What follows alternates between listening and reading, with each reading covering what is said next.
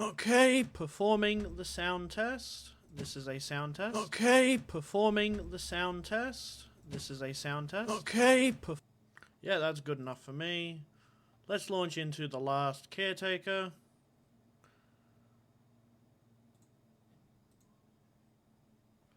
Added a few new games to my library. Uncategorized. There it goes, Last Caretaker.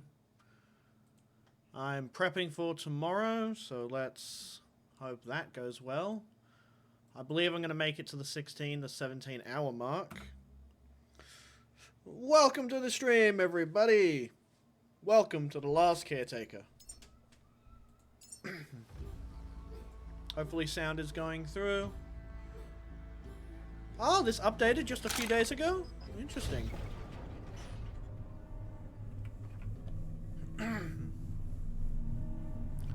Let's go take a look at the map.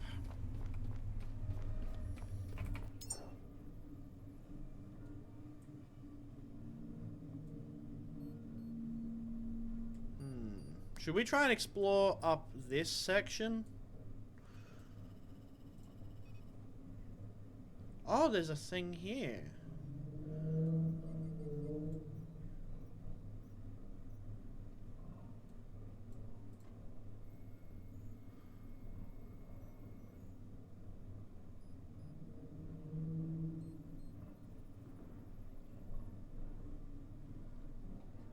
Okay, I'm just trying to make sense of what I'm looking at. We might as well just explore for the sake of exploring. Unanchor.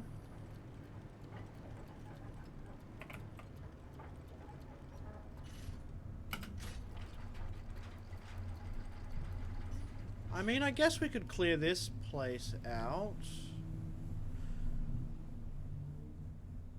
Yeah, we might as well.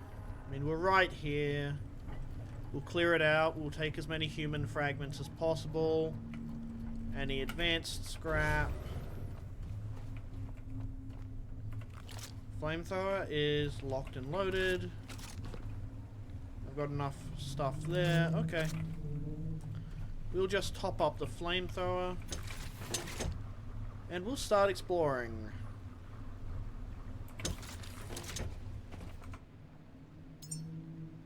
Inventory is fine.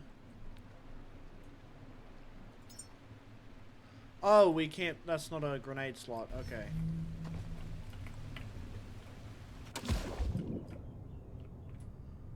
I don't see any underwater treasures so far.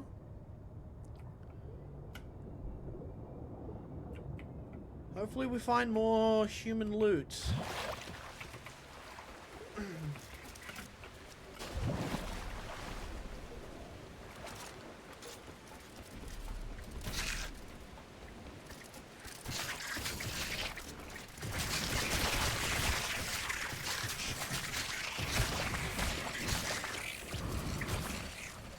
Okay.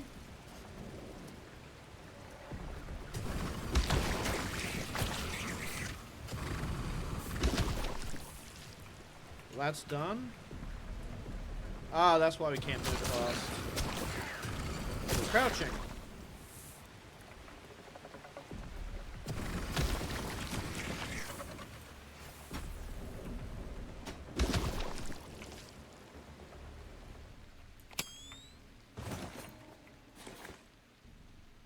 Not really much in here.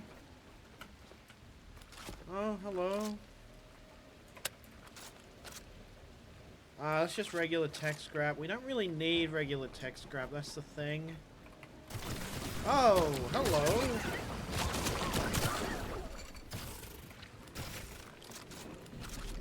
Fire! Hey.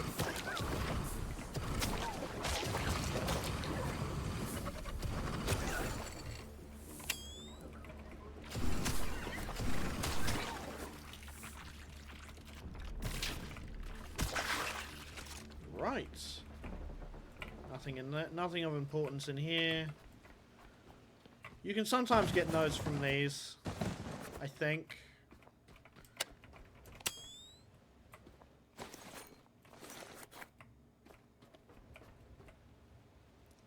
Bunch of them are falling off. That's just tech scrap.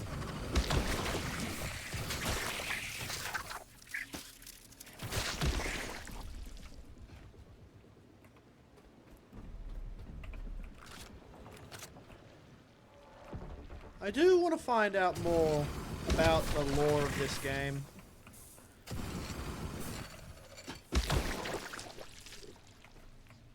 I want to understand where everything went wrong. Like, what caused the, you know, apocalypse? Oh, we got a new thing about a rebreathe gas mask.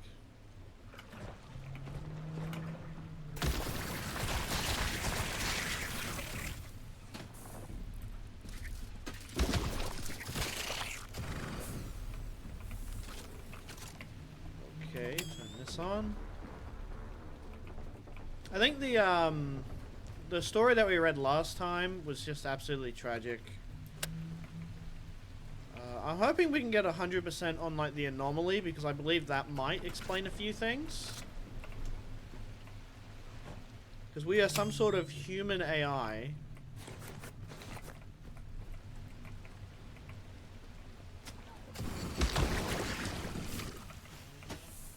And I wonder where the woman's voice comes from. Possibly a space station?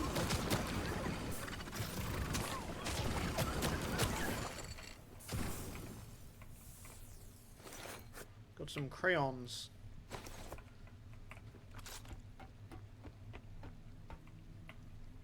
And some regular tech scrap. There was nothing really much here. We'll scrap this one.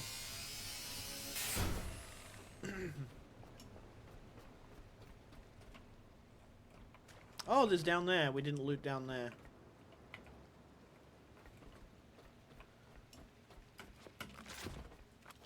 Oh, we're over encumbered.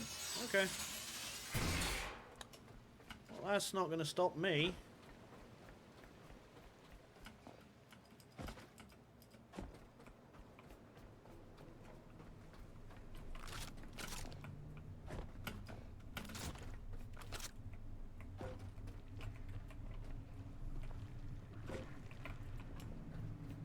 Before we anger that, let's check in here.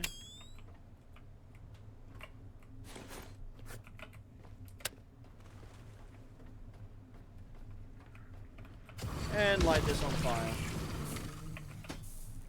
The flamethrower is actually pretty good for just general purpose cleaning up these monstrosities that believe that they are allowed to exist on this planet.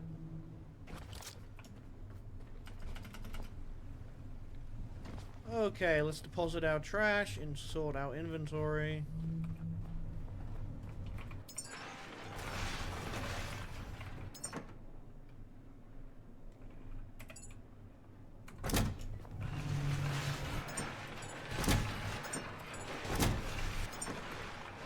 Okay, glass and rubber.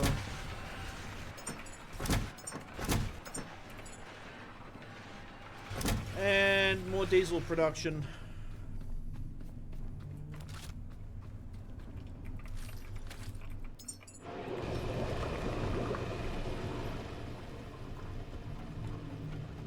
So it's clear that, you know, climate change has hit these people. I think that's one of the major threats.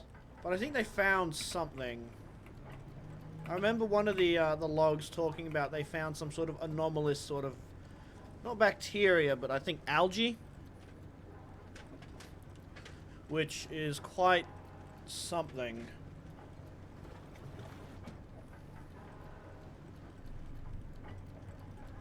Well, that's anomalous. Not sure how we accomplished that, but that's fun. Oh, yeah, we've got to be on the lookout for sharks as well. They have advanced tech scraps.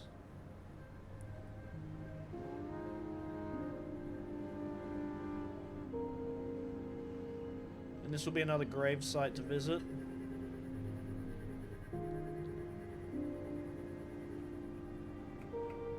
The game is so peaceful, but yet at the same time, there's just this level of sadness that you can't just ignore. It's a very bittersweet feeling, as, you know, collecting stuff and just building your base is quite a calm feeling. But looking at the atmosphere for, like, everything, the severe isolation, every single dead bot, it's quite something. Salem Grave. This is deep.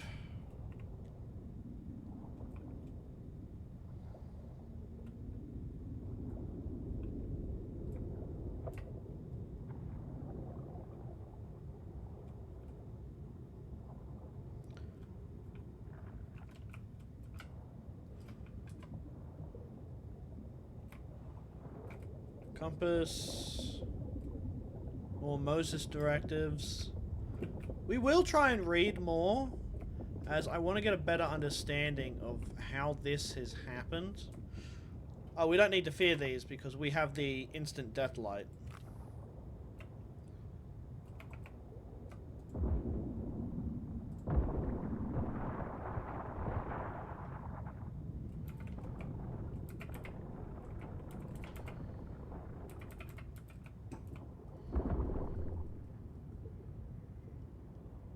Well, that's convenient. Wait, this thing has... doesn't even have... it has ultra tech scrap, so that's okay.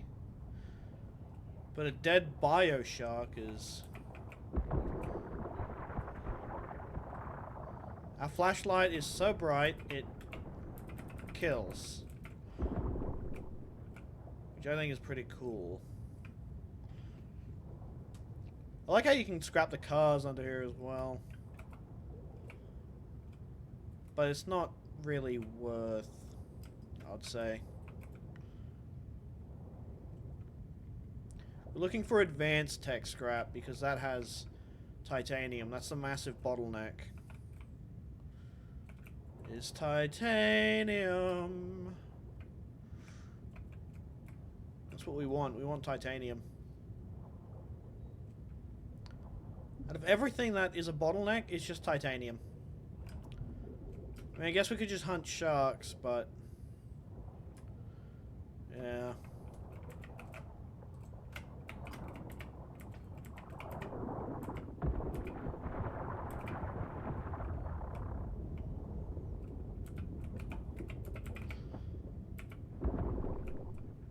Oh wait, let's check out enhancers.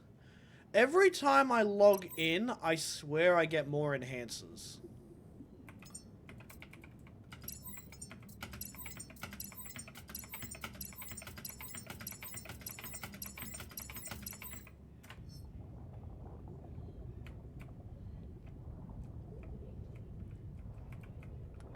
Another compass. It's good for me. Okay, once we find another series that's 100% complete, we'll read the note. Oh, that's advanced tech scrap. No, you're not. You're useless.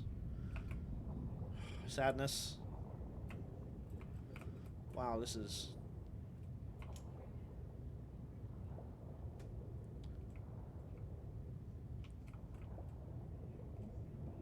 it's a regular robot.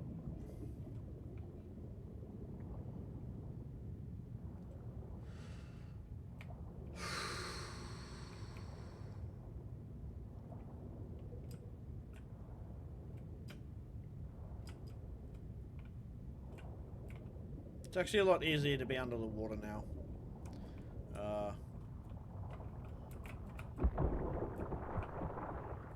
Last week I was a bit unnerved by just going under the water. The massive, you know, feeling of the deep.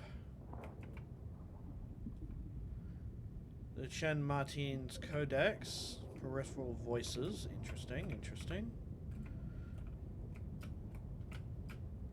Collecting as much as we can in this dilapidated zone.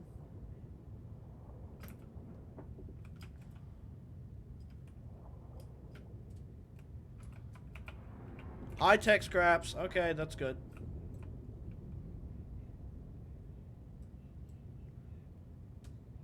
What? Did anyone else see that? Am I...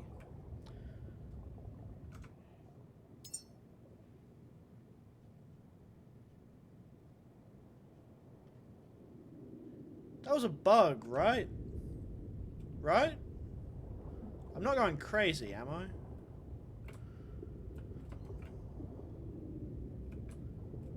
Oh, this is gonna be fun.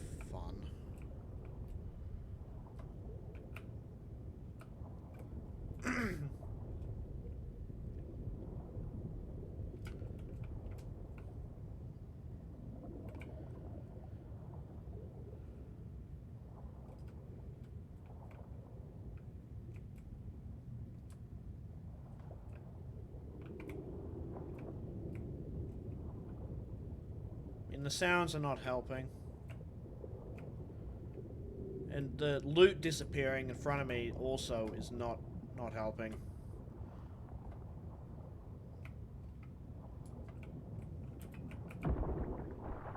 I mean, there's not really much down here that can threaten me because the main things that are a threat are just afraid of light, so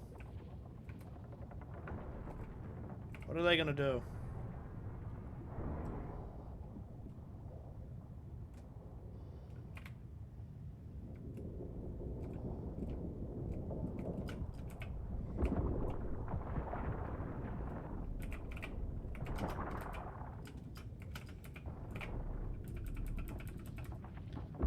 I think we're doing pretty good so far at exploring.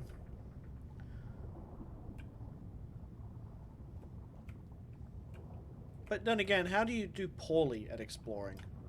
Oh, that's a door. Open says me.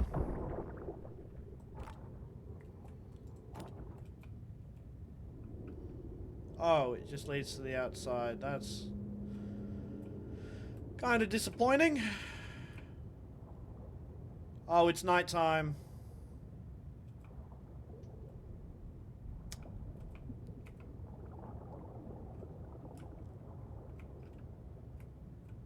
Kind of sounds like there's other things swimming down here. I don't like that. Wait, there is going to be other things swimming down here. It's nighttime. Those things are going to swarm me.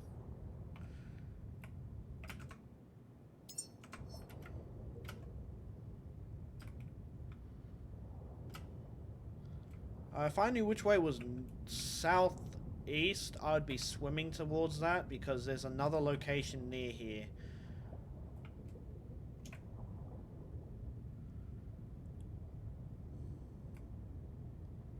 Where's my boat?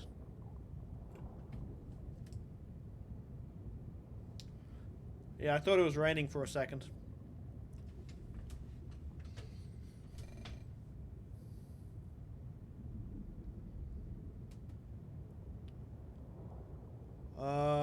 Okay, our boat has disappeared.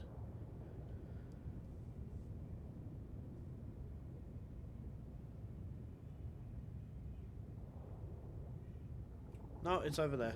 Okay, there we go.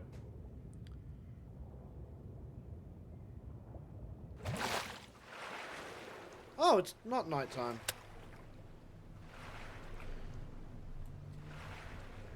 Oh, the sun is setting, technically.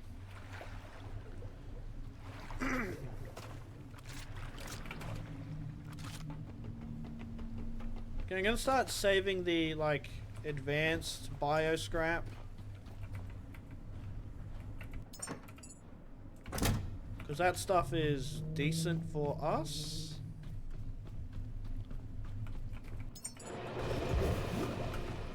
Because we can make the ultimate food.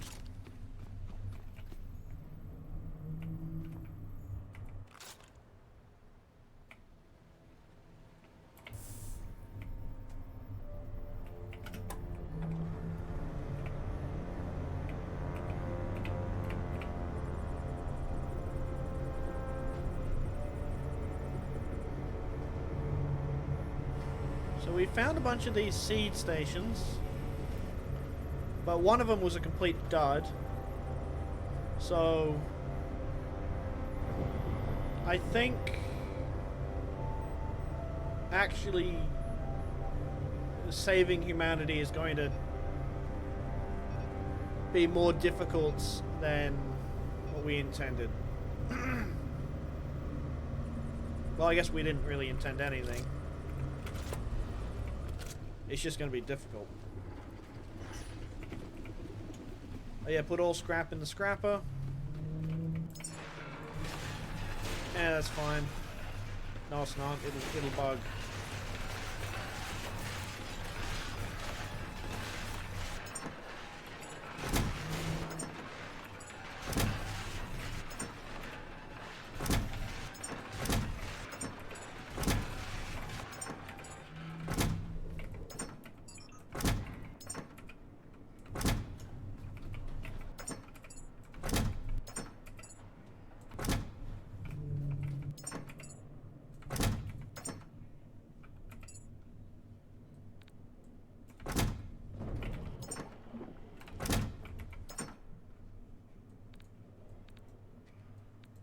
Okay, well, we don't need the Genesis things, so we can put them there. The dinosaur we can put in here. And the compass.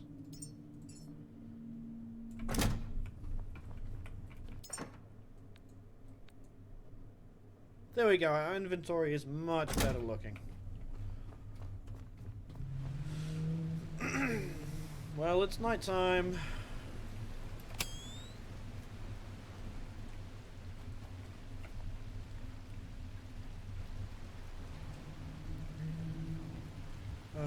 Okay, diving down.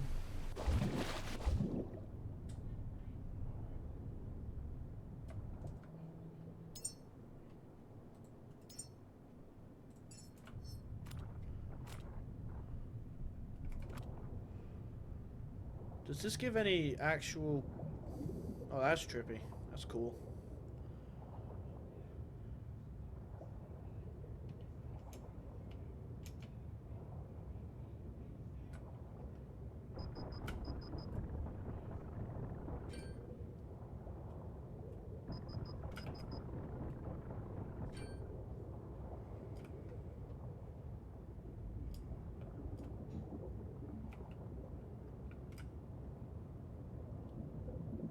I cannot see the thing that I'm meant to dive to. So that's not good.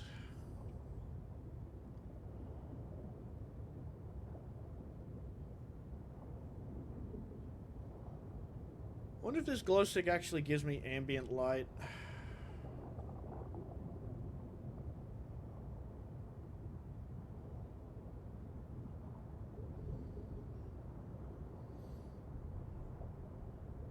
I wonder if night vision would be good for under here. And that would be neat.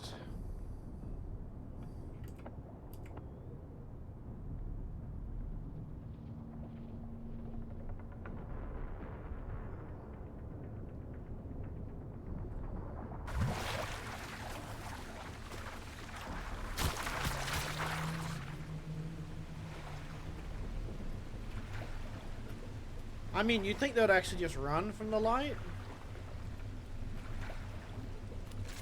Which they do, but I guess this light's a bit different. I guess it's just programmed to kill, not actually scare them. Because the previous lights...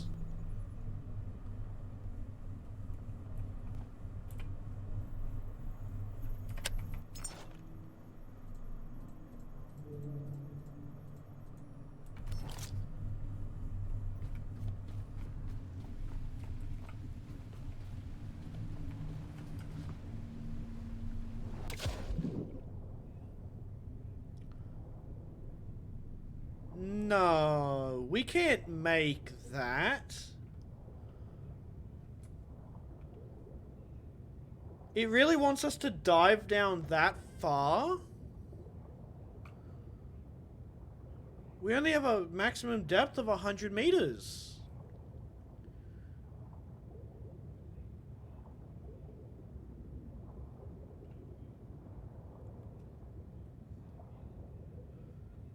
I mean, we can try. Probably should have saved first. No.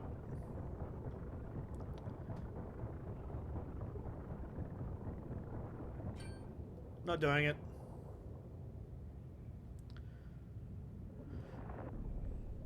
That's doomed. We can't get that.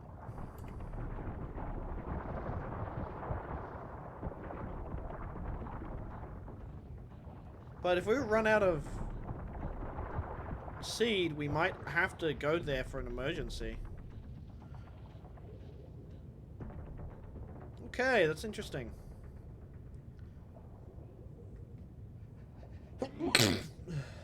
There might be an upgrade we can get to. Actually, no, I don't think there is. I think that's as deep as we can dive.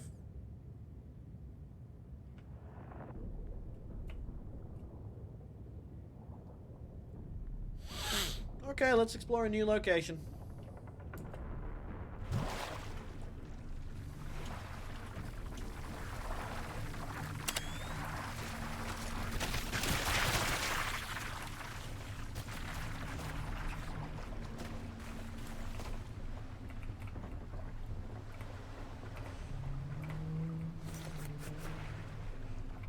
Yep.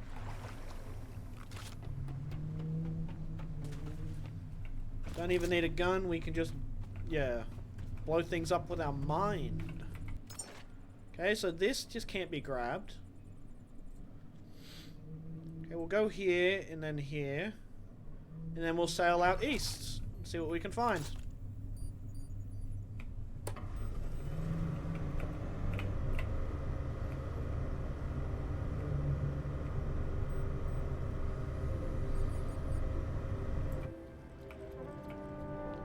Keep an eye out for sharks.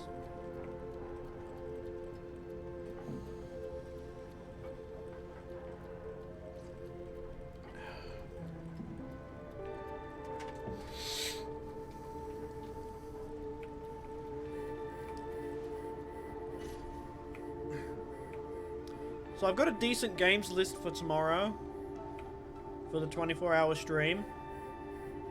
So I'm going to play Schedule 1. I'm going to try and start with Schedule 1. Then I'll either play Hollow Knight or Destroy All Humans 1, not 2. I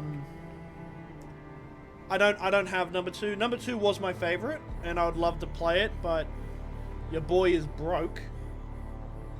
Because I am terrible at saving money, you know? What else was I gonna do? There's a game called Void Bastards that I just randomly have. That's made by an Australian studio. I also want to play Blade Kitten. I bought that, and I also bought another game that was on sale for $3. That was made by an Australian studio. I'm gonna showcase them as well. I think it was called Submerged. Yeah, Submerged. So I want to give some like lesser known Australian studios some love because it's going to be a special Australia Day stream. I still need to find one more game because I want to find a video game that was produced by like an indigenous studio, because I want to you know, celebrate how great Australia is and just how, you know, we're a multicultural nation, and I just want to celebrate like a lot of those aspects. And I think showcasing a game made by, you know, an Aboriginal studio would be really cool. But I've been lazy in my research, so...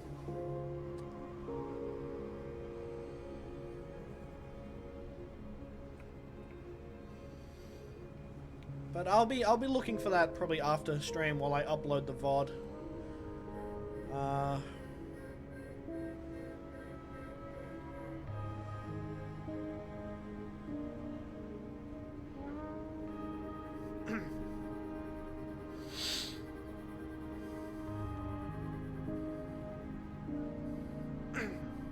I'm not really sure how well the giveaway is going to go. Because ideally, I would like to do a giveaway every 2 hours. And what I'm going to do is I'm going to spin a wheel and It's going to have all the months on it. And whatever month it lands on, I'm going to go to the Humble Bundle of that month. And I'm going to let the lucky viewer choose what game that they want to play. Of course, I'm only going to do this for like 1 win per viewer. Because like, I don't want like the same viewer just winning everything, because that would feel rigged.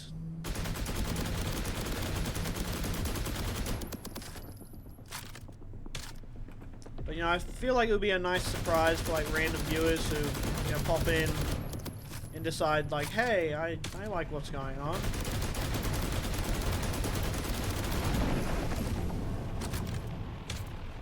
Shark down.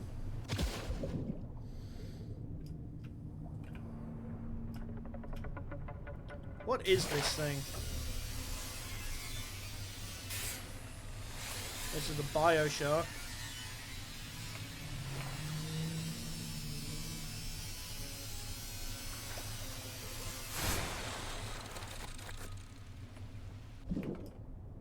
There those pieces are. You can't escape me. They belong to me.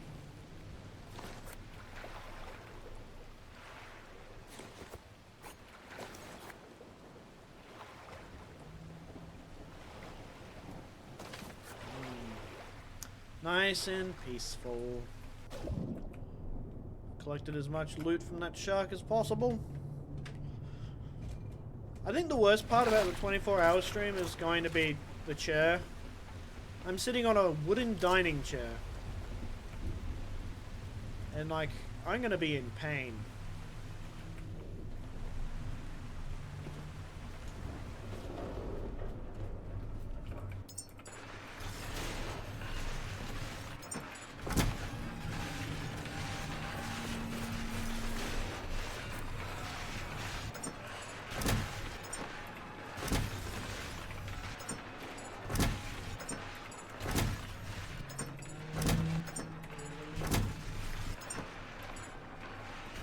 We're doing pretty good for materials.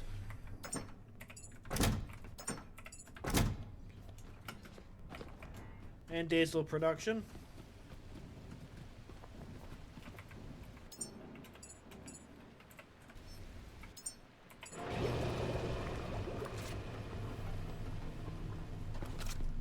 I'm not sure how well this thing can shoot underwater. I don't think it can.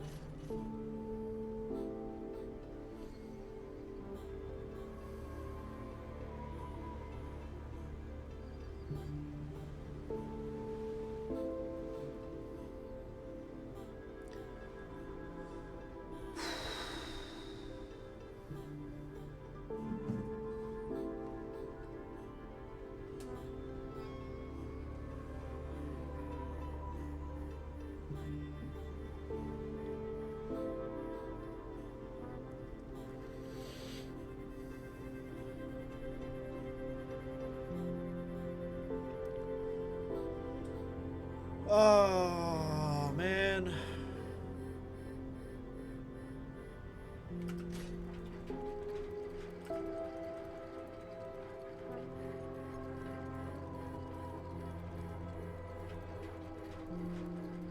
Okay, I will save and I will risk this one. Because it's not too far down, unlike the other one, which was like an extra 300 down, which we were never going to get to. Let's just charge up, we'll save, and we'll deep dive.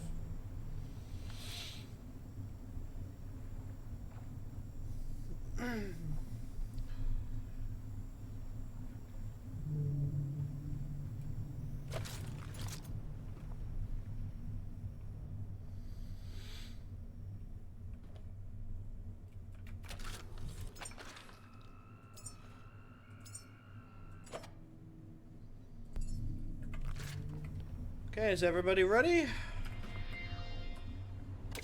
Oh! Oh, it's actually in an actual reachable location. We didn't even need to worry. Are there going to be any humans here? I don't think so. I think this pod has also been tainted. Why did they think building under the water would save... Well, I don't think they had a choice.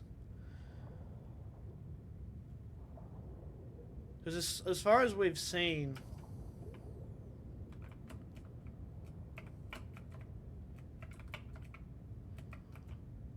There's actual cubes? Okay.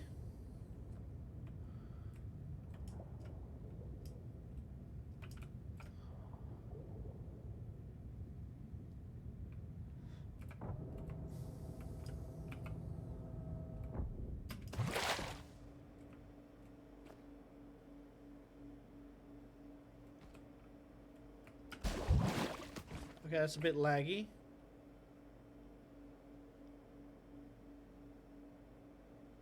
What do you mean time remaining?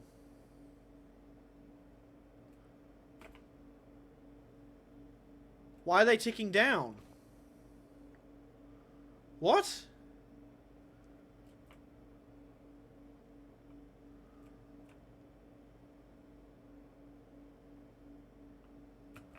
You gotta be kidding me.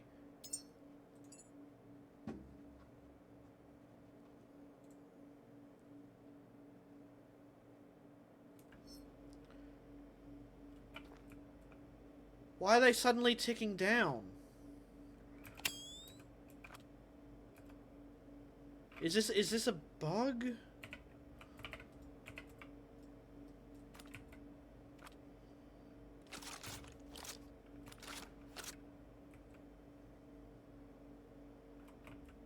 Is it because we opened the thing?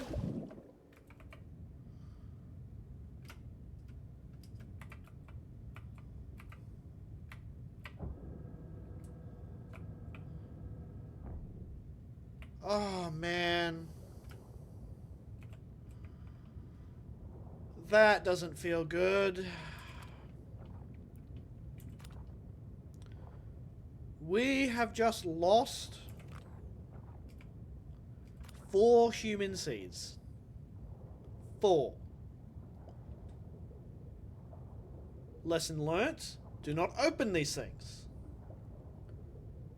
Wait, are they always just ticking down if you go near them? The other one was empty.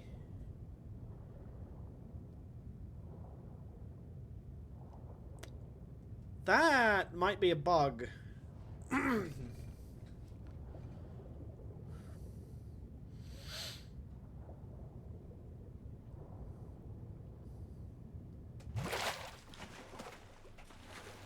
Well, it's unfortunate.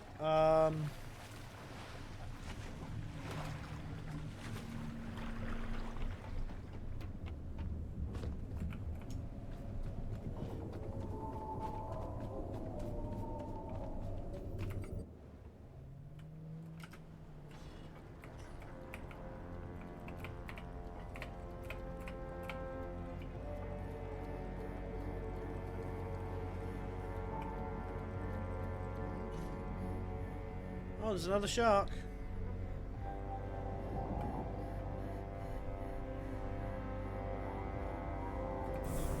I guess we can check what stories are 100%. Oh, we got a few 100% ones. Okay. Mia Harlow. Oh yeah, we reread this. This is about the scarves.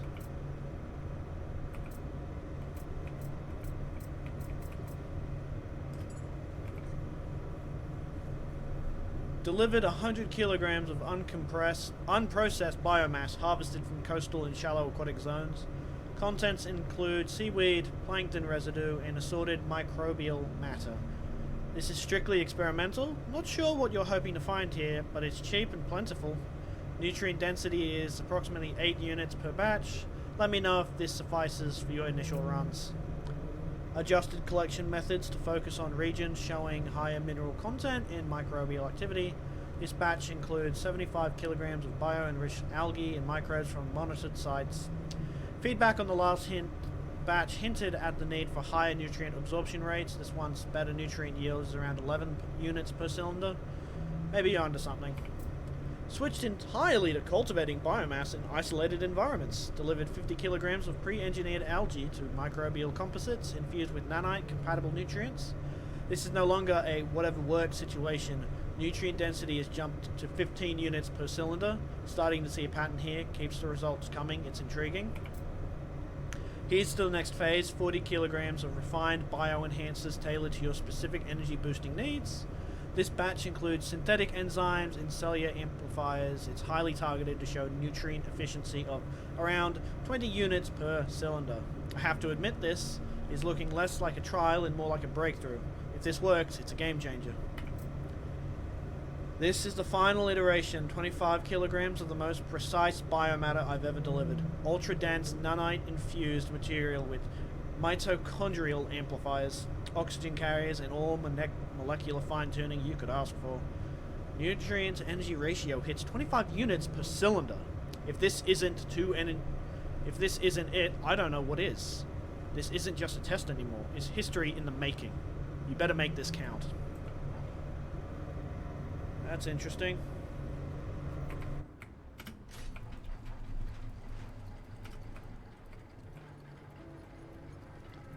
I cannot see anything on the horizon.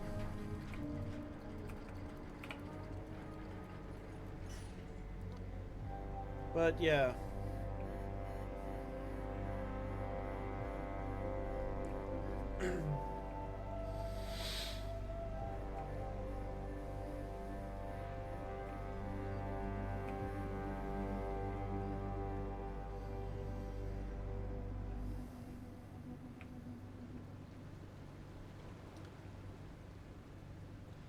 Okay, guys, what do you think we'll find down here?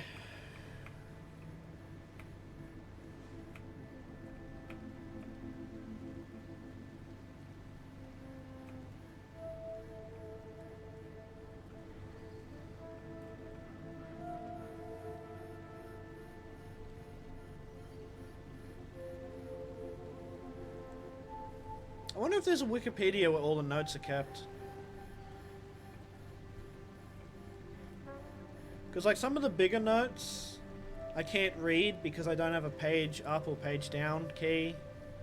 Which I get it, you know, I should have, you know, upgraded my keyboard to be like a 200% instead of a 70%. Like all gamers need 200% more keys, you know, that's just logical. Dover Grave. Starting off at the top, we'll work our way down. Two lads chilling, sitting 5 feet apart, because they're dead.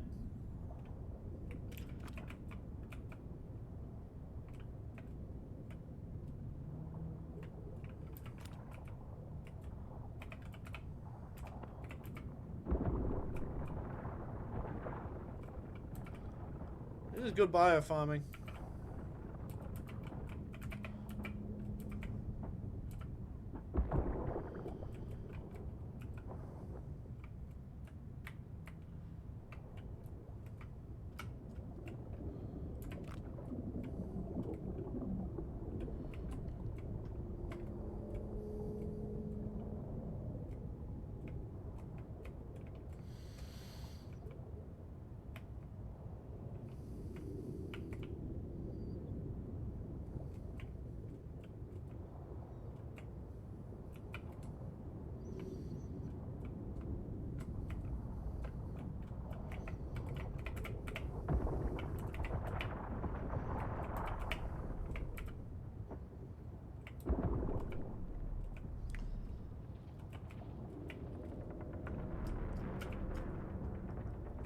Looking around.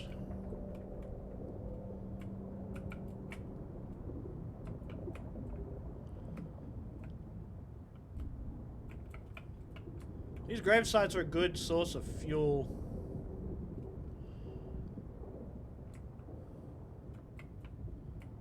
Oh, what kind of robot are you? Are you the basic? Yep, you're the basic.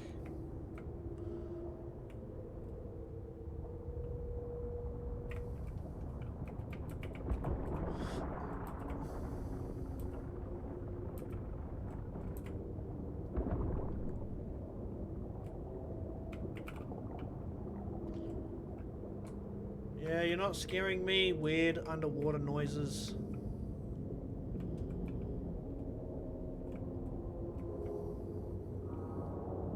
I'm only scared of a few things.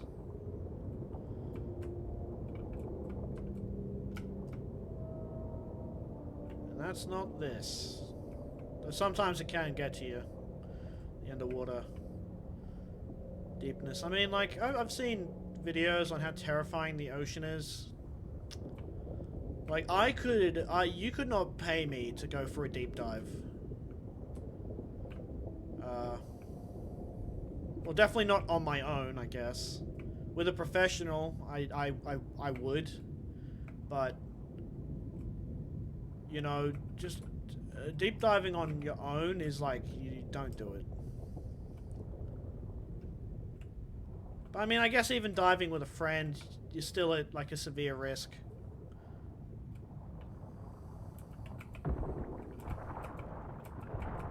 But I guess everything's a risk.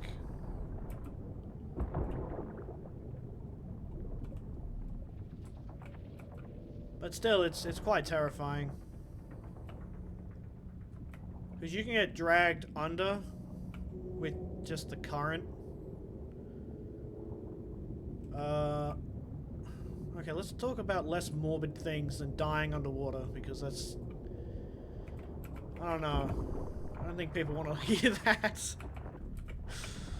Ooh, journal. Salvage logs.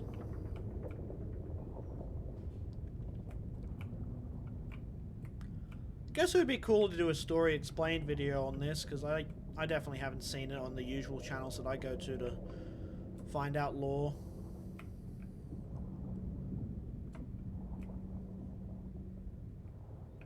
I would like to try and challenge myself to make, like, a really long video. I want to see how long of a video I could make. Because, like, there's, like, some creators that I follow, and one of their longest videos is, like, 10 hours. Like, they're good videos, too. They're good damn videos. But, you know, it just takes a while to get through. And they cover, like, very interesting niche topics. They covered, what was that game? It's a really popular card roguelike. And it had, like, I think Daniel Mullins sounds correct. His games are very lore intense. There's a lot of stuff you can miss.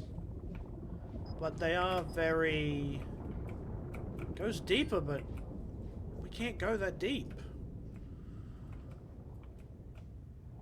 Our crush resistance is barely going beyond 100. I mean, 100 meters is still, like, nothing to sneeze at. Like, that's intense.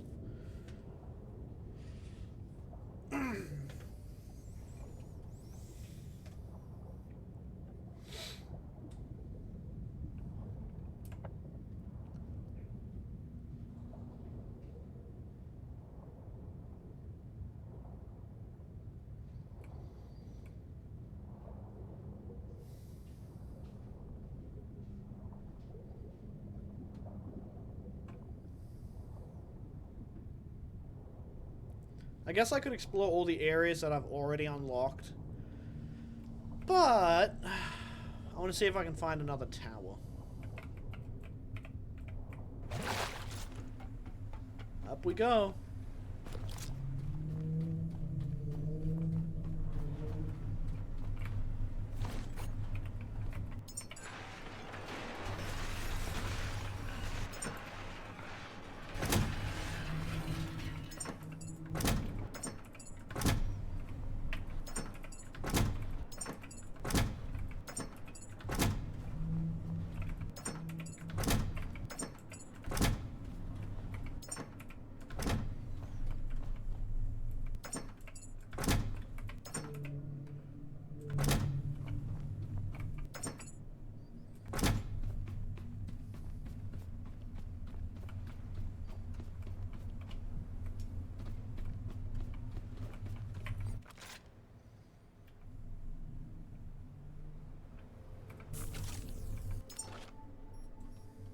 Okay, should we just head flat east? I mean, I guess that gives us the best chance at seeing stuff.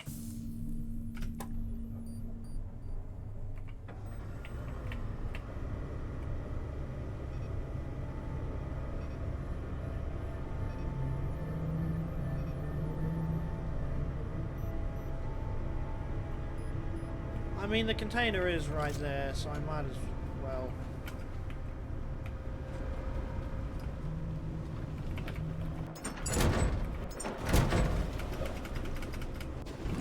Oh, that was almost so smooth. Oh, man. That would have been sick, too. Oh, okay.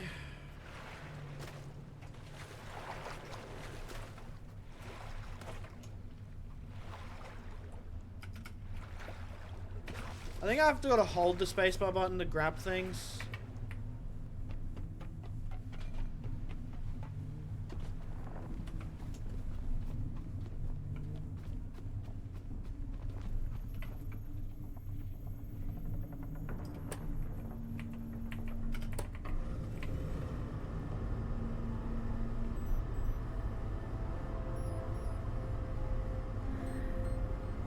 Just a flat east, and that should...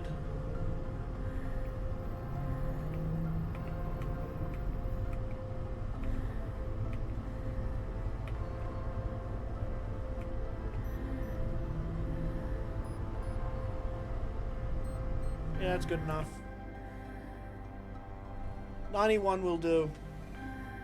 So we scan the horizon for places to explore, to conquer, to take from.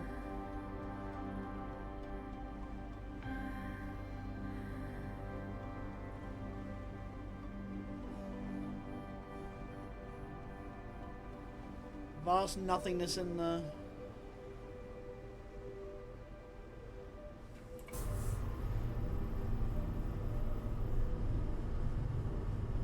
Things are quite sporadically placed out.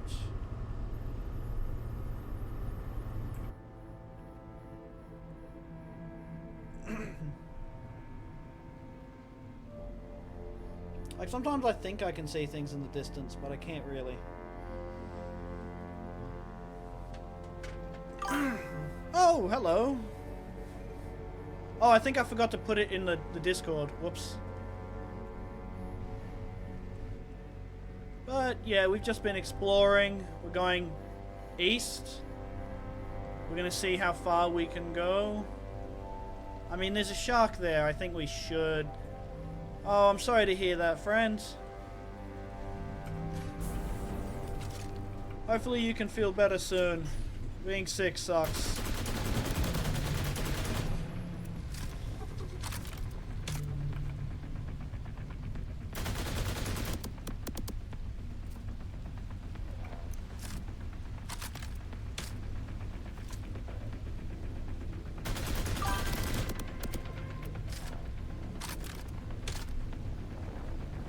Ah. Damn. Sorry to hear that, friends.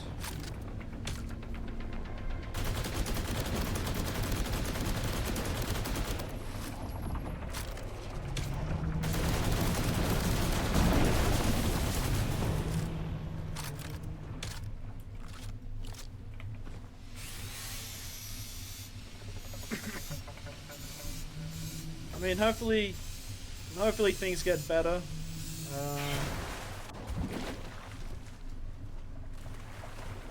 I mean, it sucks that you can't get healthcare financially, because it's like, I don't know, the American healthcare system has always been a mystery to me.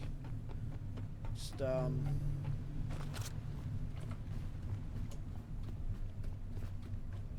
I don't exactly know how it works, but it sounds kind of horrifying.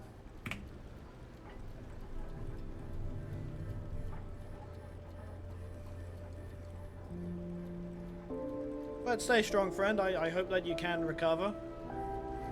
Getting sick is never good.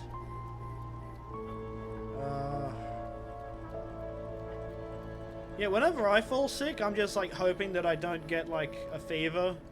Because like whenever I get the flu or like a head cold, like I get the worst. Like the fevers aren't bad as in they're like high in temperature. It's just whenever I get the flu, I trip balls. It's just like I become so delirious, it's crazy. Like the worse the flu, the worse I like completely go delirious. It's insane.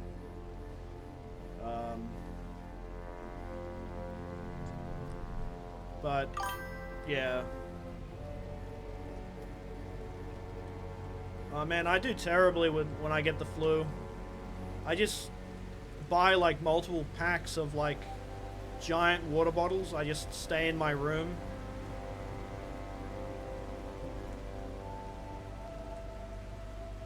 Man, I once had like this absolute fever dream when I had the flu where like it was this limbo between being asleep and being awake. And it was so bizarre because like I knew I was lying in bed, but my mind it was like I was dreaming, and instead of being in bed, I was on some sort of operating table and a bunch of mad doctors were like taking out my organs, and I'm just like, why can't I just, you know, have a normal dream instead of dreaming something so awful?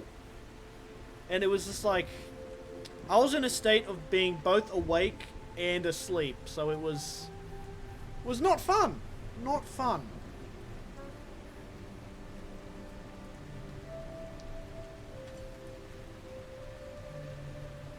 But yeah, I think dreams need a patch. I think, yeah.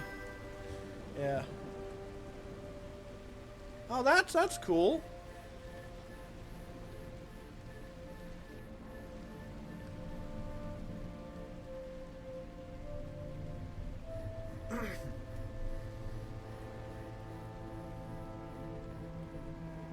Spider-Man is cool. I mean, he's kind of the most, you know, he's the character who just suffers the most in Marvel. Like, I think hands down Spider-Man just cops it the worst. Like, why can't Spider-Man just have a happy ending for once, you know? Just, why does he just have to suffer?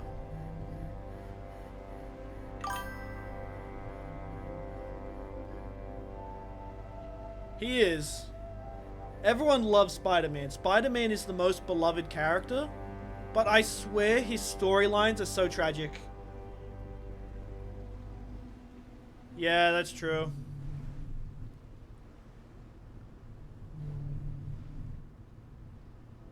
Still, some of the storylines are just wild. Solid JJ did like a video on like just the Spider-Man storylines, and it's just like 2 minutes. And it's just covering just the crazy amount of stuff, and it's just like, yeah, no, I've got to battle Satan for like the right to go see my girlfriend. So it's Spider-Man's story. Okay. Man of Spiders. Is that the one where he turns into a giant spider? Or is that something else? I think I've... Ah.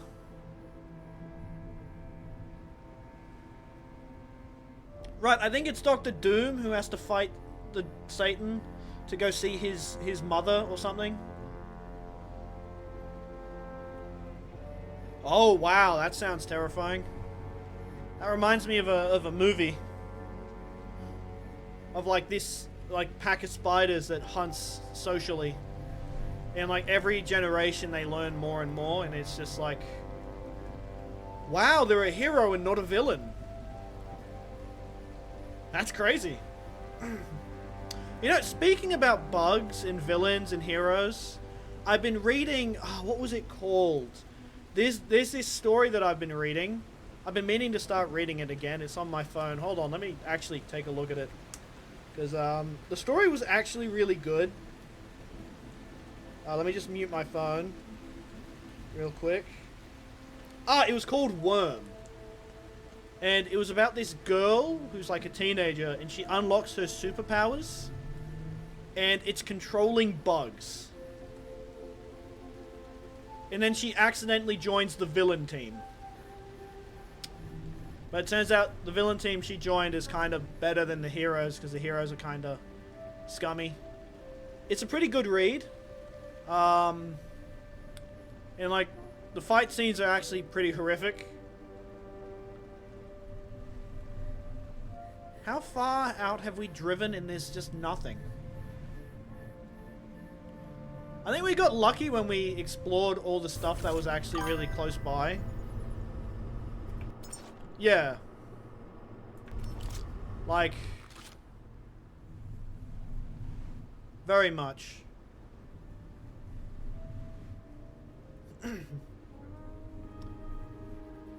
Is there anything actually out here?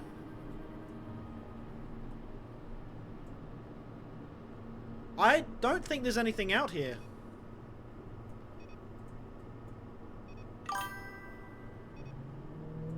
It's both electric and petrol. So, in order to conserve petrol, I go at about 60% throttle.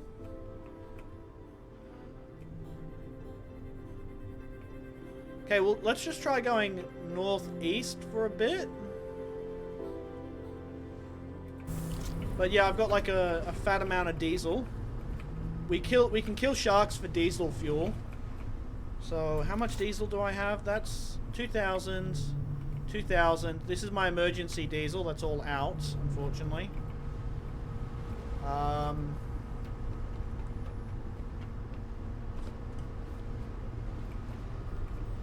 I'm starting to think there's nothing out here.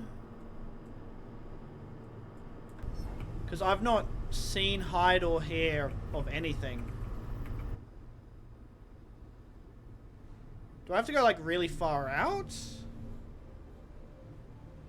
Okay, maybe... Because I can see that's where we came from. But I can't even see anything in the distance out there. You know, I see nothing.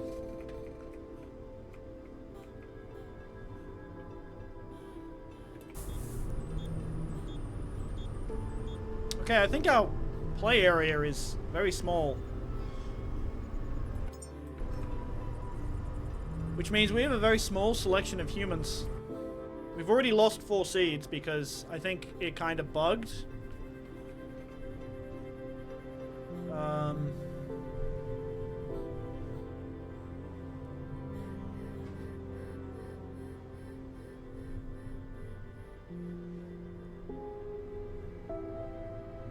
Yeah, no, I can't see anything out here.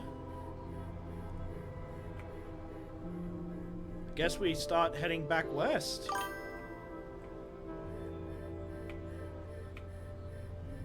Maybe.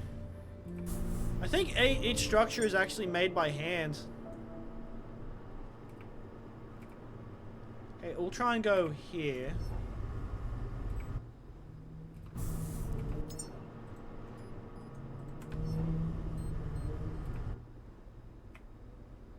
Because that should at least tell us if there's anything near that waypoint. Because I think each location is made by hand. Because every location has been different. And I think the team is actually quite small. See, it's small to medium, I believe.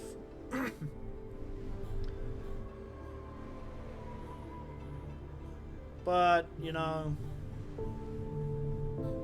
You'd think that the AI voice would say, maybe we should return back to where there's more stuff, because like...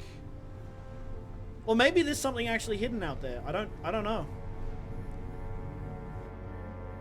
Because I've been searching for habitat node 514.5. I'm not quite sure where it is.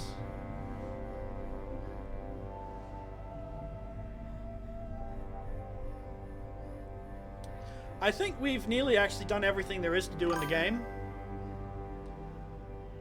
Yeah, early access. So, we've done actually quite a lot.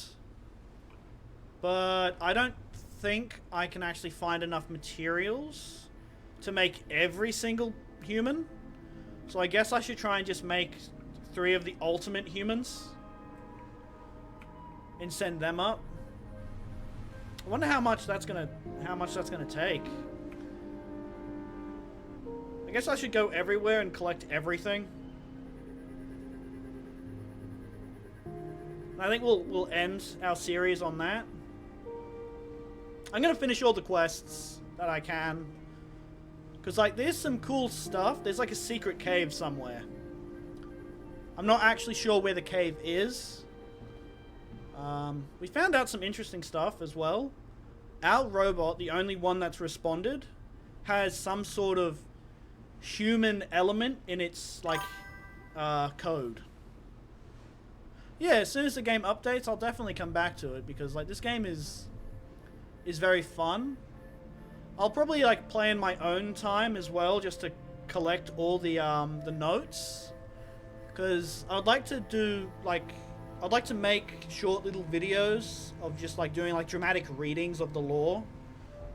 Because I have a few friends who, you know, might like to do some voice acting. I only know one woman who would actually do the voice acting for me. And they're pretty cool. We went to go see a 3-hour kabuki movie together, which that day was a disaster, which, you know, I will complain thoroughly how Transport New South Wales made me late, and then, you know, I had to spend $1 to move my movie tickets to a different session. Transport New South Wales, just, I get salty every time I think about it, because of just how bad that day was. But the movie was so amazing that even though I had such a horrible day, I was still entranced in cinema. Because, like, most of my background studies is in cinema. So my specialty is video editing.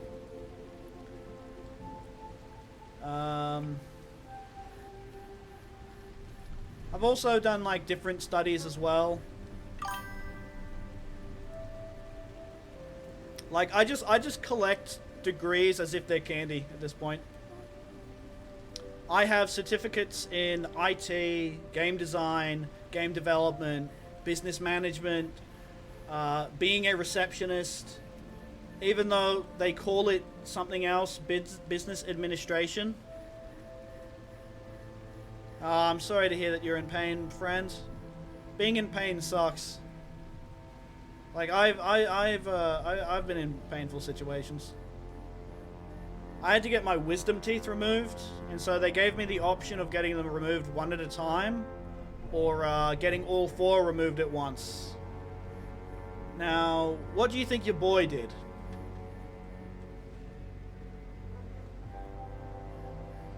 I want to see how many people can guess what my logic would be in that situation.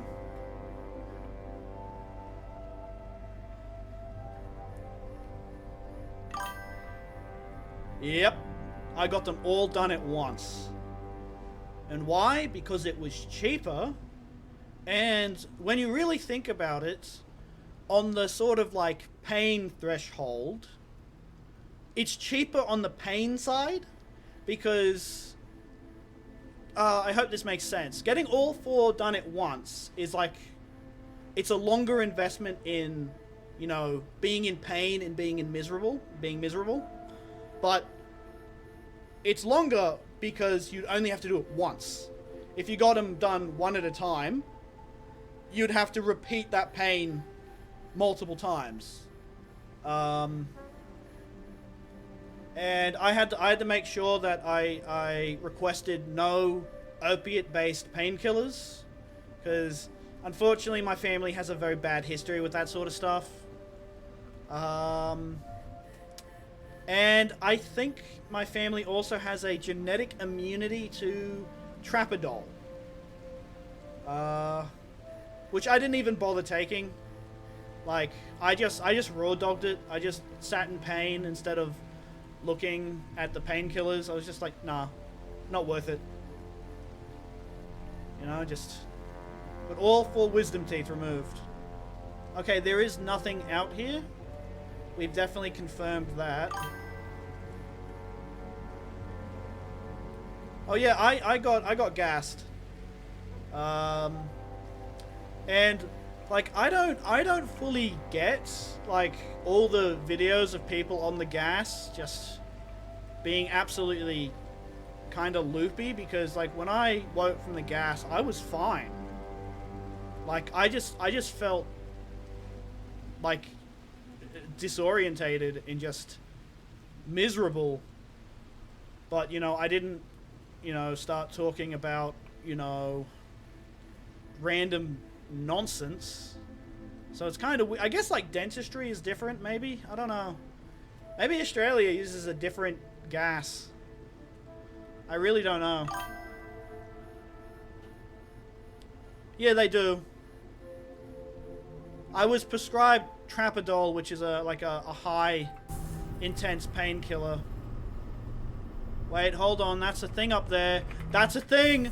We found a landmark that's outside the known locations. So this landmark.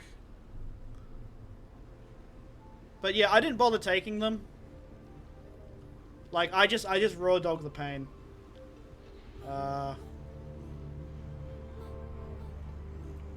My family has like an intense pain tolerance. Like my granddad, like bless that man, he was such a great man. He's no longer with us, sadly. You know, he got cancer, unfortunately. But he was a very, very tough man.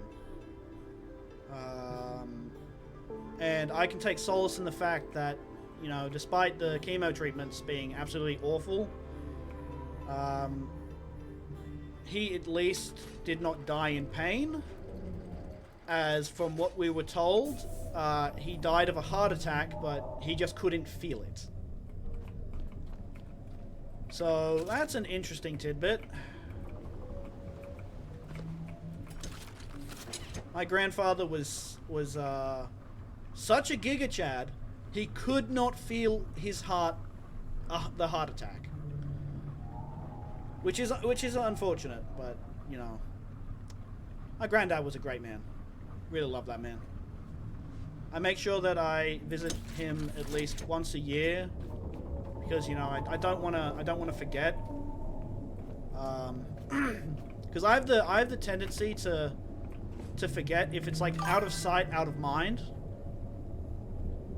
No, I don't think he knew it was happening. Like he could not feel it, and like he showed no signs, as far as I was aware. That's how I was told the story. Is that, you know, he died. Yeah, it's definitely scary, but when you really think of it, it was at least peaceful.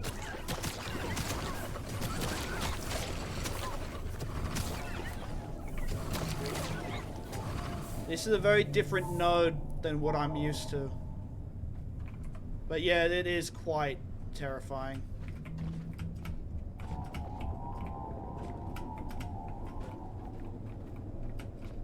Yeah. Yeah, I used to be afraid of, you know, dying.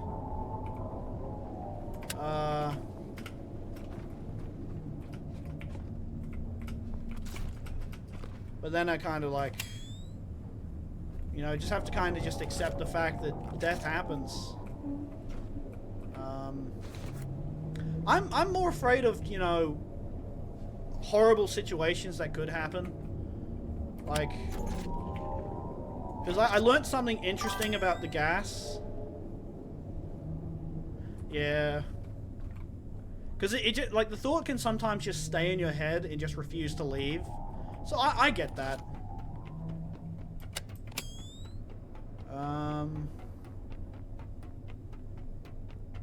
But yeah, when I was going in for surgery, like, my number one fear was that, you know... Oh, this game is sort of about trying to resurrect humanity and sending them to space because the planet kind of died.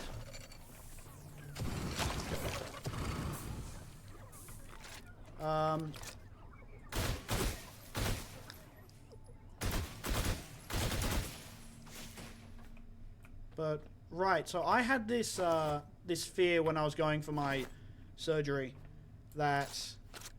Because I've heard of like cases where people who do go under the gas, they mentally wake up mid-surgery, but they physically don't wake up. So they experience the entire... What the fuck? Why do I keep finding the serial killer areas? Oh, the gas. Yeah. So I've always been afraid that I would like wake up mentally in the middle of the surgery, but my body would not be able to respond. So I'd just be aware of everything that they're doing.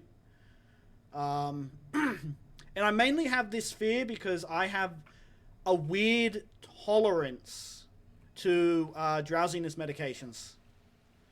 Like, drowsiness medications just don't work on me. My body has a physiological reaction where it refuses. And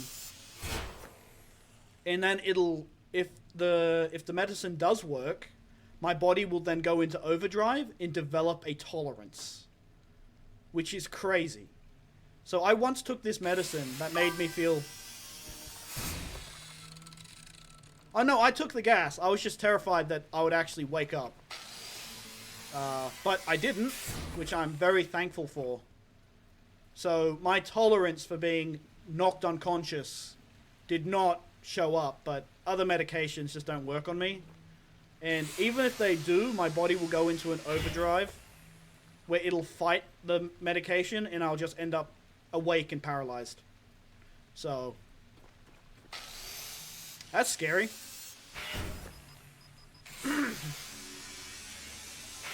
But turns out the gas is indeed strong enough to keep me unconscious. Which really was a concern of mine, because I overthink these things, but I'm glad.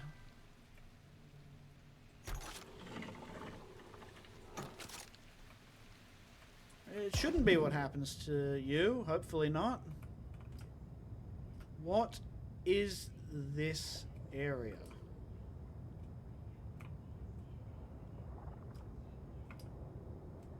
Have these... I've checked multiple of these and they've never had an underground area. This is a first.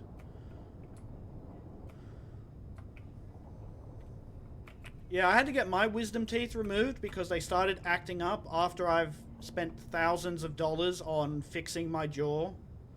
So I had a bunch of like braces, things and whatnot to help straighten my teeth because I've got like man, underbite and overbite are really confusing. It's just like I can't tell which is which, but my lower jaw does not extend fully. How did you do that? How did you do that? How? You little... No.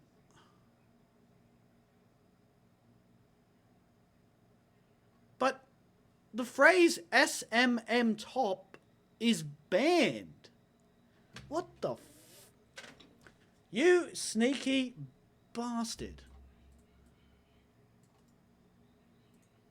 Well, good on you, you garbage bot. I'm going to ban... No, not timeout. I want to ban hammer. Why can I not... Why can I not drop the hammer? What is going on? Oh, there it is. Ban... Yeah, oh, that's annoying.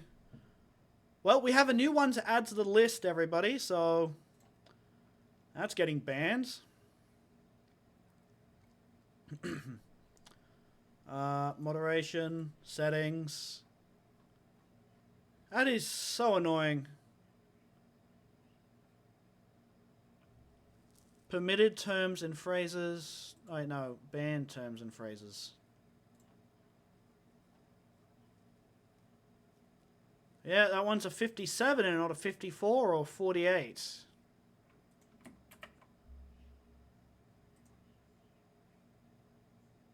I'm gonna have to do a thing where I ban links. Alright, well, let's scrap this guy, because... Like, areas like this just remind me how scary this game is. Yeah, the number keeps changing. I'm gonna... It's gonna make me swim up? Are you serious? That's scary. I mean, it's not that bad.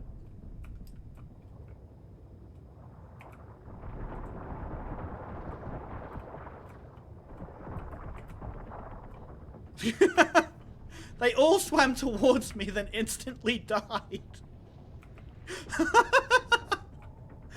The funny thing with those enemies is I've got the most powerful torch, which is basically the sun.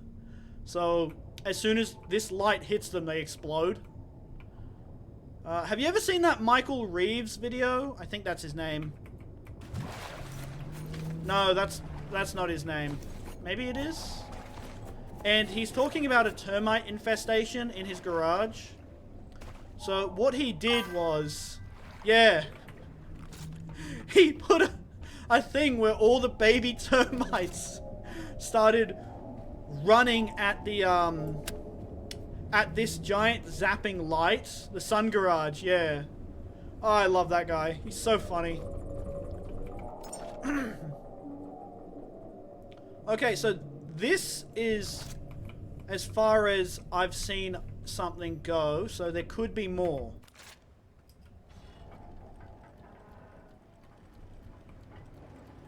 But that was a very interesting thing that we just found, so... As far as I know, that's as extended as the map goes. The sun garage, that's one of my favorite things.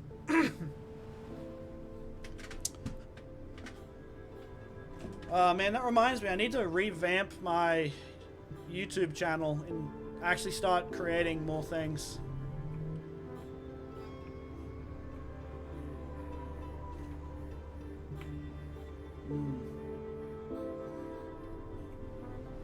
I've been scripting for the Guy Fawkes video essay, so that's gonna be nice.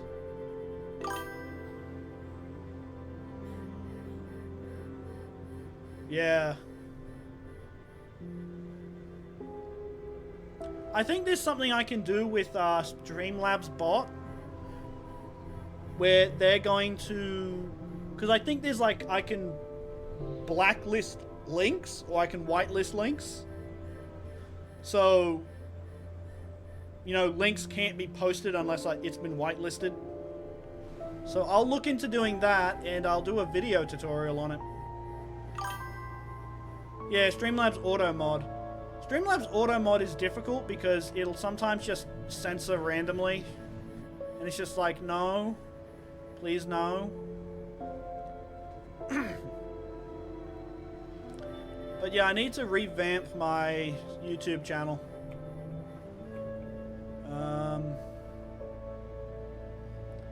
And I need to start... I need to finish the script and cover everything I want to cover. Because... I've just been really lazy lately. So it's kind of just like,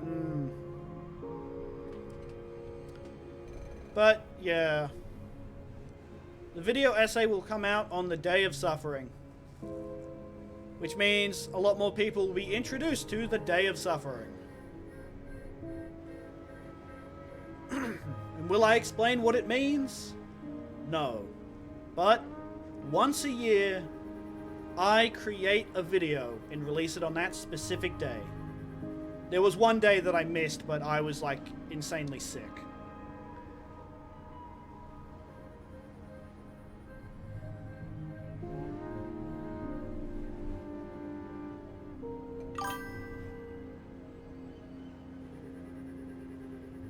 Yeah, I'll make sure that I whitelist that, because, like, people posting Steam links should be fine.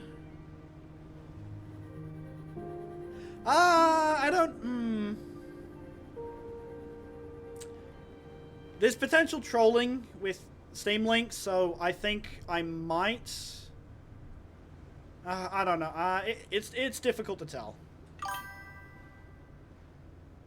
Specifically Ultra Kill. Yeah, Ultra Kill would be interesting to get.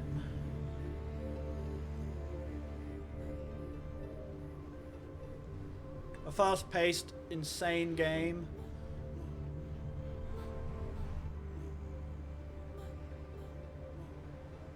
I'll definitely think about it. Ultra Kill does look interesting. And plus, Gabriel is hilarious.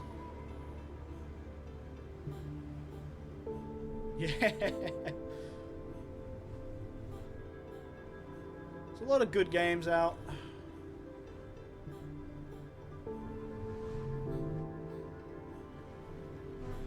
Okay, so we randomly found that by pure luck.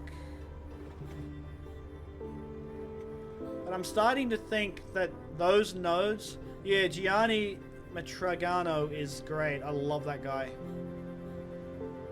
He does really good voice acting. Like, solid stuff. I remember he was in... there's a funny fact that he was in a lot of games, and then there's just like one really sus game that he's in. Or is that another voice actor? No, I think it's Gianni. Anyway, moving past the weird trivia that I'm aware of. He does do funny Duke Nukem things. I really think what happened to Duke Nukem is sad. You know, I think Duke Nukem could be revamped, you know, brought back.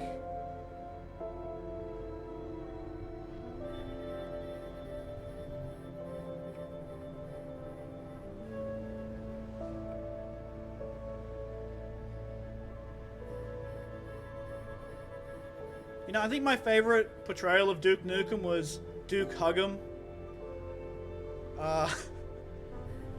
You just play as a really nice guy helping people. I think Gianni voiced that as well. Wait, no, it wasn't Gianni. It was the actual Duke Nukem. Oh, what was his name? Oh, I forgot the Duke Nukem voice actor's name.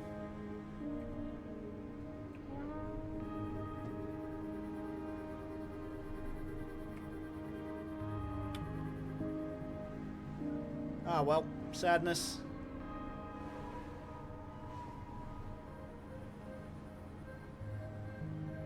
I can't tell if I see something in the distance there or if that's dirt on my monitor.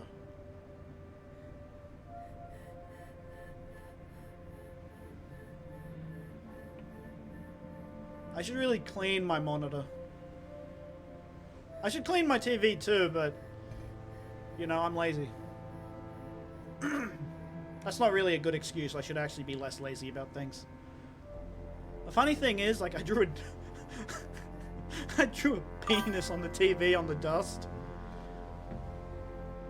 Oh, what is the funniest joke? That's a good question.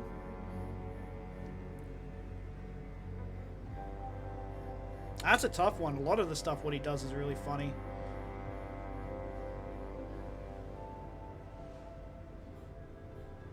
I think the Duke Nukem standing in the bisexual lighting was pretty funny. Or Duke Nukem also saying, "You are a pog champ." Because I think, like, positivity is something, like, the world needs. That might be a structure.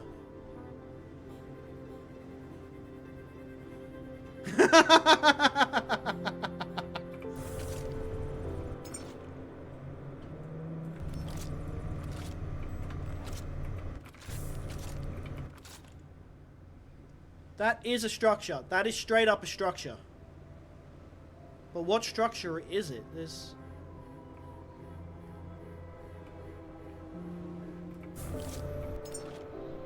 Oh, it's just that. Okay. Okay, I'm gonna avoid going to these locations. Is that by Maxor? Maxor is hilarious. I should get around to watching that.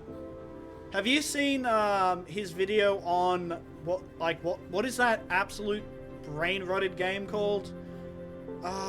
It was like, it's the ugliest looking game I've ever seen. It has the ugliest HUD, and it's just like the creator. It seems like they were on pure drugs when they made it. Like, it was absolutely insane. Yeah, it's the really big LSD trip, and it was just like, what was that? Oh, that video was like, I sometimes re-watch that video because it's so good. How he collapses the economy by fishing. Yeah, shooter on acid.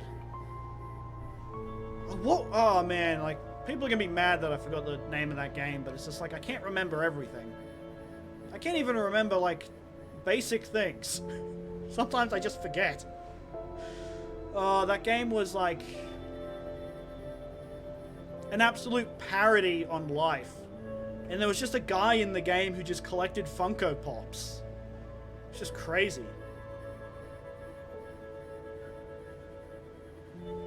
Yeah. Yeah, Space Juice. That game's also trippy as hell. Oh, what was it called? It was like, I don't remember, but like, I don't think I would be able to survive playing that game. Because, like, the visuals are just too much. And the game itself is just really ugly. But watching other people play it is pretty fun.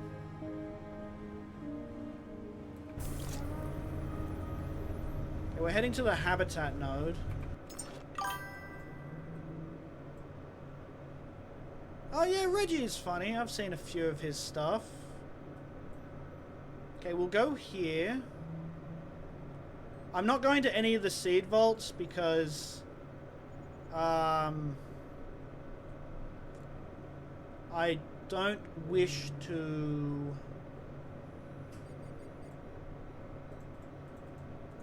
because like the one that I went to, it broke.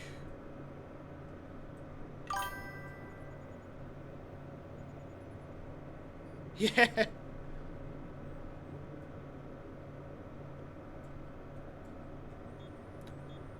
I'm gonna go to all unknown stations that I've not explored yet. Except the underground seed bunkers, because I can't go there.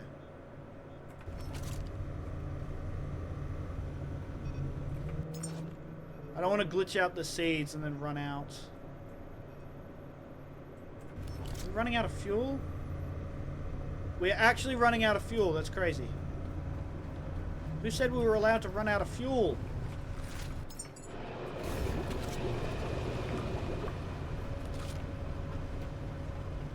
Wait, did I drop the good stuff in there? You can't have that. That's illegal. Yeah. Energy, dude. Gotta charge myself up.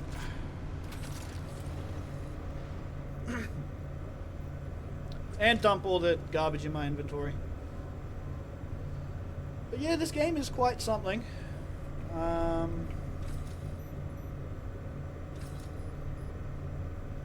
I've played definitely a lot of games. I own too many games in my Steam library, which I'm probably never going to get around to playing. I like Doom. Doom 2016 was fun.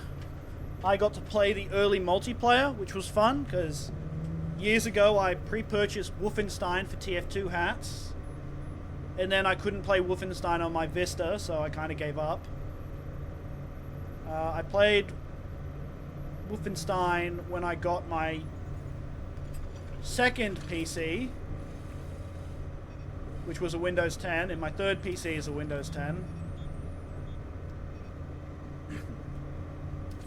I don't like Windows 11.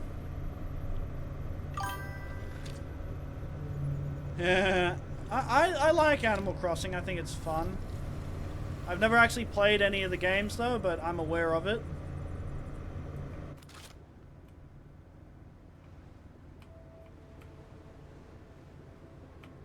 Like owning a little island, doing like cool little fun things. They do sound fun. Yeah, the Animal Crossing Doom crossover. That crossover was absolutely crazy. They were going to be released on the same day, but then it didn't happen. But you know, a lot of people were hyped for it. That's hilarious. And also concerning.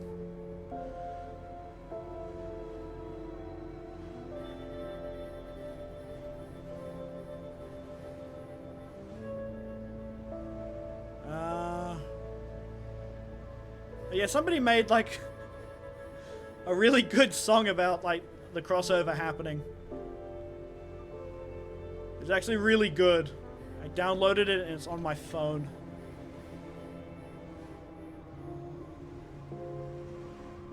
Just the hilarity of it, you know? Yeah, Doom Crossing. I think that's the one, yeah.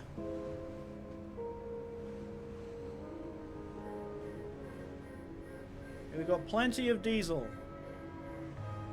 Exploring the unknown. I still do not know where to find the gift from above. Sail to the drop pod. Like, it didn't appear on the map.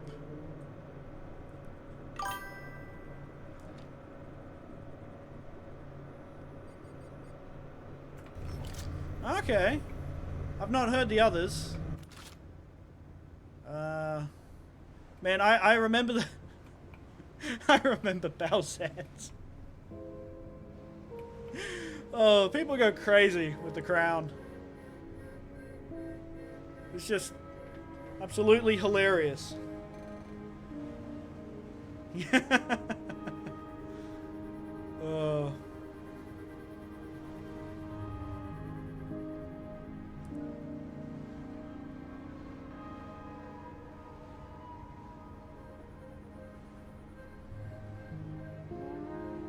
I wonder what the funniest one was.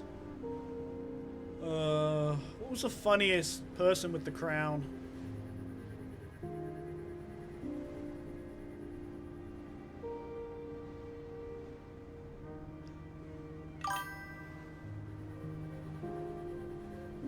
No, I think the funniest person that they gave the crown to was Rigby.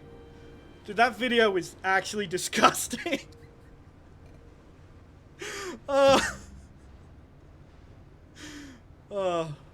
No, somebody out there made this video and it was funny as hell. And it's just like, I don't know if you've ever seen Regular Show, but someone decided, what would Rigby look like if we gave him the crown? Yeah, Regular Show is great. Like, it is, like, it's one of like that's one of like the shows that I used to sit down and watch with my mum along with Adventure Time. Dude, Adventure Time was also so good. It really was, you know.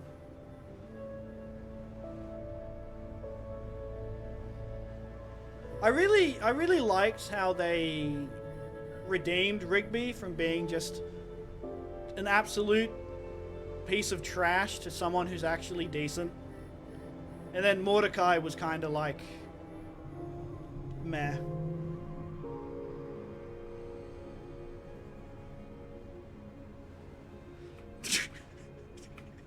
I'm guessing you found the video. Oh, just Benson's face.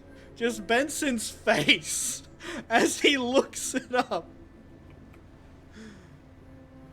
I think maybe. Just Benson's face as he recoils in horror. And he regrets his life choices. Like, damn. Dude, memes were wild.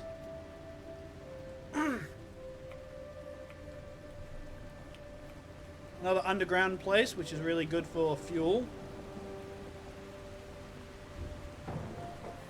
I just share the light with these creatures and they die. And I get free fuel.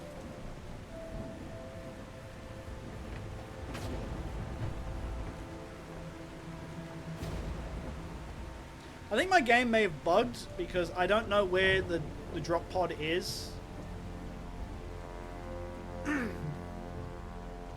might actually have to Google that. And wherever the habitat node 514 is.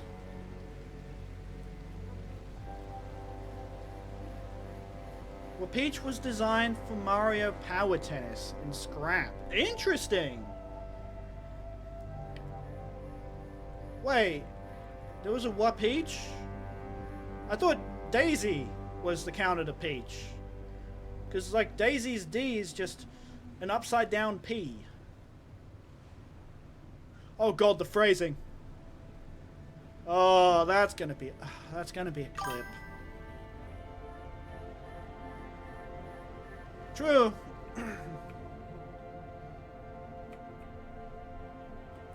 This might sound controversial, but Daisy is way better than Peach.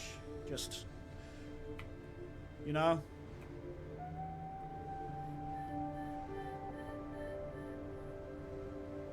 Way better.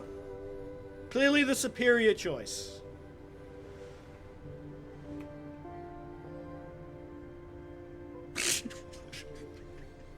The superior choice. Ugh.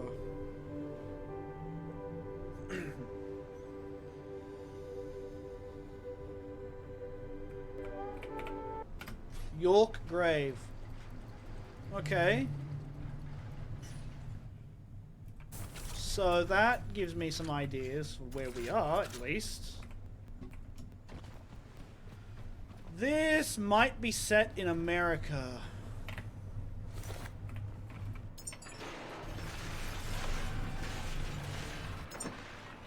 Yeah. Cheers.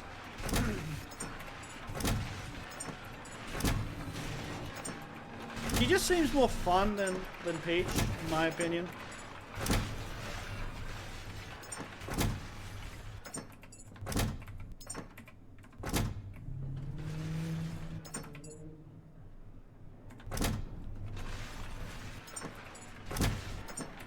But I'm pretty sure they play the same in Smash Brothers, so...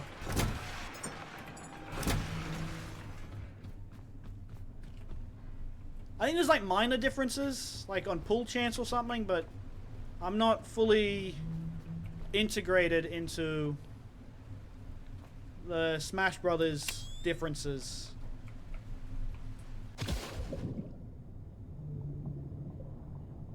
Apparently we're right above York Grave. Oh, there it is. We really are right above it.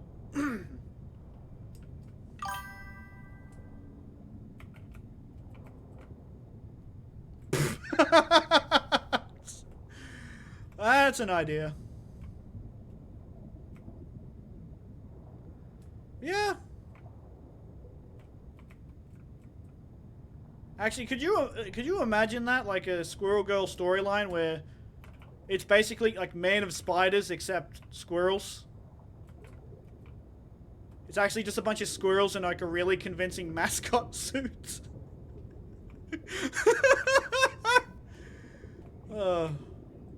Marvel, feel free to take that idea.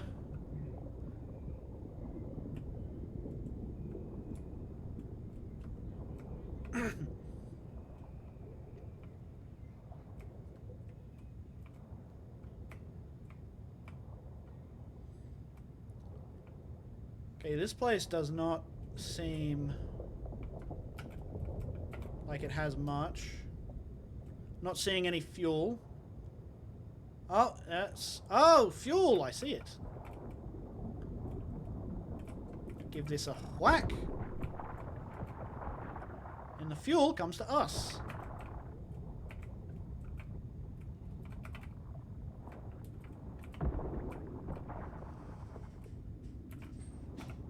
Yeah, I think, I'm just trying to remember which comic brand Dog Welder belongs to. I think they belong to DC.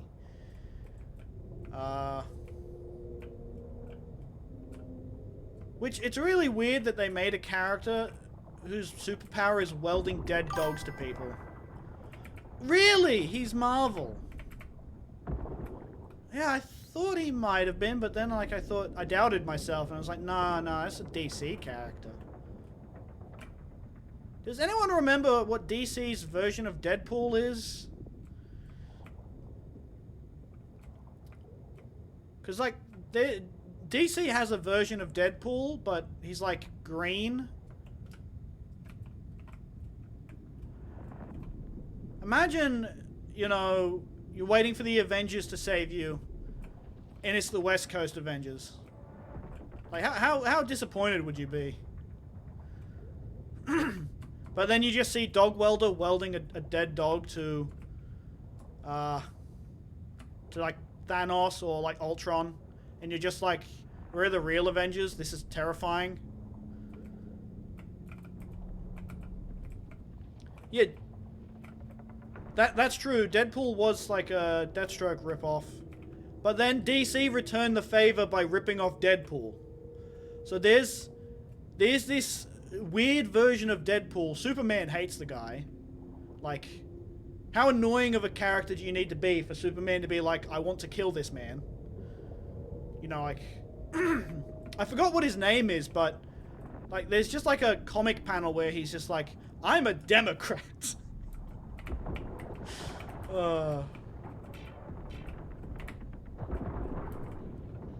It was a very...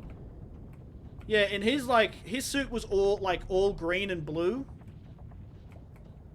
Like, it's a very niche character, and I don't think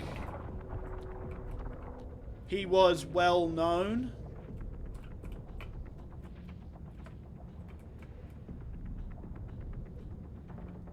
But yeah. Really? His name was Red Tool? Or was Red Tool a different character?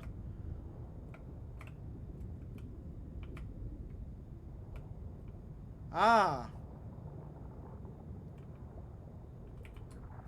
Oh, that's hilarious.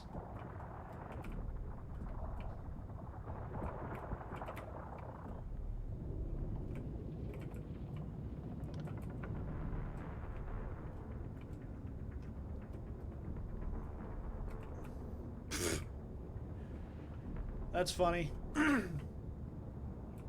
remember he was in a superhero team with someone with bunny ears. I don't actually remember. They were very not well-known heroes.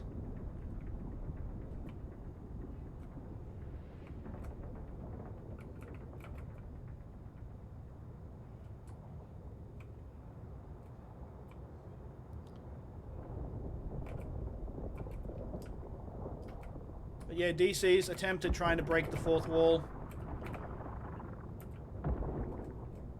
He was not well received. I don't think anybody actually liked the character. But yeah, there might be a few people who did. Actually, no, I once knew a person who liked that character. I think they liked it. I mean, everything that one person who I used to know, everything they liked is, You found it? Yeah, that video was pretty cursed.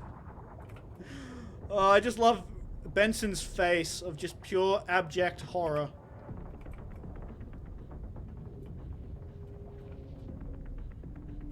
Oh wait, you just found the image. Yeah, people went nuts with that one. I should go back up and heal, because I'm running out of energy. But yeah, it's pretty funny.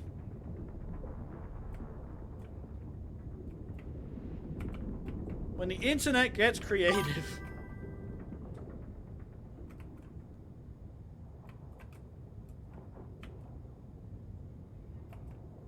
That is hilarious. Yeah. Internet be like that. Welcome to the internet.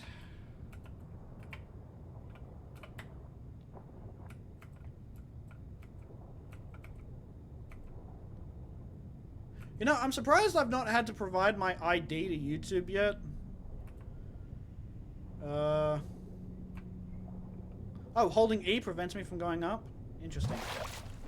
Because we had like a whole, I don't know, lore thing that went through. The lore thing was pretty lame.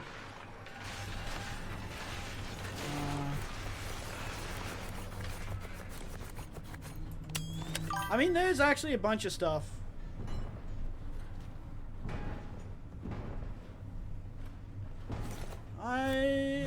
Maybe. Who knows?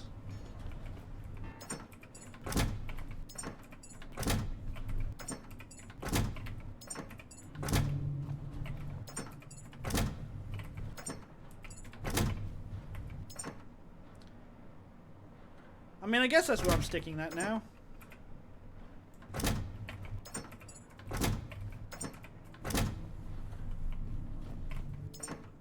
Yeah. Yeah.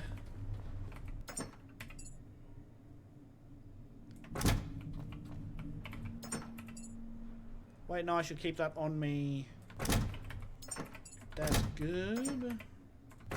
Okay, we got more fuel for the boat. Lamau. Good luck, soldier.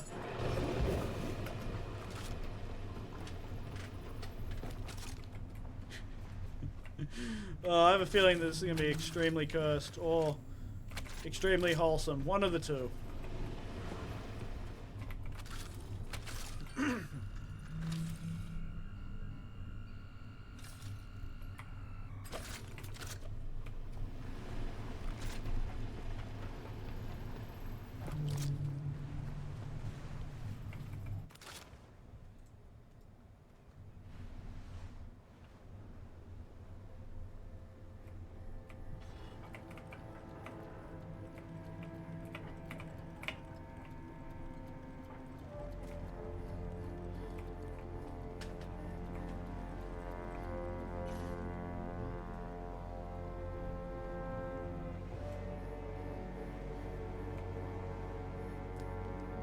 Okay, let's check if it arrives on my phone.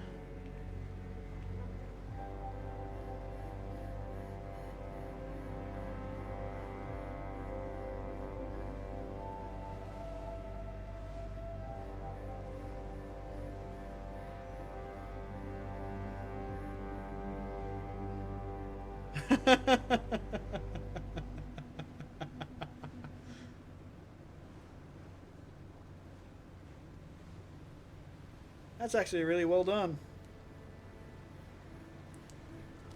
I wonder if that's like from the official show or if that's from like one of the parody accounts.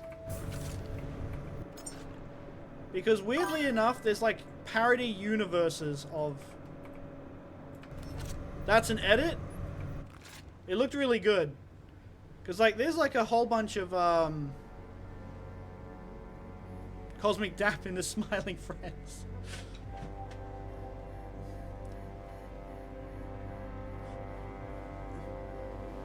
Oh, that's Seed Vault Prometheus, I think. Where are we? Yeah, that's Seed Vault Prometheus. I was like looking at that and I was just like, huh? Oh. I can't add channel points yet. I've not hit affiliate. I've been looking for channel points. I just can't add them yet. I'm one quest away from channel points, I think. Huh. Maybe I've just not found it in the settings yet. But I have no idea what I'd actually use channel points for.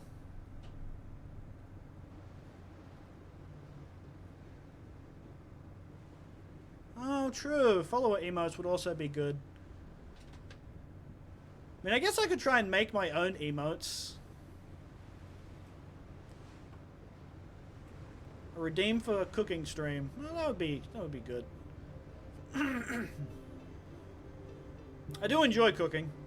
I make a very nice teriyaki salmon. I also make a really good potato bake.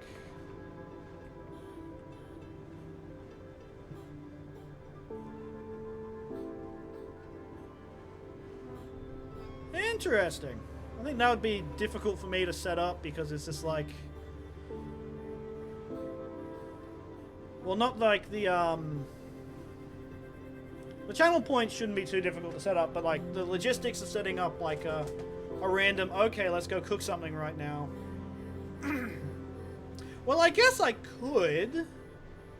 I would just, because I do have another camera that I could theoretically set up. Though the quality wouldn't be that great. It's like I have a security camera that's not actually doing anything. So that would be fun to hook that up.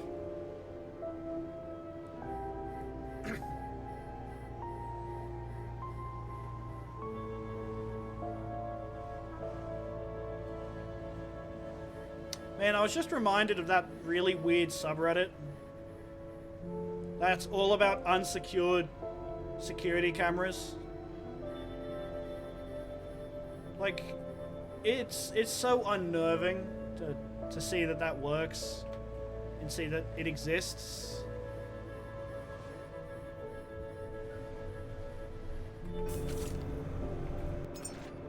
Because, like, just imagine you're just doing your own thing, and then, unbeknownst to you, there's just a bunch of strangers watching. I think that subreddit is being quarantined, so you can't easily access it. But it's still such a weird thing to learn about.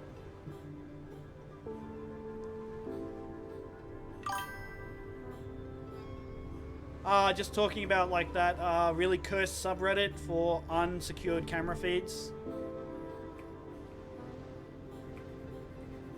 Yeah, that subreddit creeps me out.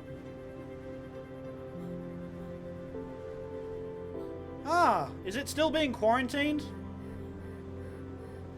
I heard that it was quarantined so it wouldn't grow. Or be easily accessible. That makes sense. It is a very weird subreddit.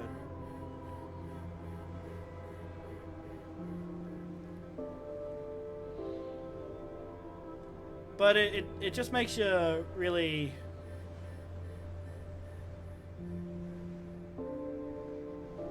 Oh, wow, that's... government footage. Government footage.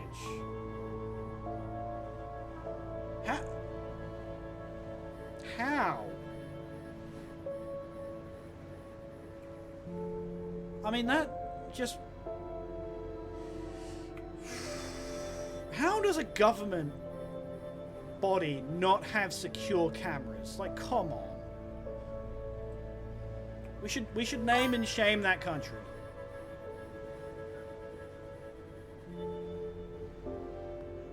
Why? Oh.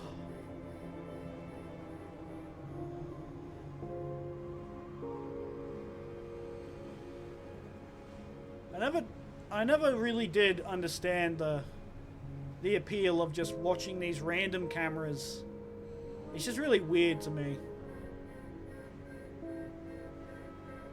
I mean, that's fair. People should be more aware of their, you know, security. Oh, that's nice. I mean, I can understand that, looking through somebody else's camera to go look at cats. And that's understandable.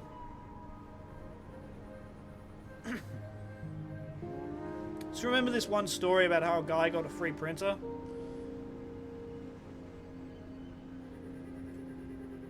I think I've seen clips of it, but I'm not entirely familiar. I know that they have like a full island that's just filled with cats, which is pretty sad.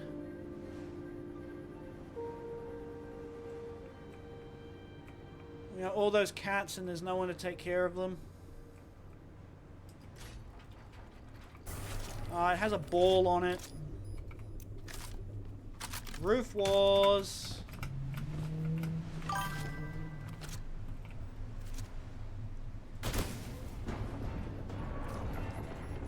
My boat is crazy. Come on, shoot at me. Yeah, the silly orange cats. Why is it not shooting at me? Shoot at me.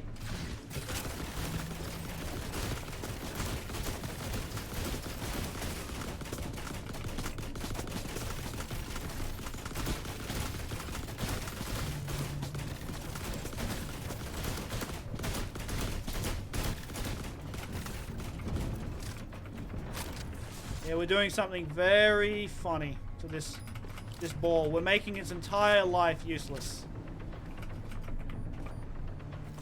Come on, shoot at me. Yeah, I boosted my resistance to falling. I've got strong robot legs. Well, let me climb on my solar panel.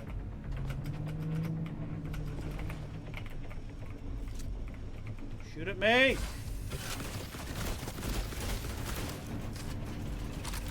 We got it. Oh, it fell off. Ha ha. We're doing something better than killing it. We're making its existence useless. It has no guard. It has no arms. Hello, Sally. No arms.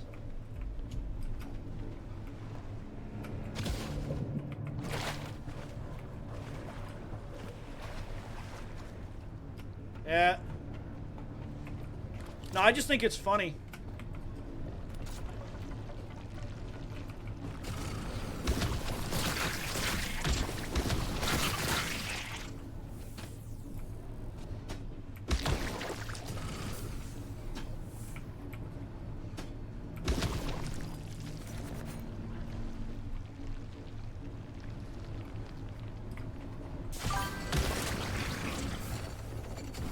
Yeah. You littered. I really like the Punisher comics because they really make him an unhinged individual. As like unhinged as possible. Like, the Punisher will practice breaking baseball bats with his forearm.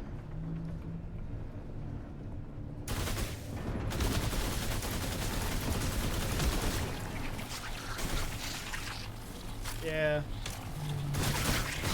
And he does this because he just wants to scare people when he does it. So imagine, you know, you're just some lowly crook, you swing a baseball bat at the Punisher. Yeah. And he just breaks it with by blocking it with his forearm. Like, he practices this just so he can haunt criminals. He is an unhinged individual.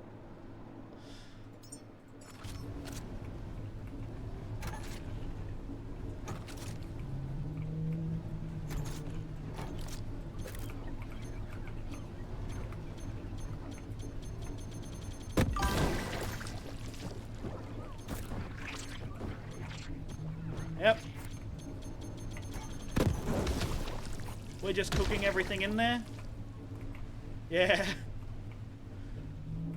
I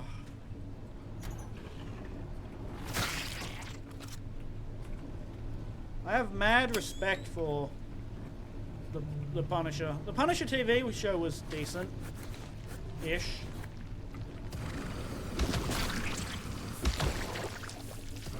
I think his run in that one TV show that I forgot the name of it, Daredevil, was okay. It could have been better, but the TV show was really good. Yeah. I think there's been like 3 Punisher movies, and those were pretty good too.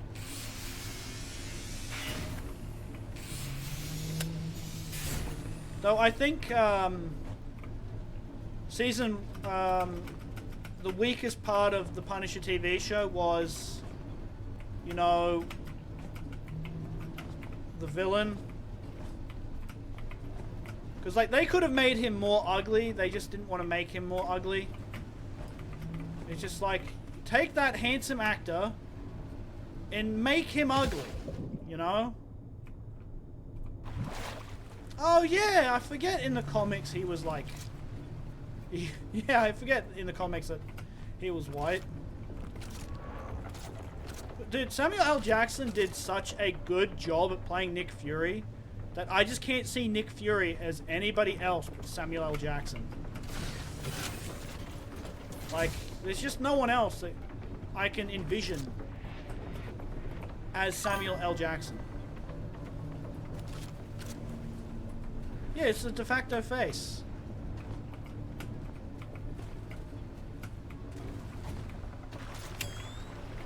Like, there's no beating that. Like, it's just Samuel L. Jackson did a pretty good performance. I mean, it's a shame what happened with Secret Wars. Like, that's just really unfortunate. Because, like, that could have been really good if it just wasn't a very boring TV show. How are we meant to actually get up there? Maybe we have to ride momentum?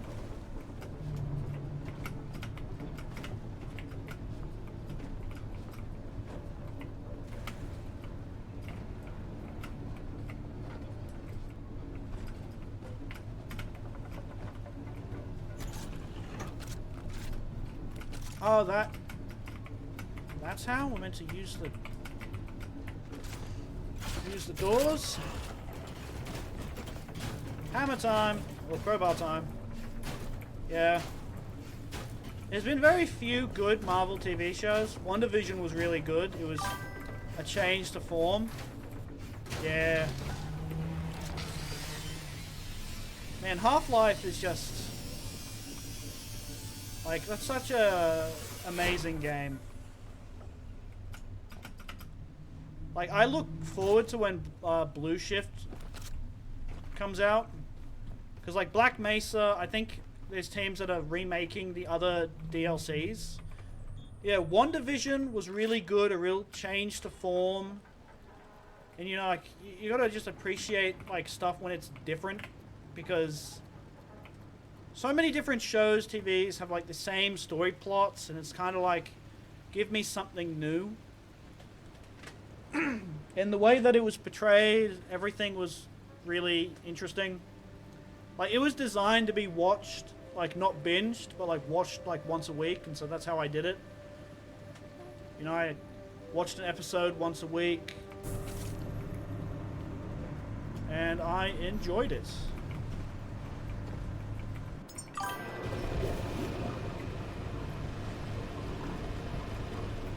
And it's understandable. Like, most stuff is, like, designed to be binged. So they have, like, cliffhangers at the end of every single episode. And it's kind of like, aha, we've got a cliffhanger. You're not going to leave us, are you? You're gonna watch the full season. And it's just like, it's like something that you learn in, like, well, I learned it during my various courses. And it's like, you get to learn the tricks of the trade and how stuff is made in Hollywood. And how, like, those sort of things change over time.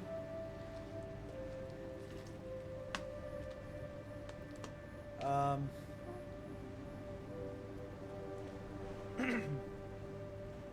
TV shows, when they were, you know, meant for TV and not for streaming, are a lot different than, like, episodic series that you get now.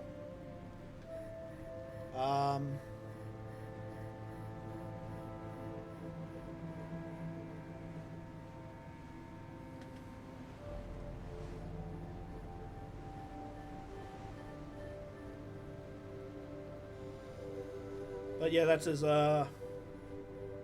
much of a thought that I can formulate at the moment. Loki was also pretty good. I really enjoyed Loki. Season 1 and Season 2, where he became the master of storytelling.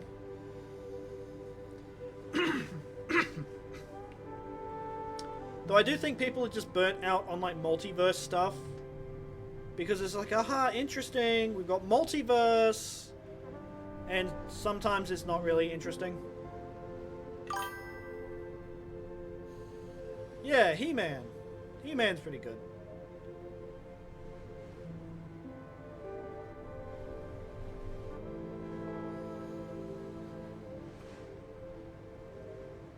I have the old He-Man box set. Ooh, that's exciting. That's exciting. I also heard that there was going to be a reboot of Malcolm in the Middle. So I'm looking forward to that because, you know, Malcolm in the Middle was such a good TV show. Like, Bryan Cranston did such a good job at playing Hal. I mean, yeah, they might, but, you know, I'm curious to see how they're going to compare to, you know, the amazingness of Hal, because, like, he just goes on side quests all the time. It is so funny. And he's just... Hal is my favorite character out of the entire series. See, like, it's just... I remember he once went to a court case because he was being blamed for, like, money funneling or something by his company that he worked for. And it turns out that he just has this box of stuff that freed him and declared him innocent because he just didn't go to work on weekends, even though he was meant to. He just never showed up. And he's got like a bunch of stuff and dates of like different activities that he went and did. And he's just like, well, I can't have been responsible for the money laundering because I was at Disneyland. And he's going through every single time he didn't go to work when he was meant to. And you can just see the people who thought they were going to win blame Hal. And it's such a good scene. Oh. Or the scene where he teaches Malcolm how to roller skate. And just like... The one scene where Malcolm asks, can you teach me how to skate? And they fade into like this black abyss with a single spotlight, and like the seriousness of what Malcolm just asked is made apparent, but it's just skating. Like roller skates. It is so funny. Like... It is... Oh man, it had so many memorable moments.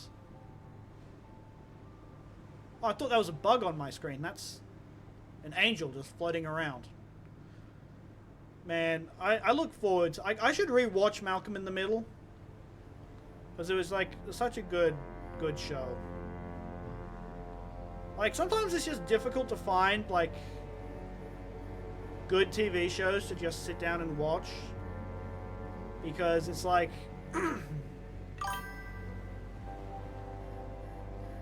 yeah. Like, Netflix has some of the worst slop imaginable. And it's sort of just like, oh yeah? What's the series?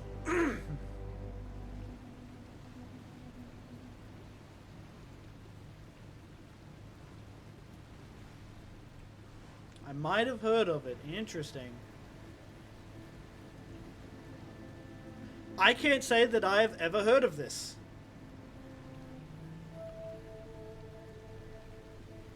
Ninth grade ninja.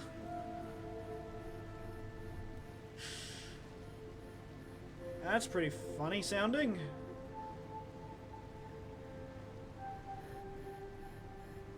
So I'm gonna guess the basic premise is it's about a kid who's a ninja. Oh, interesting. I'm gonna guess it's animated and not in-person media.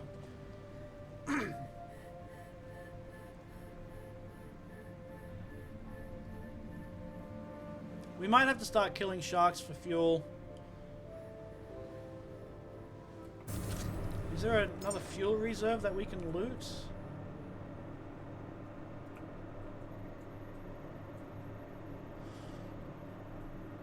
Oh, there's a fuel reserve down here. We should be able to make it. We'll be fine. We'll be fine. Yeah, voice of the Sonic movie. The Sonic movies have actually been really good. Like, really, really good.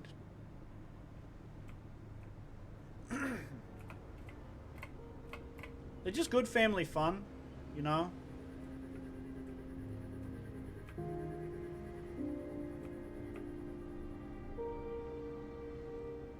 Oh yeah, I was complaining about Netflix being abhorrent in trash.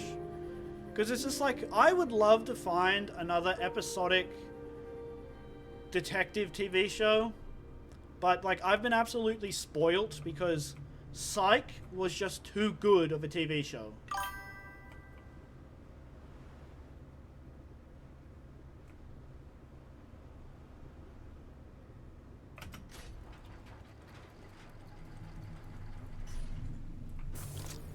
Huh.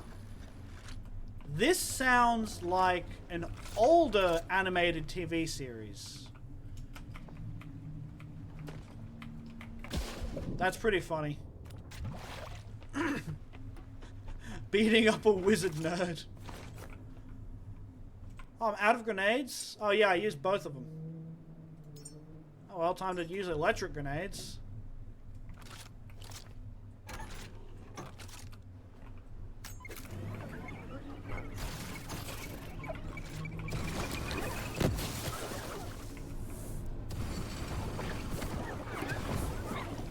Huh.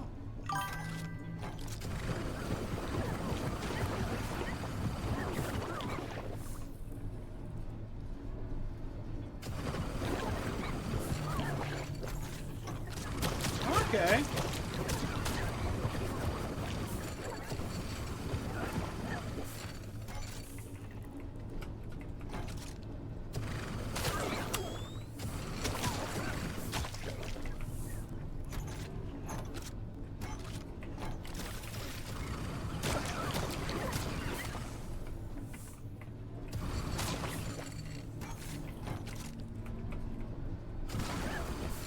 Are they actively blocking the door?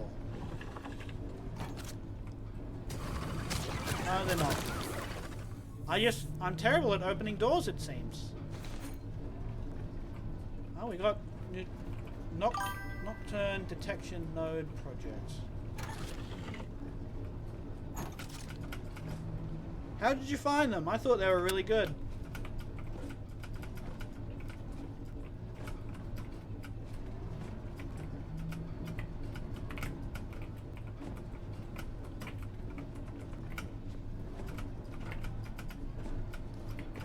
How am I getting rejected from...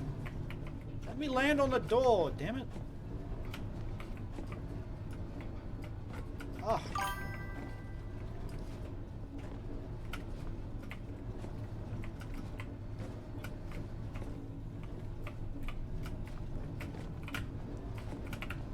I guess I've never been too heavy into the Sonic lore.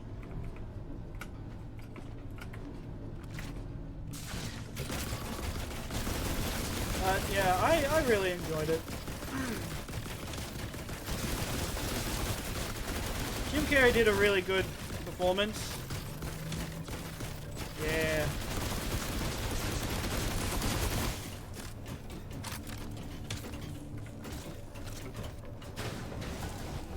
Yeah, Sonic Adventure... Yeah, there was a video essay I watched about Sonic Adventure 2. Or maybe the Sonic Adventure scenes. Welcome, Miles. The stream was good, and it is understandable. We were like awake till like 4 in the morning, so I took like a nap on the couch, and I slept wrong, and I woke up at like 6 a.m. and my leg was... what would the lurk command do? I'm somewhat oblivious to this, because we've only got one command, and that's Discord, which I need to make sure everyone gets their own Discord link so they can... Oh, it says a line of text. Okay, that would be interesting to incorporate. Yeah, okay, I can do that. That's simple enough.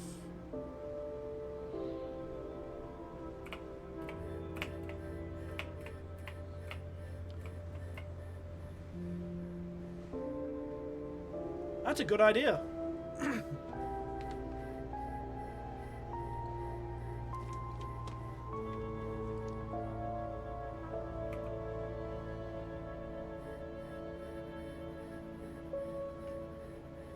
Okay, we're gonna go to the fuel depot first because actually no, we can make it. We'll go to the grave and then the fuel depot. I'm definitely gonna work on that. I'm gonna work on setting up Streamlabs bots to whitelist links so people can't post their Russian hacking scam where they can, you know, I don't know, do awful things to people. Now, every time someone clicks a Russian link, you know, the people fighting in Ukraine get punished. So don't click on any Russian links. That's...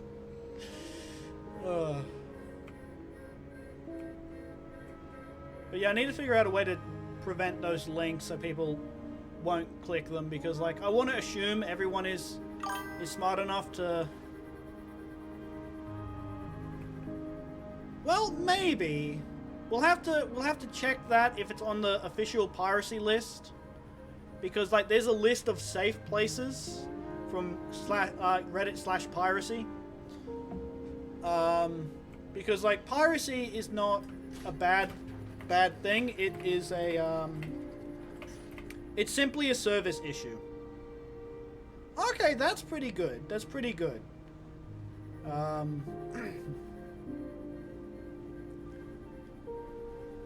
Because like with video game prices and everything, it's just like,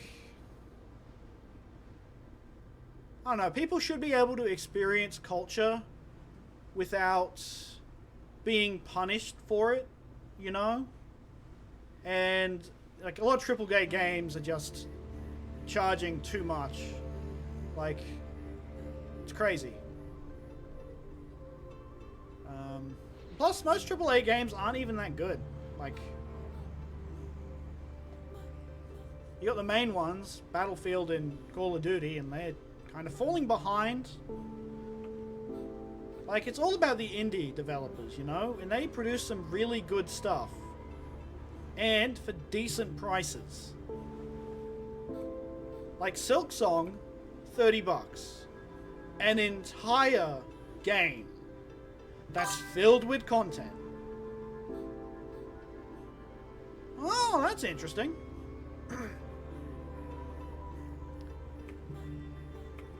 But yeah, we have like a bunch of the streaming services too. There's just too many. And it's sort of just like, it's not economically optimal to start paying for them. Like, I only have Netflix, which I'm really thinking about canceling because Netflix sucks. Like, it has nothing on it. Like a few good movies. And Amazon Prime, but you know, I order stuff from Amazon. And so I get rewarded by ordering.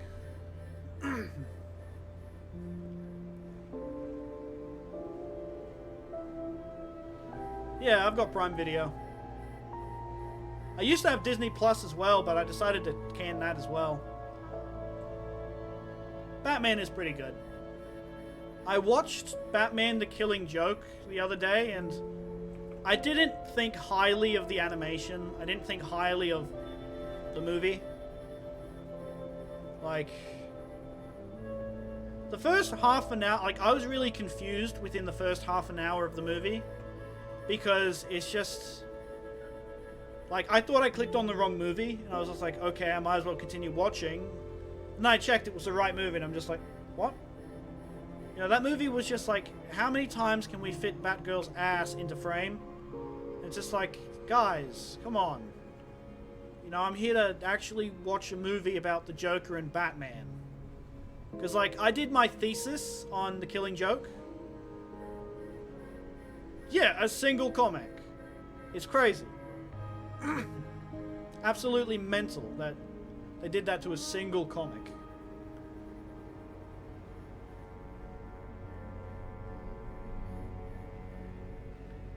Because, like, Yeah, back to my thesis. So I did my thesis on the Joker's monologue, One Bad Day. Yeah. And I did pretty well. Monologue was good.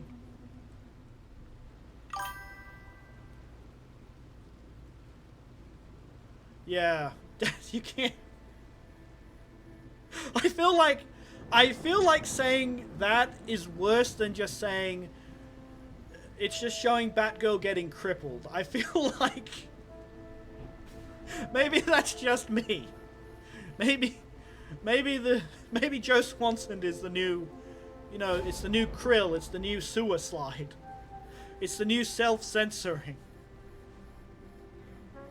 Dude, I find self-censorship to be so cringe. Like, especially when they're doing it when they're talking about, like, serious topics.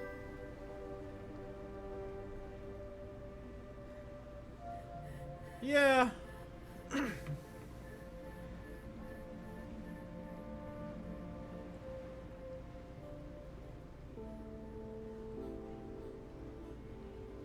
She's the Joe Swanson of Batman right now. I don't fully understand what that means, but that has some implications, and I'm just like, oh no. I do feel like they could give her better, you know, stories. Oh yeah, right. Yeah, she is in a wheelchair now, isn't she?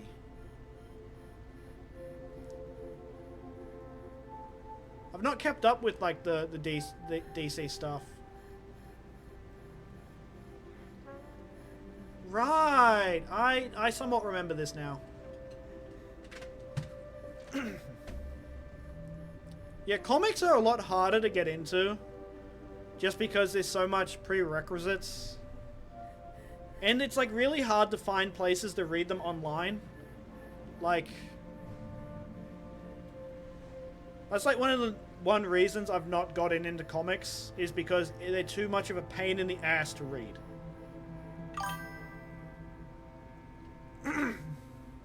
Oh, that's cool. That's actually really cool.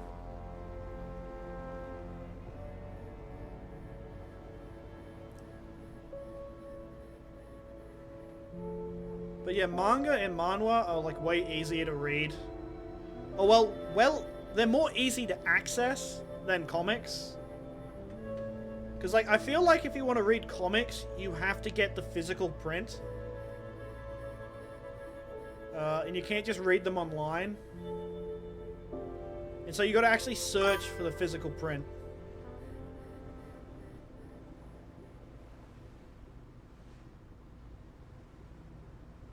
Okay, that's interesting.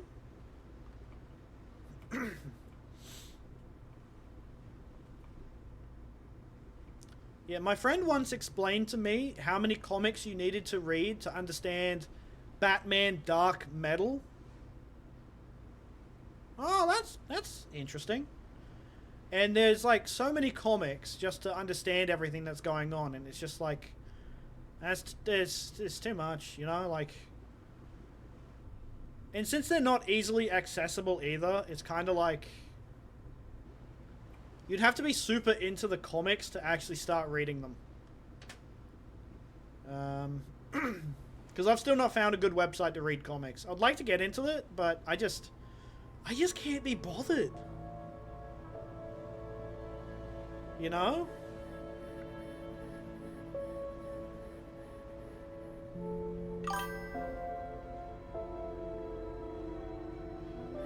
Oh, that's pretty good. I've heard Absolute was pretty good. Like, it's definitely a different take on Batman, and Batman is absolutely crazy.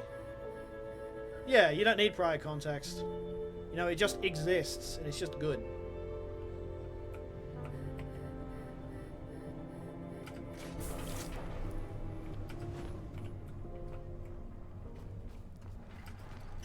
New grave, let's see. I think this is all the places that we've explored. Yeah. It's fun seeing like an absolutely chonked up Batman.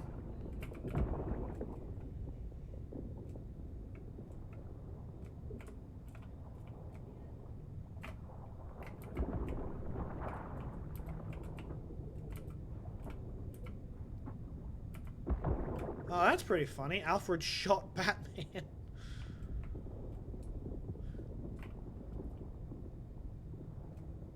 Yeah, Bane is like 20 foot or something.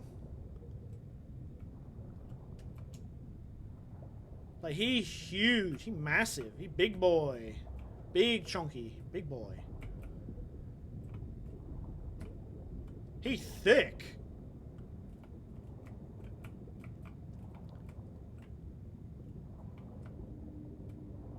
Yeah, I heard about Absolute Joker being this monstrosity that feeds on laughter. Or something akin to that. The Absolute universe is crazy. Oh, there's an air pocket in here?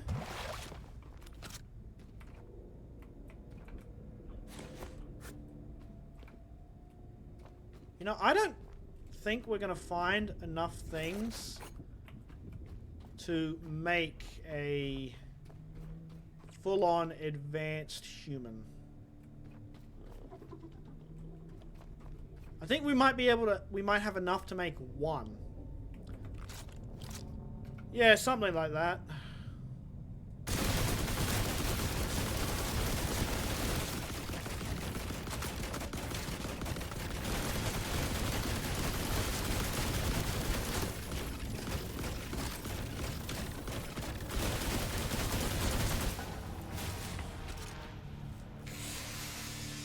Well, we got this. This was interesting.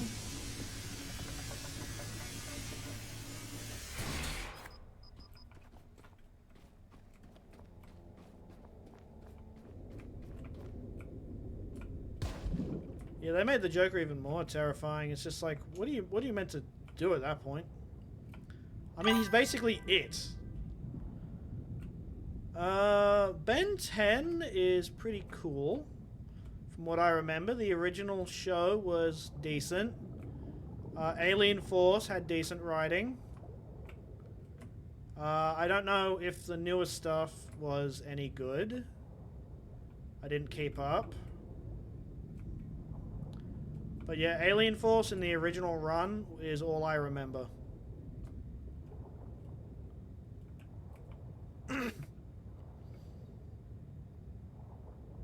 You know, the time-traveling character was pretty interesting. Yeah, I don't know why they needed the reboot. A lot of people aren't happy with the reboots, but, you know, sometimes the reboots aren't made for the original fans.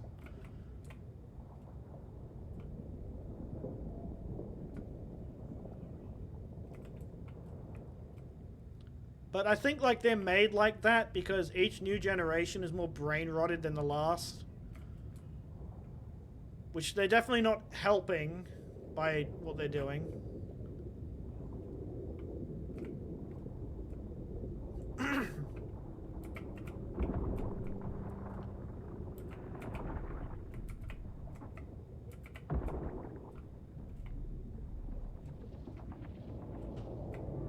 It's like, I think media literacy is going down, which I don't particularly like.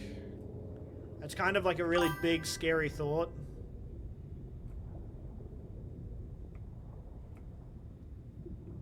Huh. That sounds cool.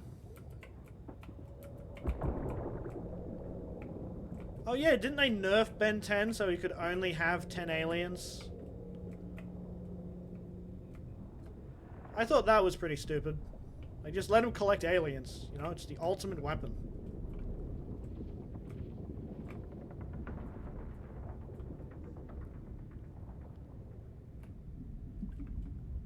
I think Ben 10 is probably the only character who can maybe beat like, canonically beat Goku. A lot of anime fans are going to be upset by that, but... You know, you just have to understand, Goku is an alien. Ben 10 collects alien DNA. Ben 10 can transform into a Saiyan. Simple as that. Of course, it's the fighting experience that, you know, Ben 10 doesn't have. Well, I guess he's pretty experienced in fighting.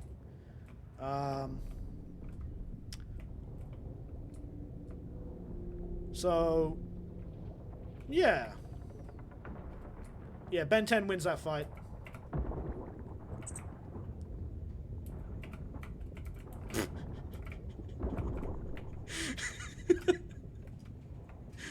Oh, it's...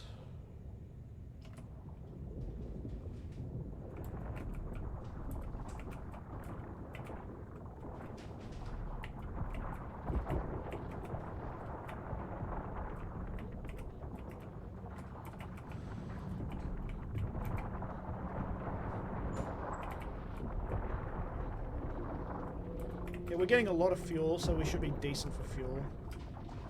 We should probably start going back up because we're getting swarmed. Okay,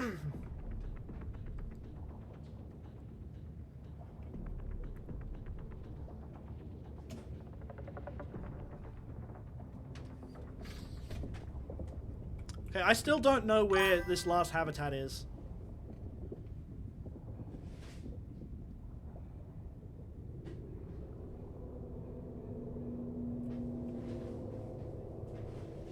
Variant of Rex Salazar.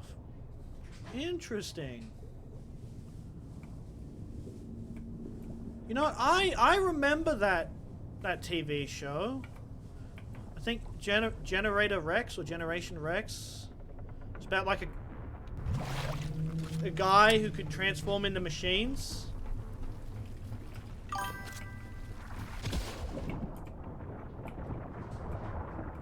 I like that TV show, but I couldn't find it in, like, chronological order, and it would never, like, show on Cartoon Network when I was a kid.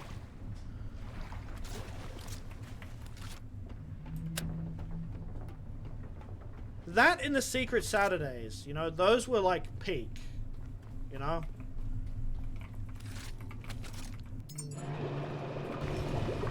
Okay, we're gonna have plenty of diesel, and we're gonna rob this other place of their diesel and petroleum.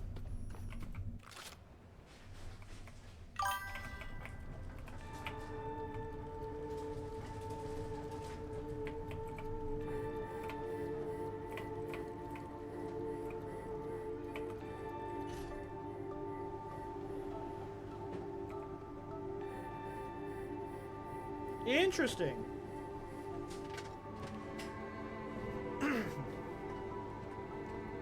I remember another TV show when I was a kid as well that was something like that as well, but it was like 3D, and it was a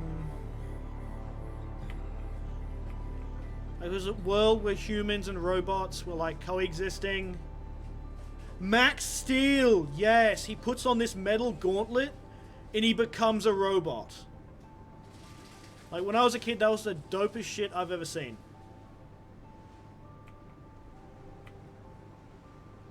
But yeah, you could never really find it anywhere. Like, Cartoon Network had like some decent anime that got played. There's another one. Yeah, he does. It's great.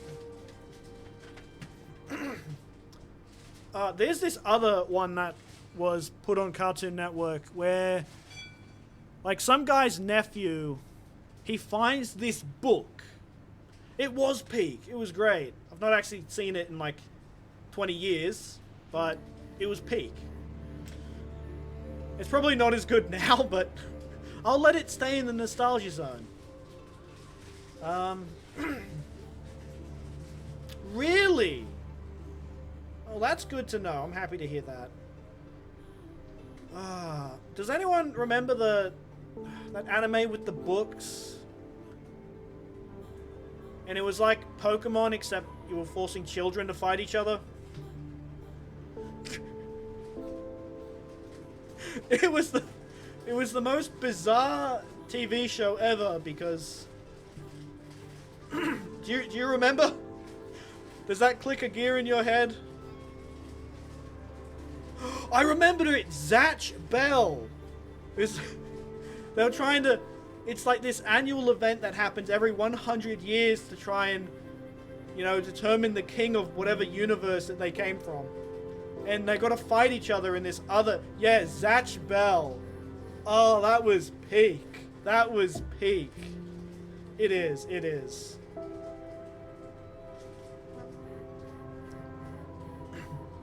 Yeah, it doesn't even have a sub. Like, that's... It was not well kept. Yeah, Digimon, but people. Oh.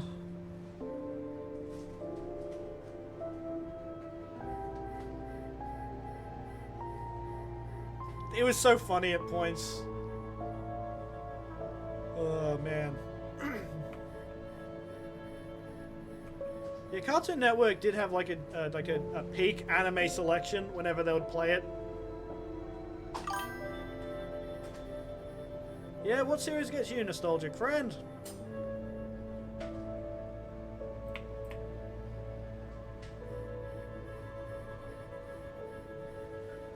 Never heard of that one. What's it about?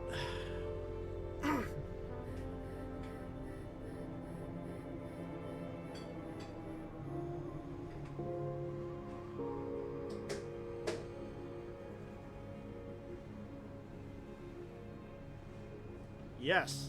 Give us the background lore.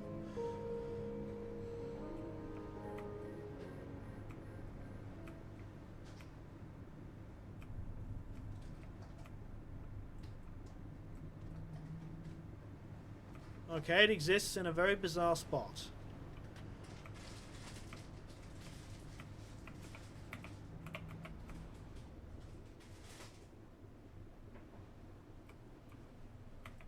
It exists on the keyhole to another world. Okay, that's very Kingdom Hearts, but okay.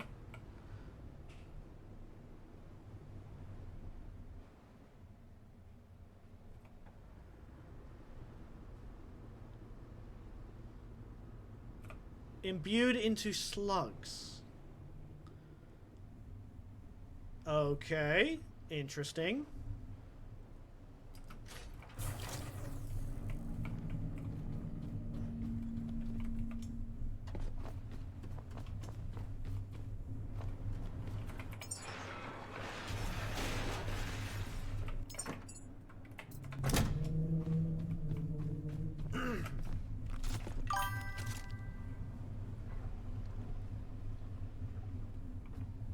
Okay, he stopped a big bad evil guy and died.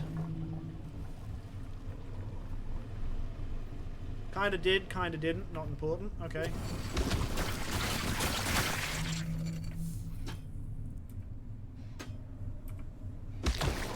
Okay, the big bad guy survived.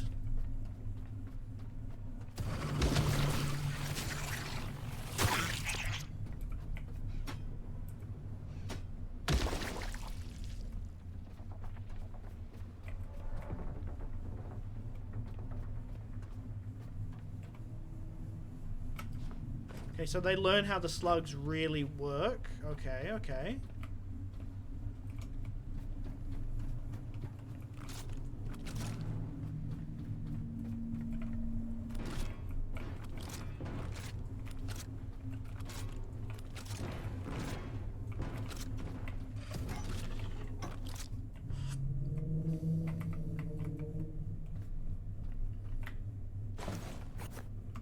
Why do I not have any cables on me? Where did my cables go? Slug guns. They made magical guns out of slugs. That's pretty dope.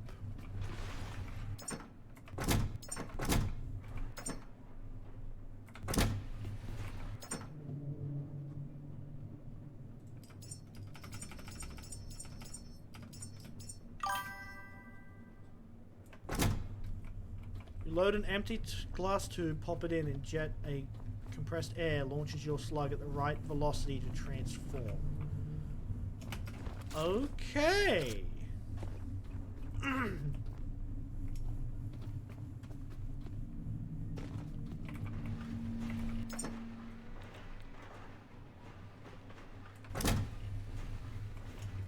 That sounds hilarious.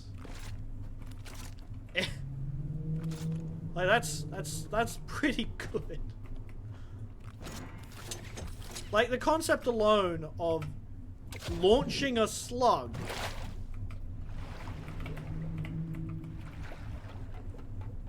I mean, that does sound like a fun community event of just watching like old nostalgic things to see if like it still holds up.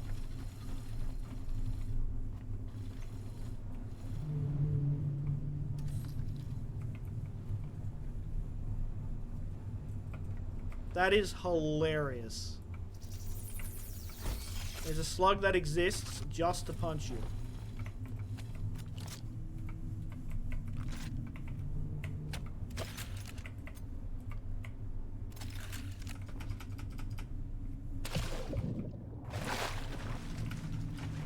Imagine all the people who have to go farm these slugs and like find them.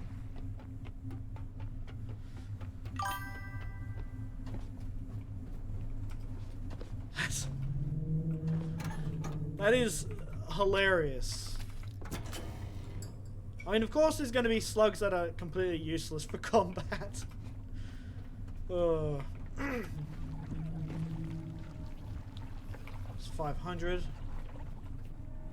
700. 1,000.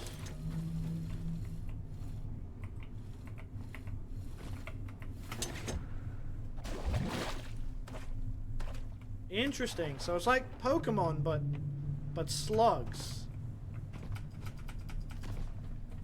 That is pretty interesting. This place isn't turned on yet. Why is that not turned on? Oh, this guy has some advanced scrap. High tech. That does sound amazing. It reflected my bowling ball. I can't bowl. Depression. If you can't bowl, is life... I have heard of mighty Magiswords. Very interesting concept, had potential. I've seen a few episodes, but I don't remember it that much.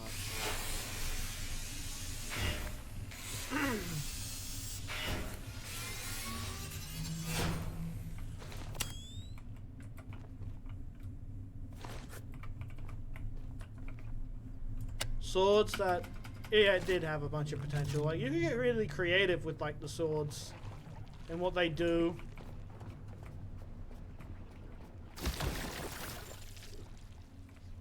But, you know, I think that just... I don't know, it's like hard to show potential to like executives.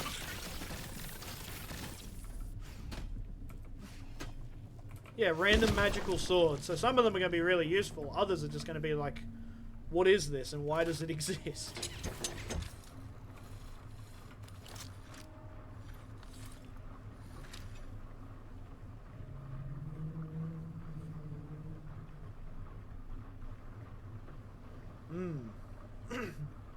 True, true. Man, I've always wanted like a magic series, but it's like wizards but with guns. Because like, you know, regular, you know, wizarding is like boring. We've got magic wands. Ooh. You know, it's just boring. Like, why can't I have a magical Colt 1911? You know? Why can't I shoot magic fire bullets? Or why can't I have a shotgun that grows trees? Hood wizards. Is that a real thing?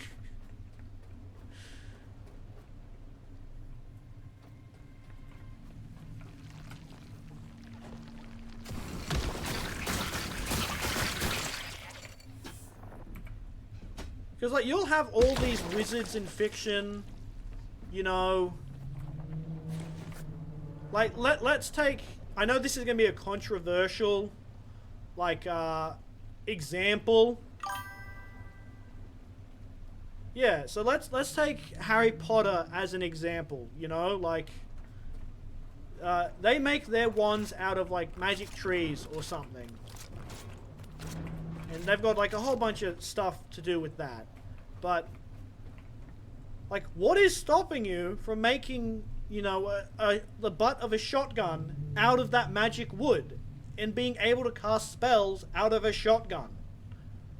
Like, yeah.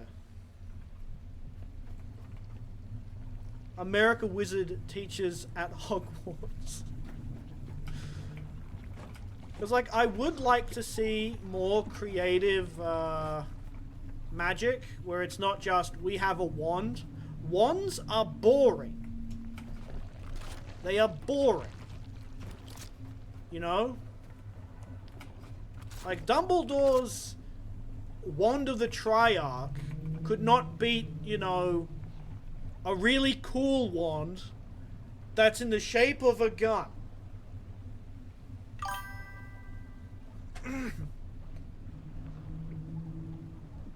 That's pretty funny.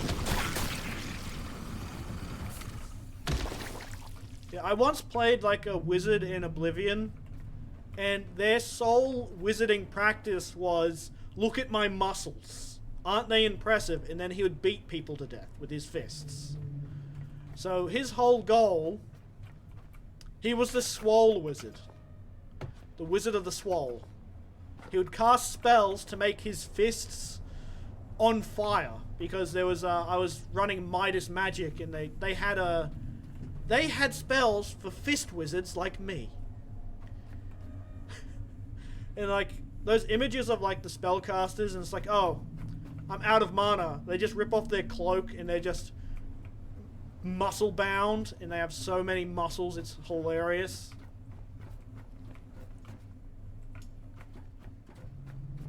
We can't get in there.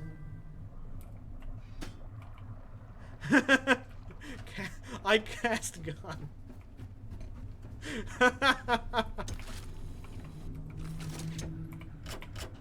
Oh, that's good, that's good. Okay, so this literally has nothing, it's garbage. We can't get into there yet. Well, I think maybe from down here there might be something.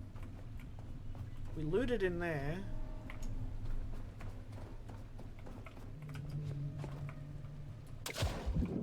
Well, time to take a look under the hood. You know, same thing goes for werewolves. Oh, that's pretty funny.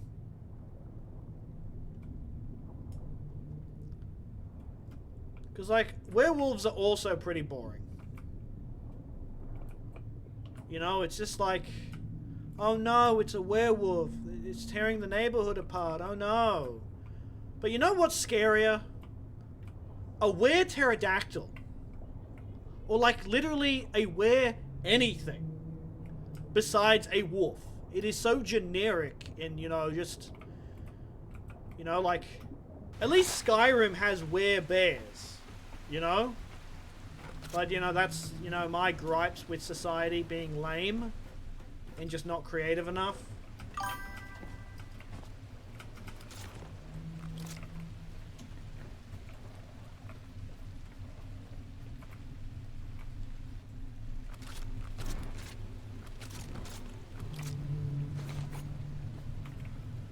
How do we get in building?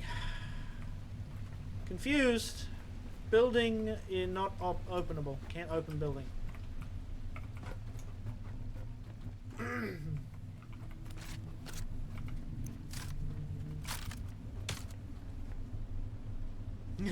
Where cube? They just transform into like a heavy tungsten cube or something.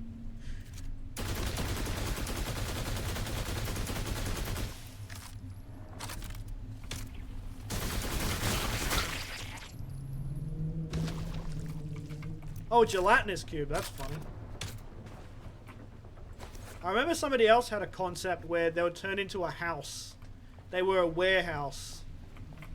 So, once every full moon, they just turned into like a Bunnings. A fully stocked Bunnings. Which is like a, I can't think of an American equivalent, but, you know, it's like Tim's Hardware or something. I don't know who Tim is, and I don't know if that's an American store, but, you know.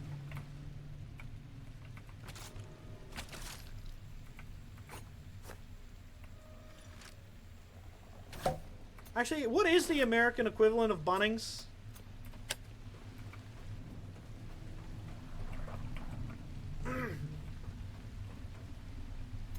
That'd be interesting to learn. Home Depot. It's Home Depot. That's the name of that place. Home Depot. Depot for homes.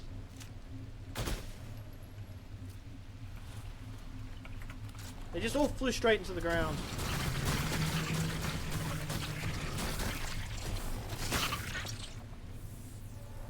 We're at 16 health. Is this place just not turned on? Is that why I can't get in?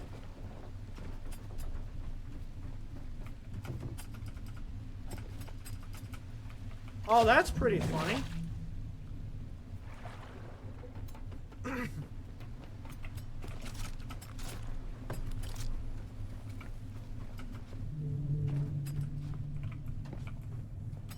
Huh.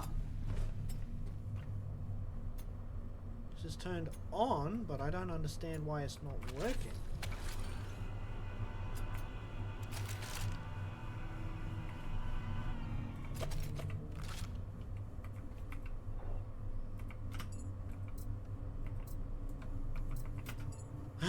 Video of our character.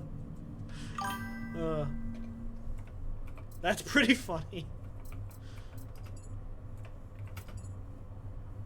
Yeah, I can't use the survival guide because I don't have a page up or down key. Sag, Pepe hands, what else?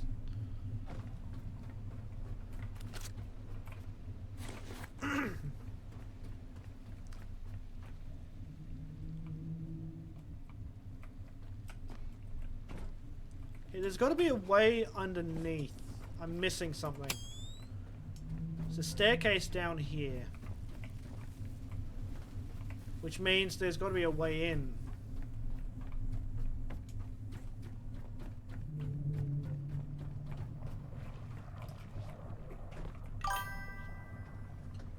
What was your coolest character, friend?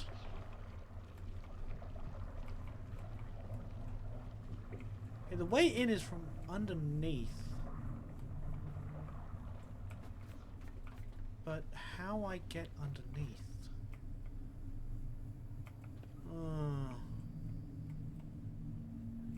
Oh.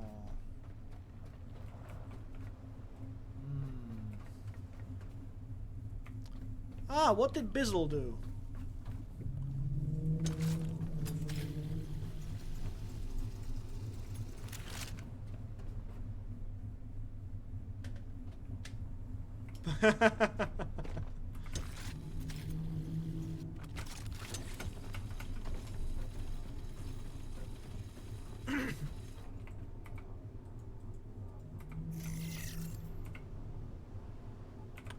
I need plastic and iron.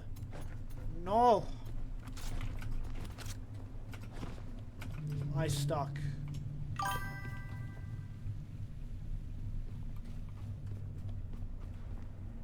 Oh, that's nice.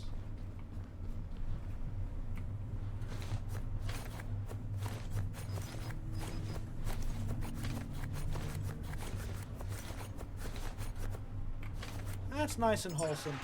I like that.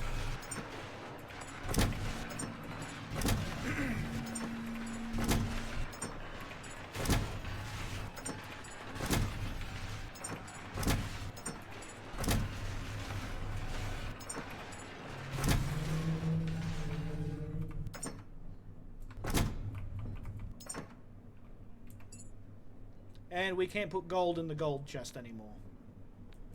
That's not good.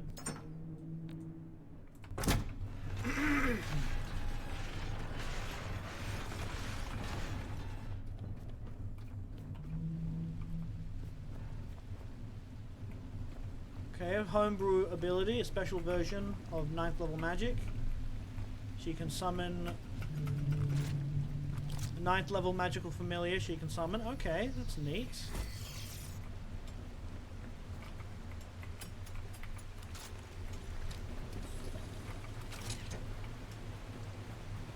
Monk. Okay. Interesting. It was a stand. I was wondering where that was going.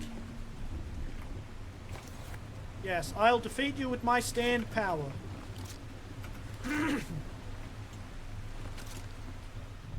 Ah, man. JoJo was good.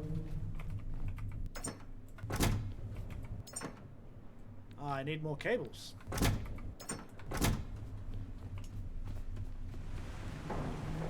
That's pretty cool.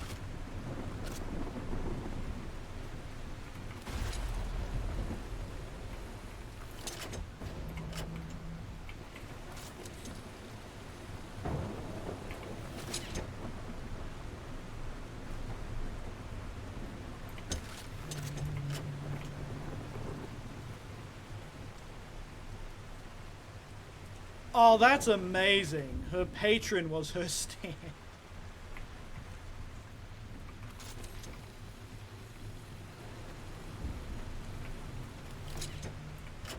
That's fun. That's fun. I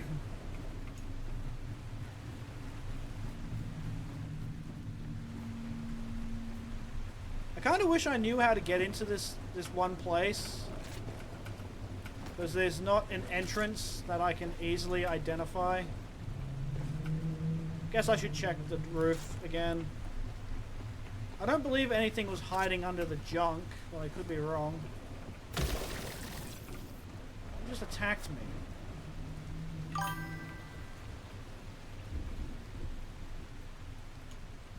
Yeah? What was your favorite character?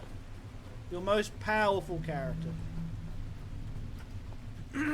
Potion seller, I need your strongest potions. So I'm going into battle.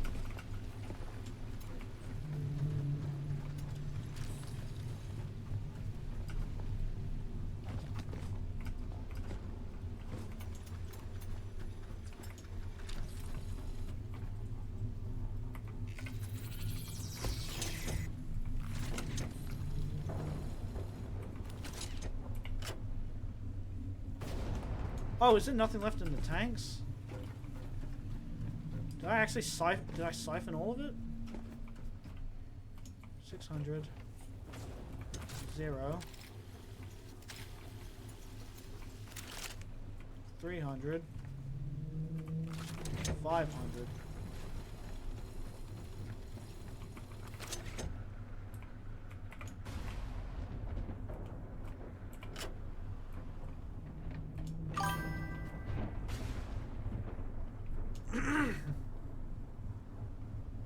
Oh, interesting.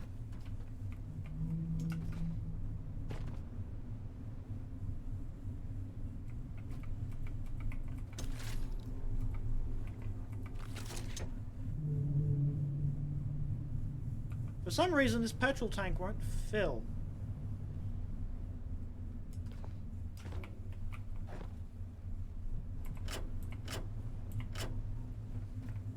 Weird.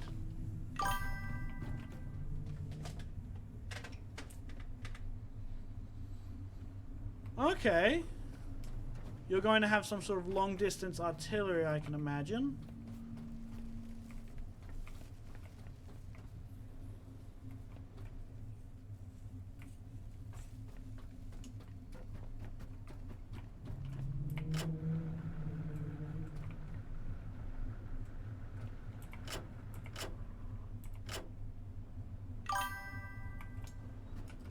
I chose the dragon flute.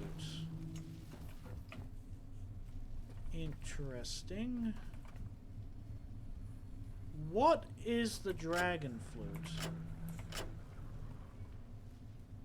Not entirely familiar with this concept.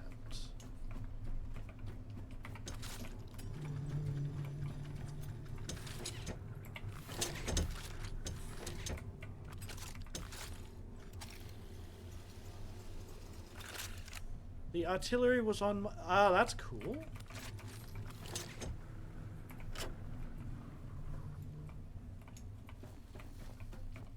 I think these tanks can only hold a certain amount.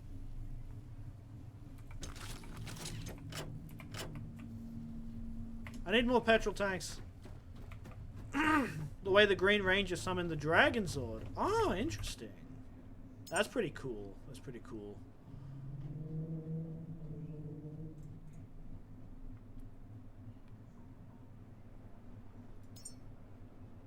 Build.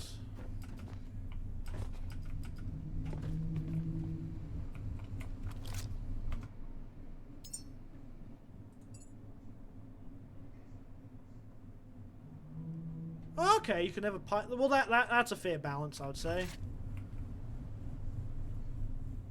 And imagine, like, being able to drive a Megazord. That's pretty cool. Okay, we have 3 full petrol tanks. So that should be good for us. Add all missing parts to queue. Let that build. Connect all the things, and we'll take the fuel.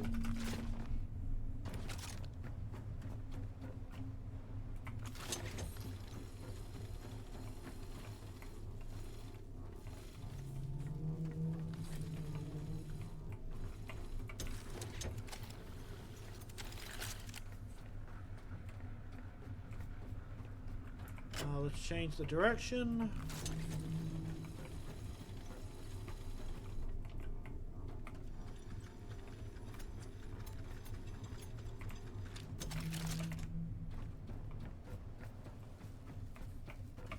Okay, 1, 2, 3.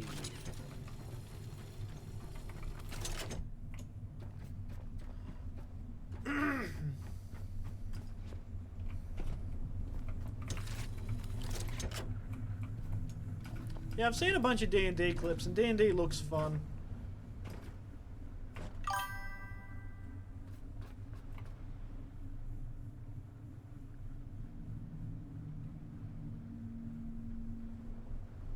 Interesting, the Sword of Power. 2 monks. That's fun. Monks are cool. I like monks. It's just the idea of, like, you know, being a class that just punches people as a profession. Okay, so this is obviously not where we're meant to go, but...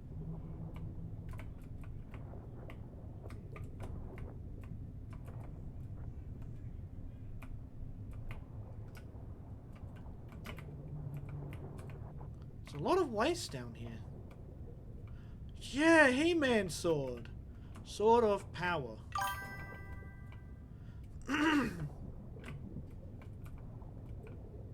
Nice. Yeah, nothing's more terrifying than a monk running at you from like 40 meters away, and you can just see them sprinting.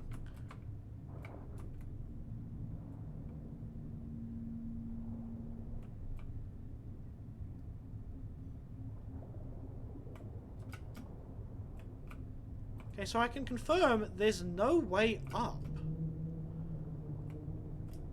Interesting. Ah, the Fleetway version. Okay.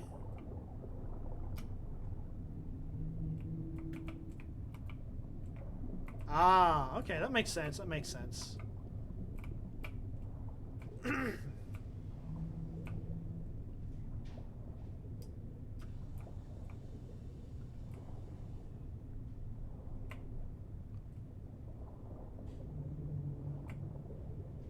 Yeah, I just think this room is blocked off to us because I can't find the way to get in.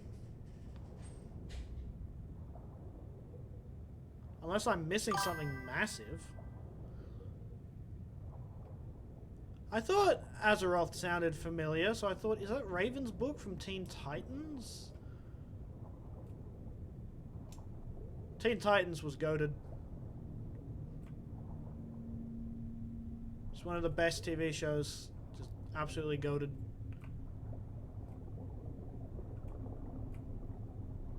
Interesting. So there's not an entrance. I must have missed something in that one little area that I explored down here.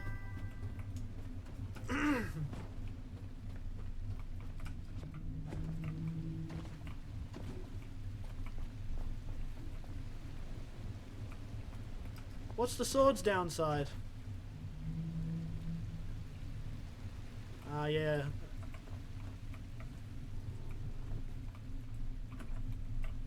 Yeah, that book would be definitely a double-edged sword.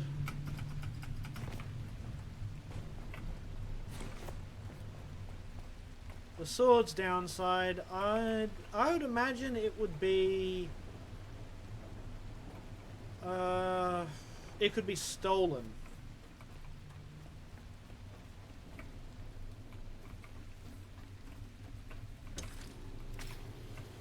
Either that, or the user can actually cast the transformation, but without the sword as a catalyst, they go instantly insane.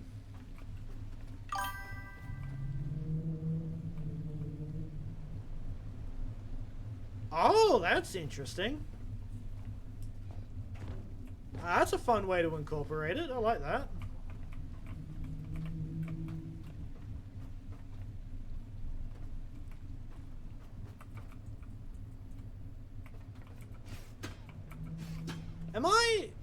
Am I going insane? How do we get in?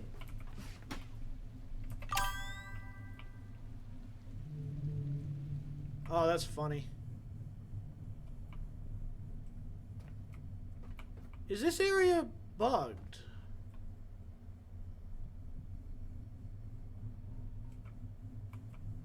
I don't... Huh?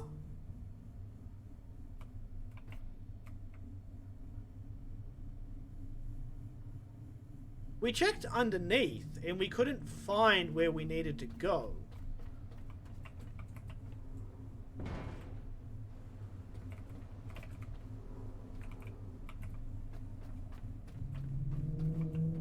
Okay, I'm confused. Officially confused. Because this area, there's loot in there. Yeah, powerful items would definitely need balancing. They would need a severe drawback.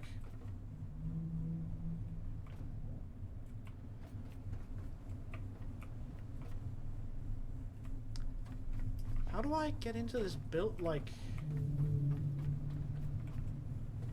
I'm just confused. How do I get into this building?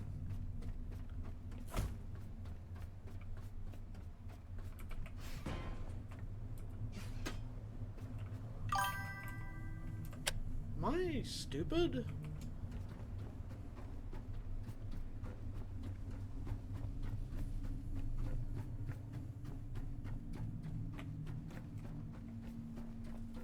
Oh, that's pretty fun.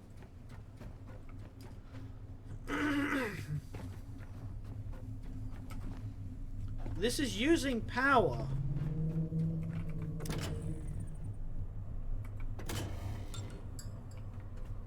Is it just broken? Was that it? Did that fix it? Oh, so if he gets too far from the sword... Okay, I can see that being a thing.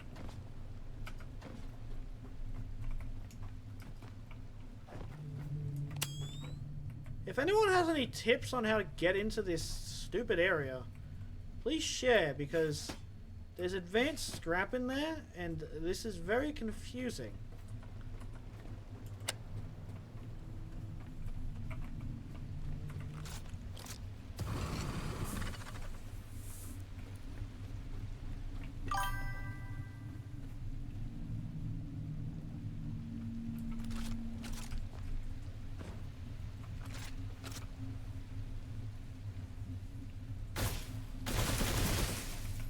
Okay.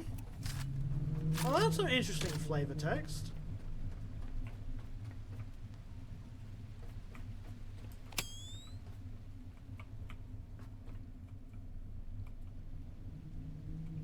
The door is being tentacled, but the way in...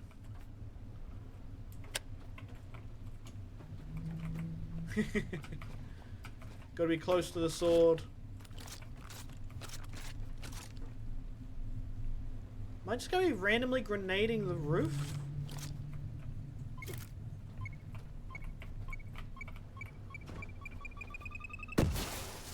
There's nowhere where I needed to grenade.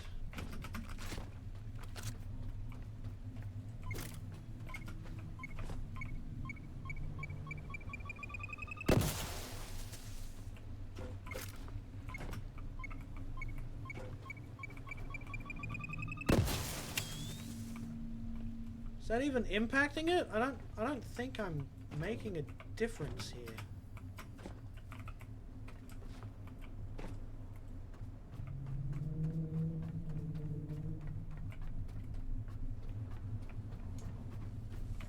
This is indeed strange. That's turned on from what I can tell.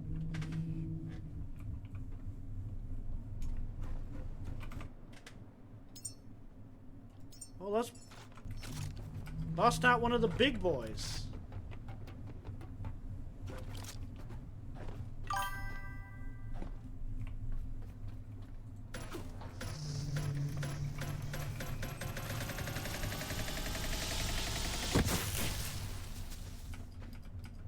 Tell me what your favorite character was, friend.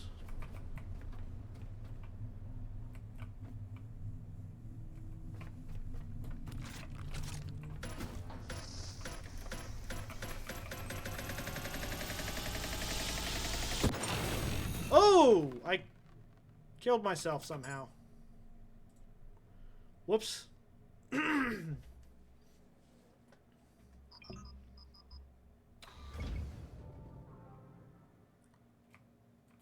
Do I still have all the fuel? Please tell me I still... Okay, it looks like I still have all the fuel.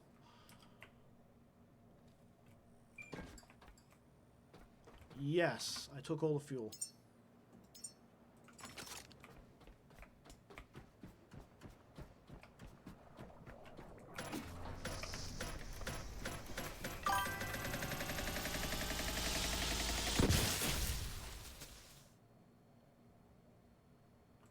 This place is bugged.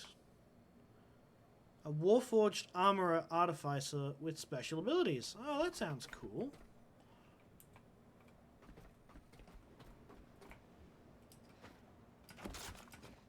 Learn magic from the people who built her. Okay.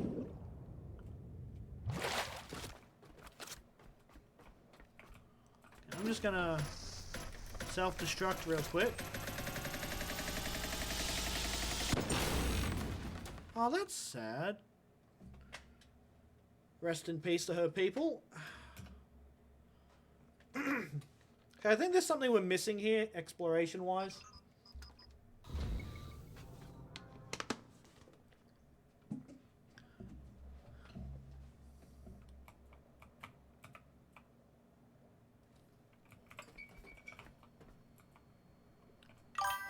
The power is on.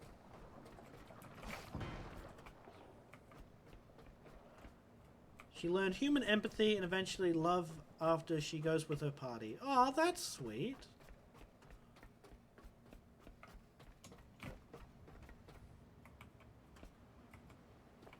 Why would there be a ladder up here?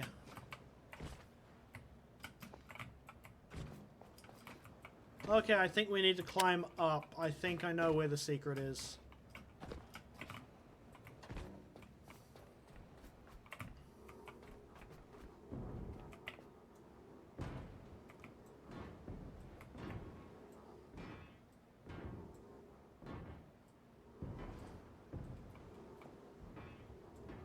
Yeah, I should get boxes. They'll be easier to maintain and actually carry.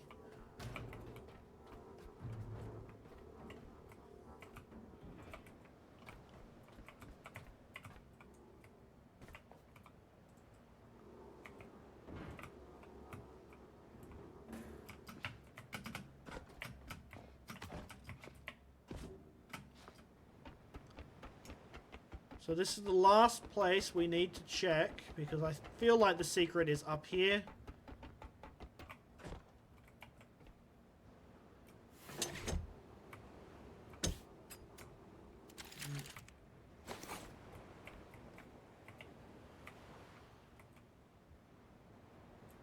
Well, I'm stumped. Am I missing something obvious? Am I like...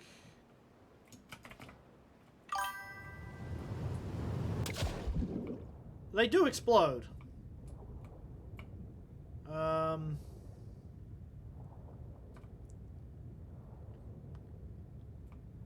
Like, am I just going crazy?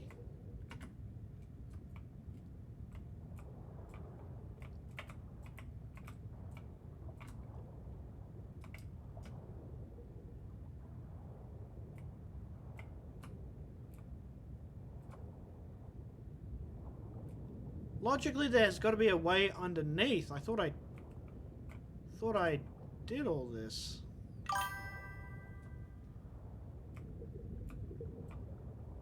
There's a way in. Did I see it earlier? Have I just missed it?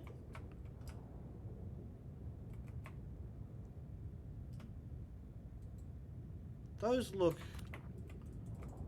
Okay, I can't do that.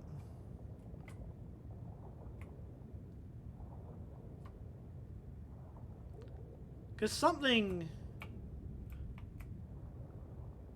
Because there's loot in there. This might be...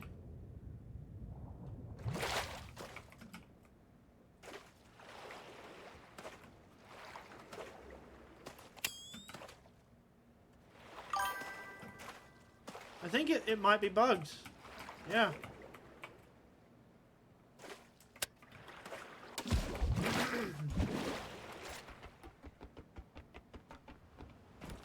I guess we could try from a different power source.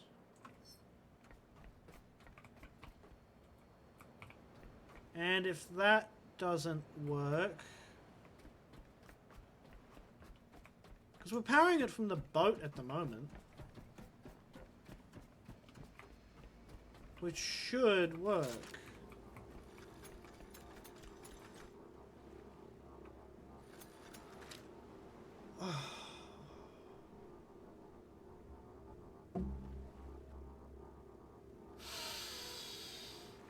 This is where the always... No, not Always Sunny music plays. This is where the music of that one TV show plays.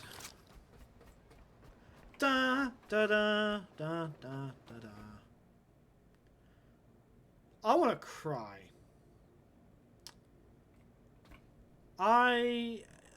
Yep.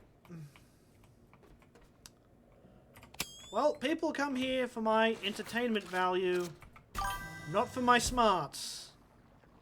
I did miss the basement.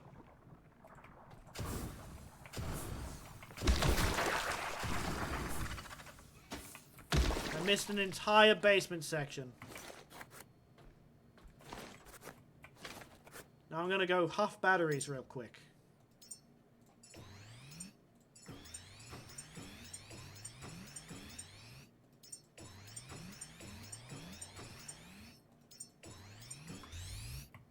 Yep, that was some good batteries.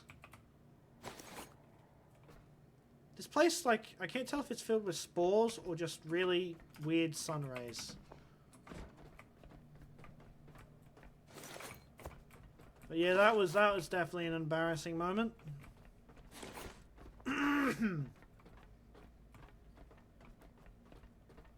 I think the music is from Curb Your Enthusiasm.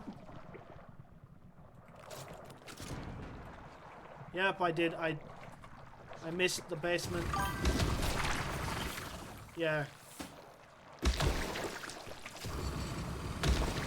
Oh, that's gonna be a funny edit.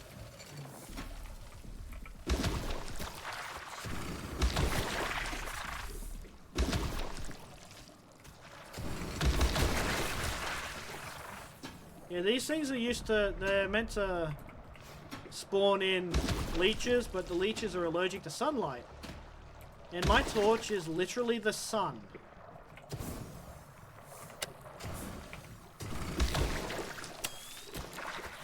They just explode.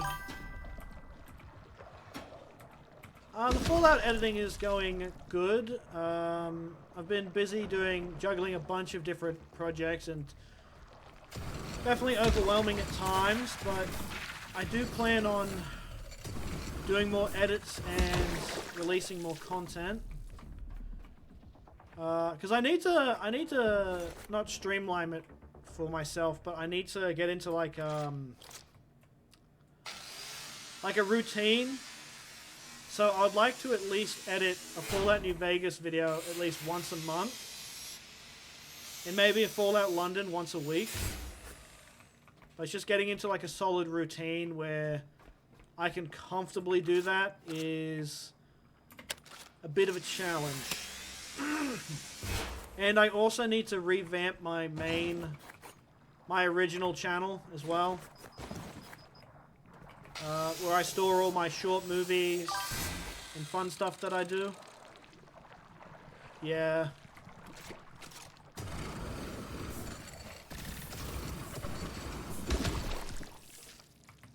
I like that guy, he's fun. Goofy and creative. I enjoy that.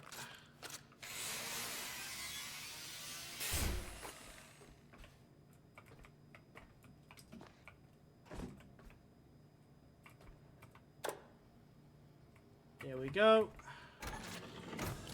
We did it! It only took me an entire hour to figure out there's a basement. I've recently caught up on getting all the VODs uploaded, so I'm pretty caught up. The only VODs that are missing are the Mega Bonk VODs. But there's not really an order to those, so...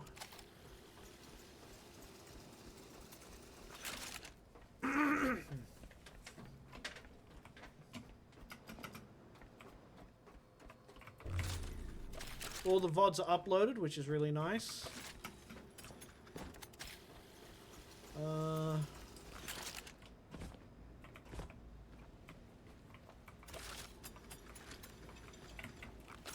Yeah, it's been pretty good. I think we've discovered every place on the map. So I guess I'll de-loot, and then I guess we'll try and figure out what we're meant to do. Have I already discovered the place that she's trying to send me? Oh, we gotta loot this as well.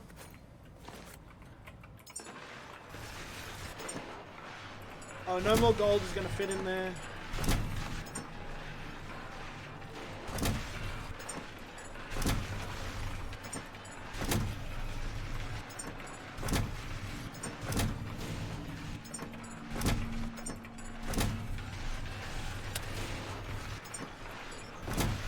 Almost filled up on plastic. That's crazy.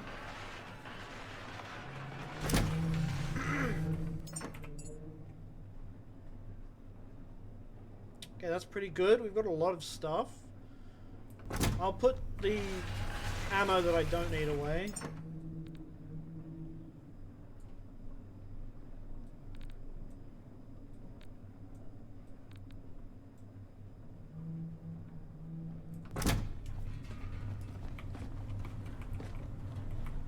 Might as well pick this up.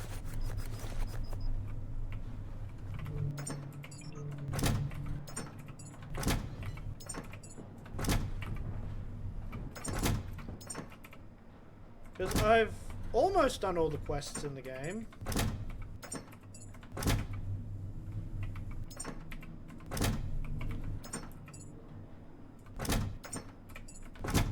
There's just 2 that I'm missing.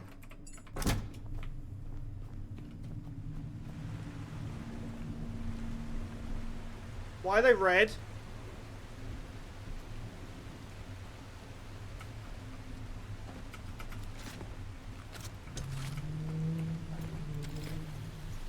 Let's leave. I think we've overstayed our welcome.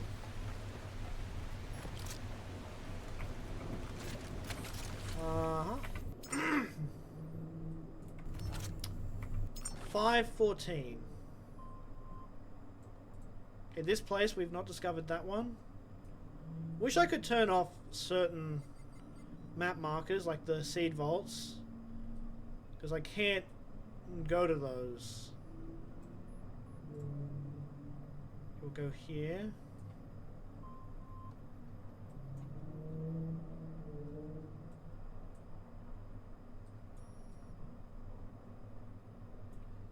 That's 2.3.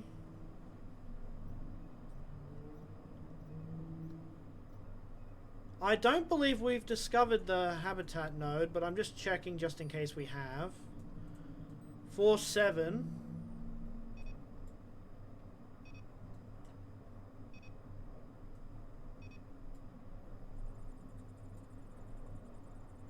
That's 635. I can't quite see a pattern emerging. So I believe there's a section that we've not discovered yet with more locations. That was a habitat node that we found randomly out here. So I believe these habitat nodes, I mean these NDNS nodes, they're the outer reaches of the map where nothing else spawns.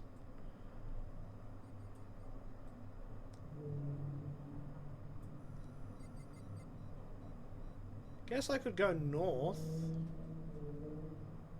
Okay, I'll go here, and then I'll go east to see...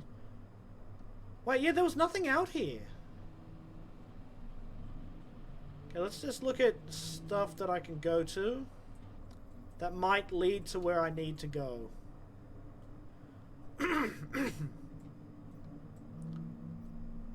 Because the seed vaults, they can't help us.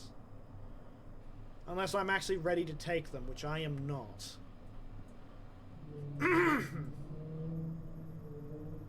Okay, well, we have a habitat node to go to.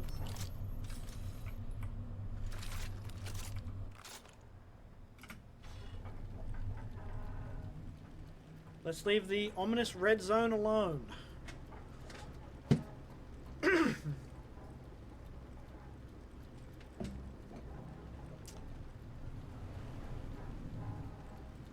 But yeah, besides the video editing I do, I also write scripts and short stories.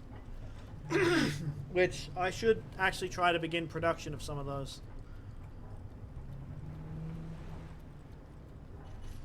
Because like creating like short skits, you know, would be just good. And taking funny clips and posting them on TikTok as well would be good for me as well. There's like a lot of stuff that I need to start doing, and it's a lot of work.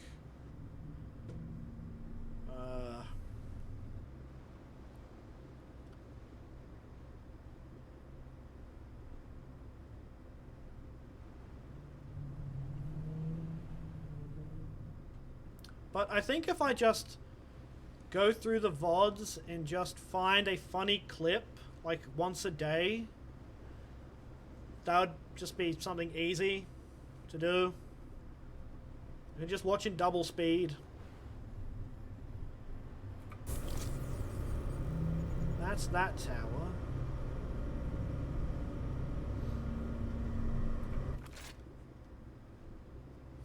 Oh yeah, I'm also taking the 30th of January off, so there's not going to be Fallout on that particular Friday. I might play it a day earlier, I don't know.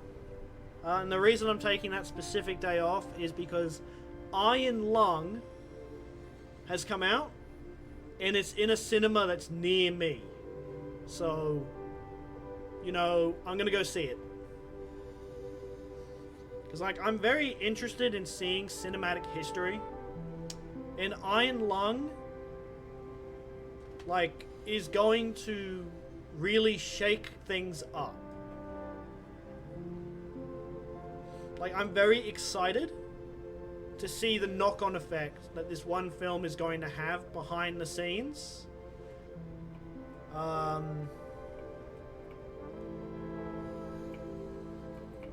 Because it's really going to be a big shake to Hollywood.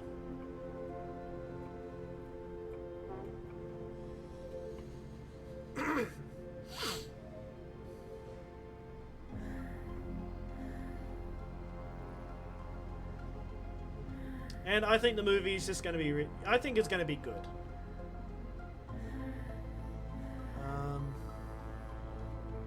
I've been waiting ages for this movie to come out too. And I am so happy that it got an international release. Because, like, it really sucks when movies are just stuck to one region. Like, region locking on DVDs is not good for anybody. Like, whoever invented region locking is, you know, is up there on the terrible persons list. Because you just know that they hated people. That they didn't want others to experience cinema. It's just like, it's just crazy.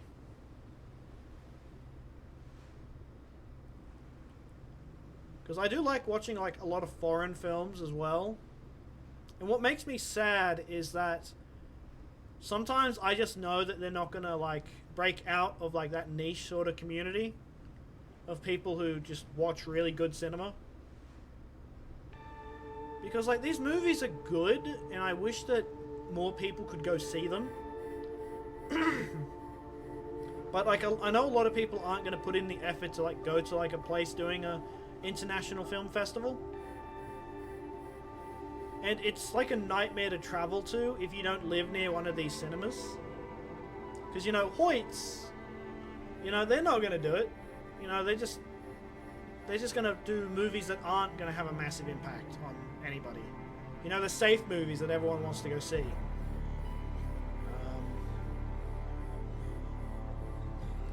It makes me genuinely sad that, you know, there's some movies that aren't going to reach a broader audience even though they are really good.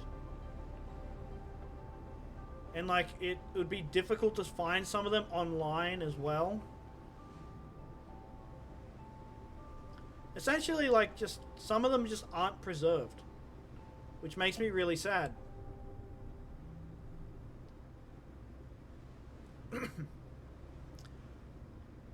Like this one film, it's literally called A Man. I saw it at the Japanese Film Festival a few years back. And it was a very mind-blowing film. And, you know, I would love to be able to find it somewhere online. To be able to share that experience with other people, because... And it's just, it's not possible. And trying to find like a DVD version of it is a bit difficult because I don't think they sell to overseas, but it's definitely like one of those movies that I rated highly because it was such a interesting premise.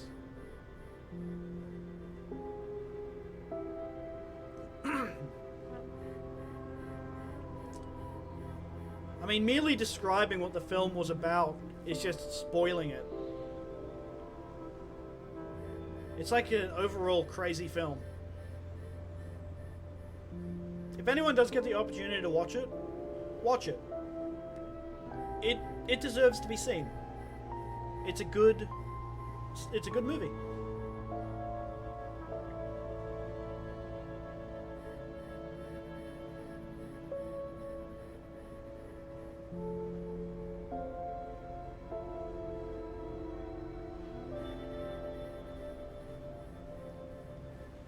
We are running low on diesel, which I don't like.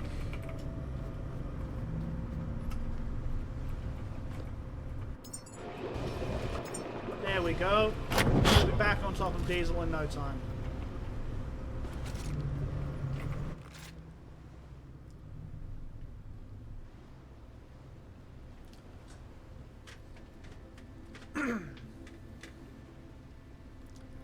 I think the exploration part of this game, it's nice, because we've definitely found a lot of spots.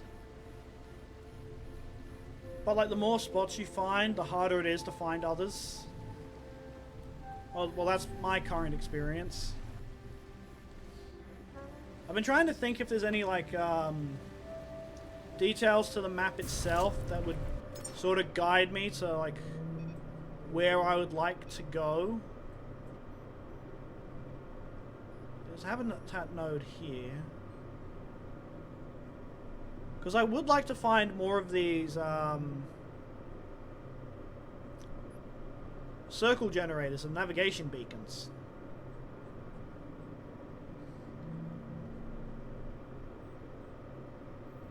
Maybe something will be out there. Maybe. It's definitely hard to tell.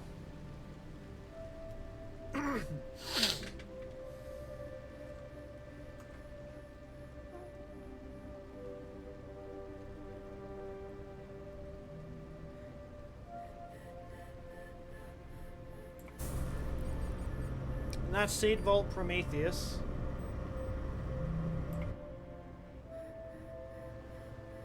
So we want to try and point our boat in a northeastern direction. And we'll slow our speed. There's a guy on top of that boat. And it doesn't look like just a hollow casing. It looks like we might be able to travel under here.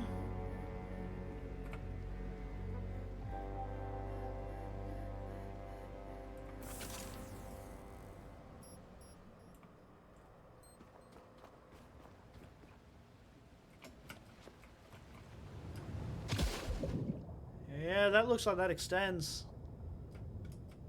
That is definitely a ladder of some description.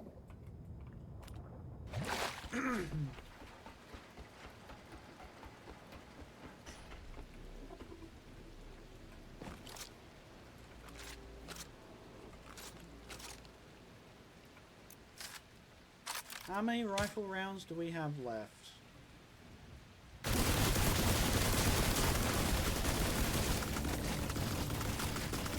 Oh, we have enough for this.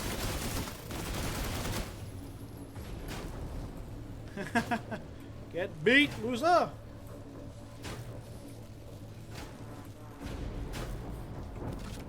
And out of nowhere with the steel crowbar.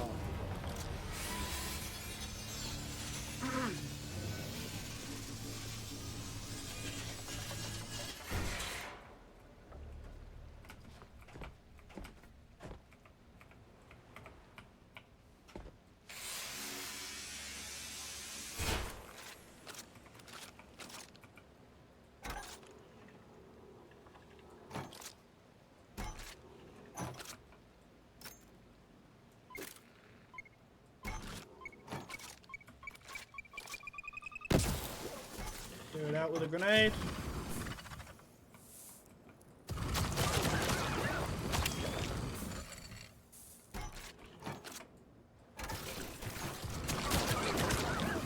We'll start purifying with our flamethrower.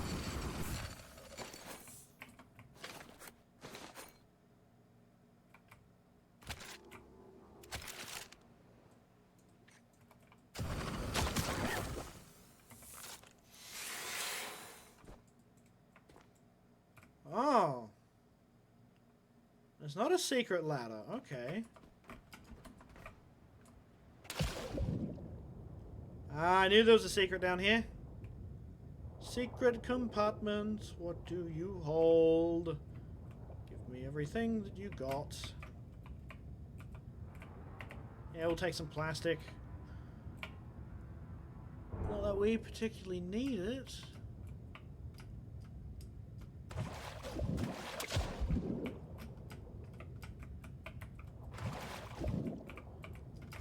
Can you climb up, buddy?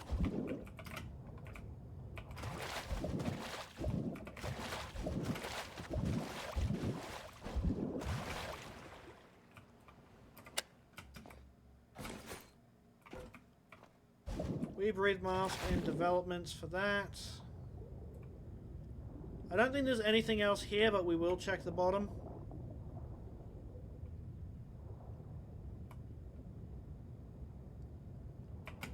Nah, nothing here. Okay, now we just need to find these other two things. So...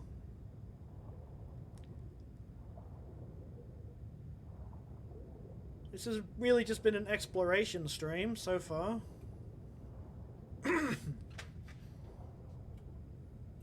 Kind of wish I had like a quest marker on the screen to tell me where I need to go.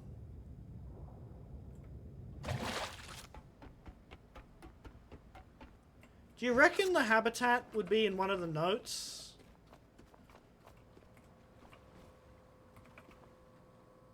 That's a lot of log data.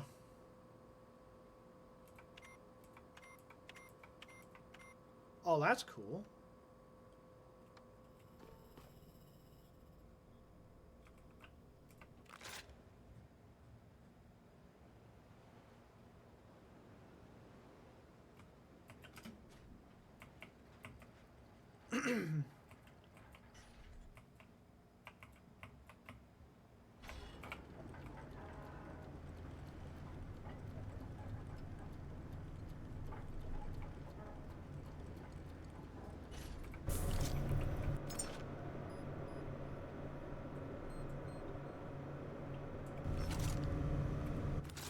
So that might be the last listener station.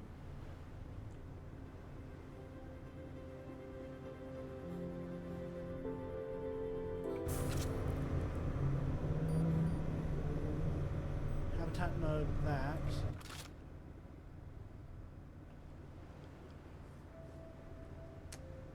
I should probably Google where it is, but you know, I like experiencing games and seeing how far I can get naturally.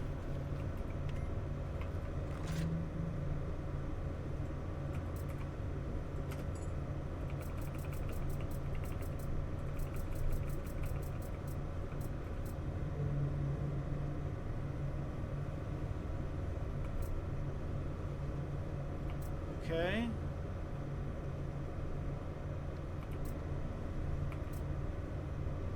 Just looking for coordinates just in case.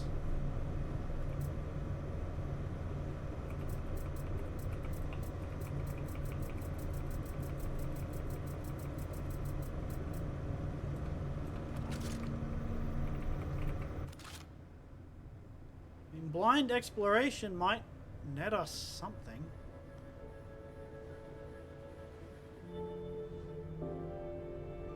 Thing is, we don't know.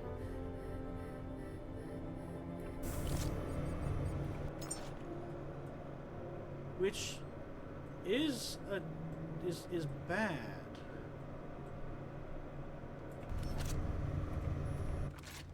Do we just continue trying?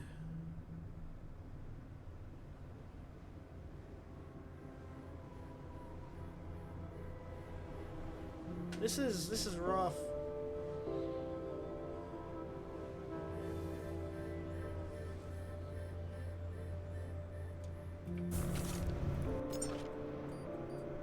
I guess we've not explored south. Should we try exploring south? That might be an idea. Wait, do I see something in the distance, or am I tripping?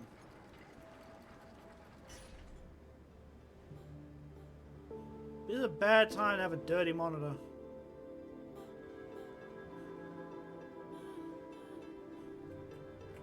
Yeah, no, I'm gonna try exploring south. What I'm gonna do is I'm gonna go here. And I'm gonna explore south of there.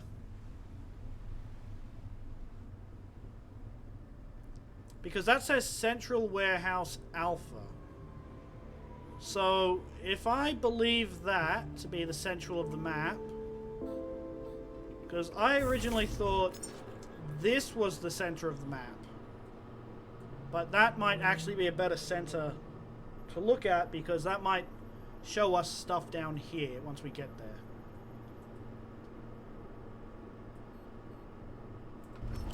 Why are we veering off course? Oh, a shark hit us.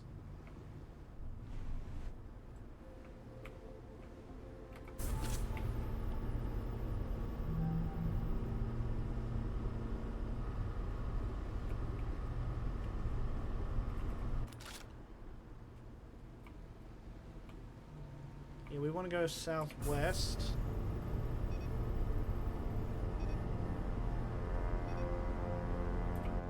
There we go, southwest. We might have to actually start killing sharks.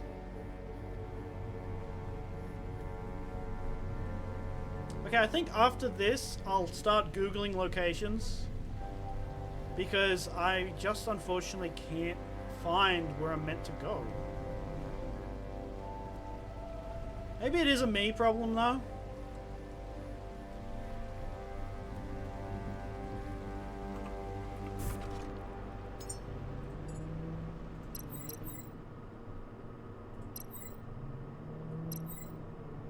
Since when could I unlock this? It's crazy.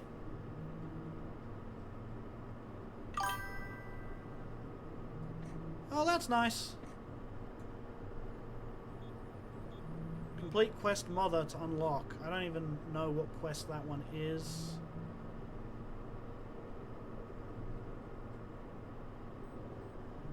Well, we've unlocked night vision.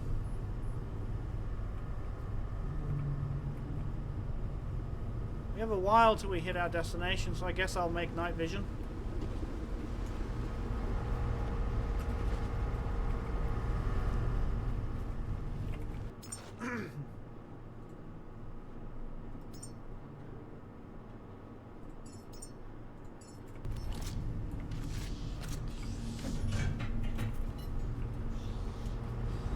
Also fuel up.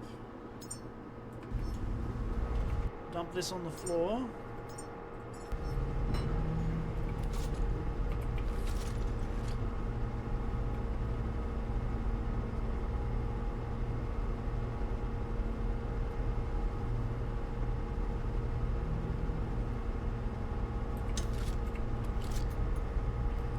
Supposedly there was some sort of reward that was also dropped. But I don't know where it could be.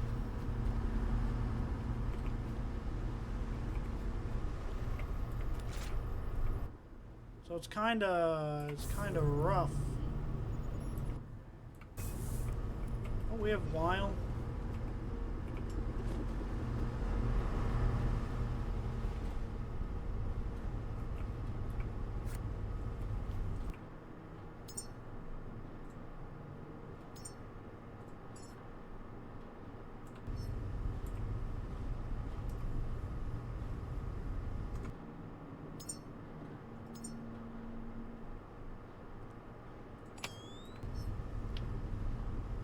Right, this is interesting.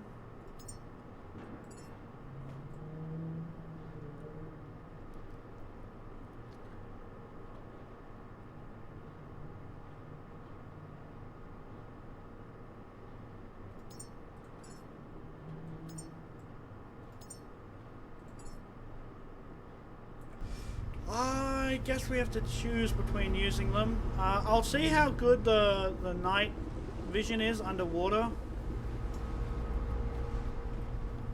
Sail to the drop pod. What drop pod though?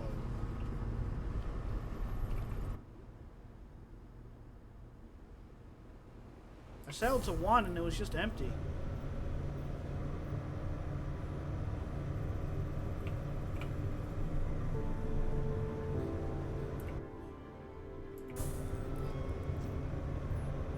There's that one.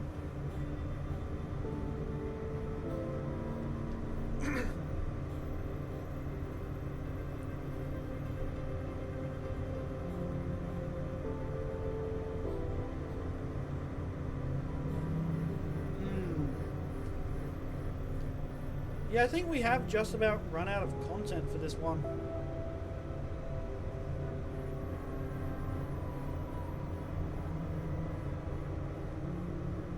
Oh, we're literally on the mother quest. Okay. A gift from above.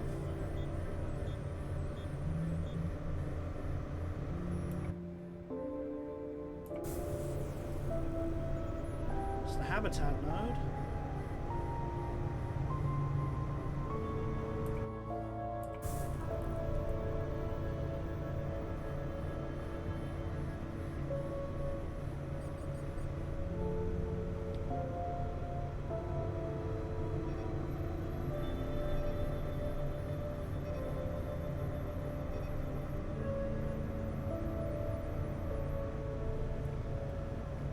Guess I'll plug in the emergency fuel. Wait, I can stuff some more dark matter in here.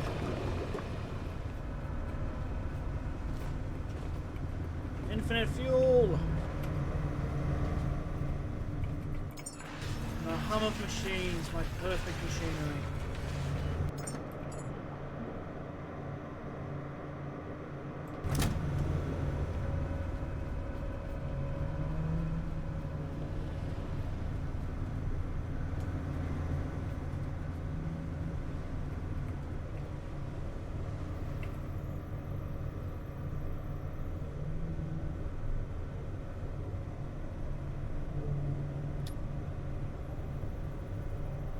Okay, this really does take a long time.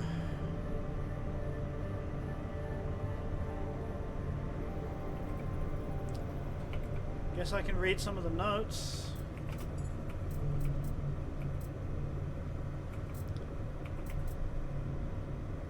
Elena's future. Okay.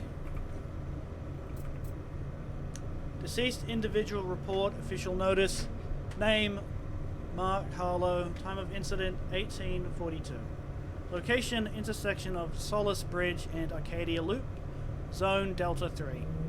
Nature of incident, vehicular collision, single fatality, response unit Orb 99, automated medical drone, confirmation of death 1848, next of kin notified, Elena Harlow, daughter, Olivia Harlow, spouse. Delivering Officer Lieutenant Corin Hale, Moses Liaison Unit 4. Can't remember date anymore. They didn't even say his name at first, just read the case ID. My mother asked them to repeat it. She didn't cry. She didn't move. Just stared at the screen like it owed her something. I remember the way her hand tightened around the ceramic cup. She set it down slowly. The cup didn't break, but something else did. Launch day. We're given gum to help with pressure shifts, but I was too excited to chew. My mother smiled the whole time, even as the earth shrank behind us. Everyone said we were the lucky ones, that Moses would build something better up here, cleaner, safer, smarter. We believed it. Had charts of expansion plans, timelines, projections. One of the doctors handed me a patch that said first orbit generation. I wore it for years. No new births this cycle. That makes 5 in a row. No ceremony, just a revised medical chart. Everyone pretends it's an anomaly, but no one looks anyone in the eye when they say it. The classrooms have all been shuttered. The educational AIs still update themselves once a week, out of habit. I walk past the nursery window. Inside, one rocking chair, perfectly still. I don't think it's been used in over a decade. I was sealing bulkhead 6 today, when the realization settled. Not like a scream, more like a soft lock clicking into place. We are the end of the line. There are 47 of us left. No viable embryos, no fertility, no plans, just routine. The colony systems will outlast us by decades, maybe centuries. I think about the caretakers sometimes, about Earth. If any is still running, maybe they'll figure it out, grow someone new, maybe not. Either way, the planet doesn't need us anymore. We came to space thinking we were saving humanity. We didn't realize we were its final inventory. The archive is complete. It just needs to be read by something that comes after. Okay, that was interesting. And we are here.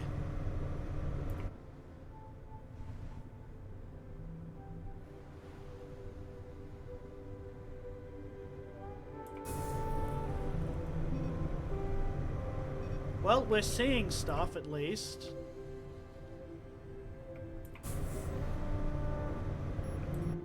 There's something over there.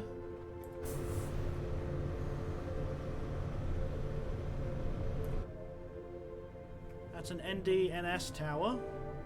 And then there was stuff over there.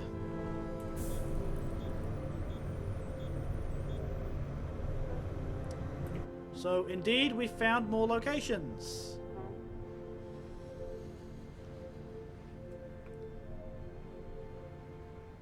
Still, I can't believe it's 11 already.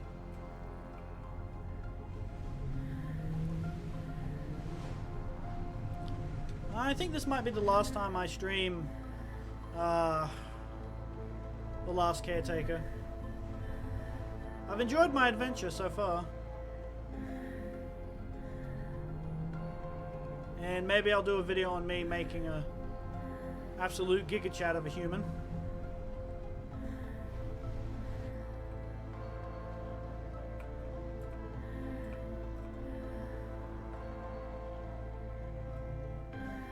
Okay, angels are surrounding this place. I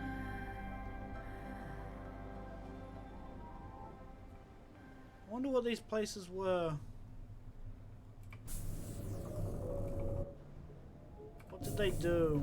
What was their purpose? I mean, they're clearly meant to be bigger.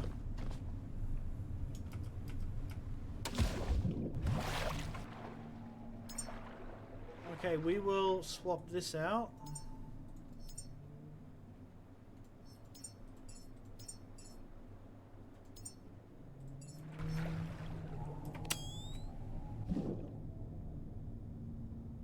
This is worse than just having the regular light. Night vision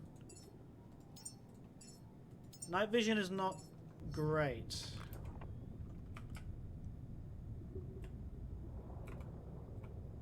Okay, we've already got the ultimate flashlight, so that's cool.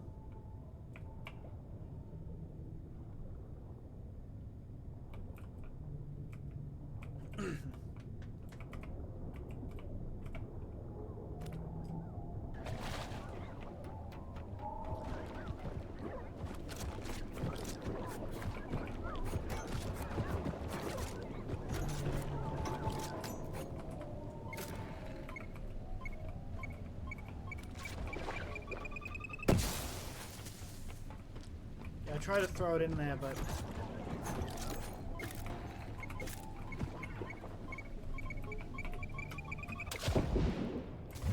Okay, I'm just gonna flamethrower it because I can't aim tactically for anything. Oh, they're all dead.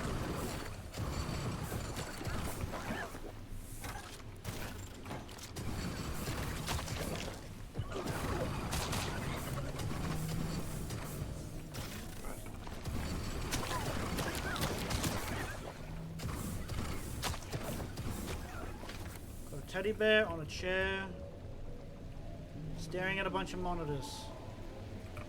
New diary entry.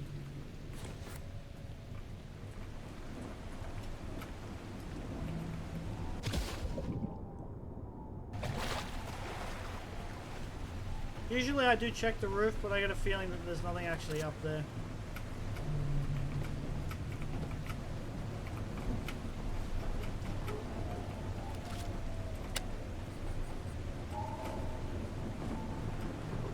Yeah, nothing's up there. Okay, so something was down south.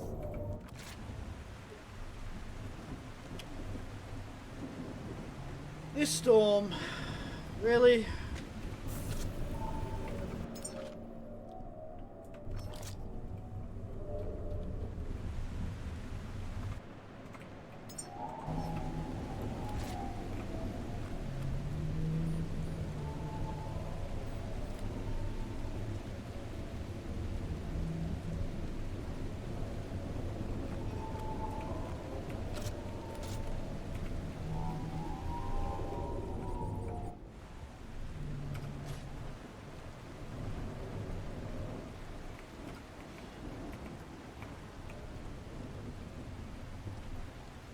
I believe what we saw was west of some sort of description.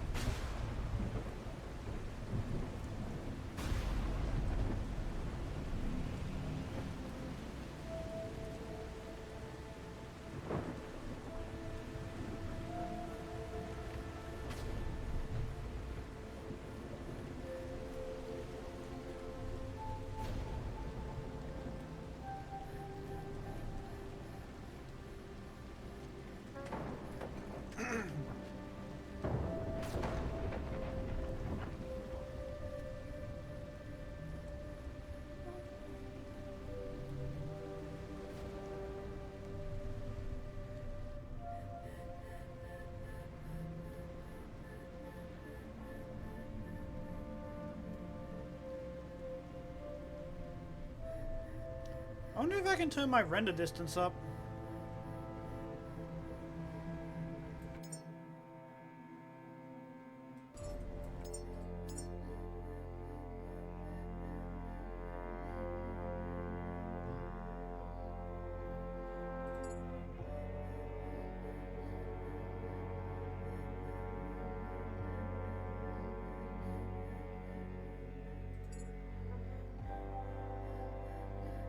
Apparently shadows are off.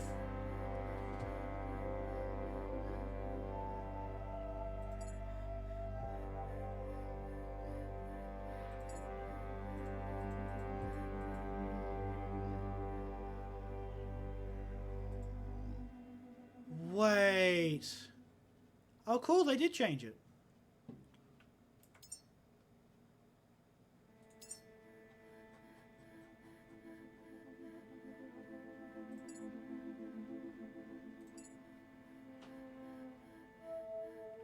G, apply, escape.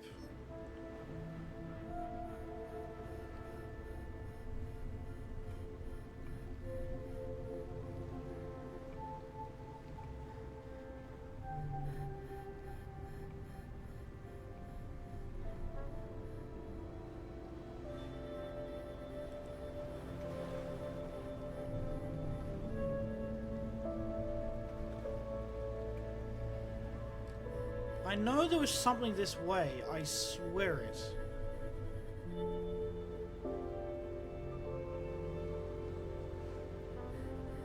Or maybe I'm just crazy.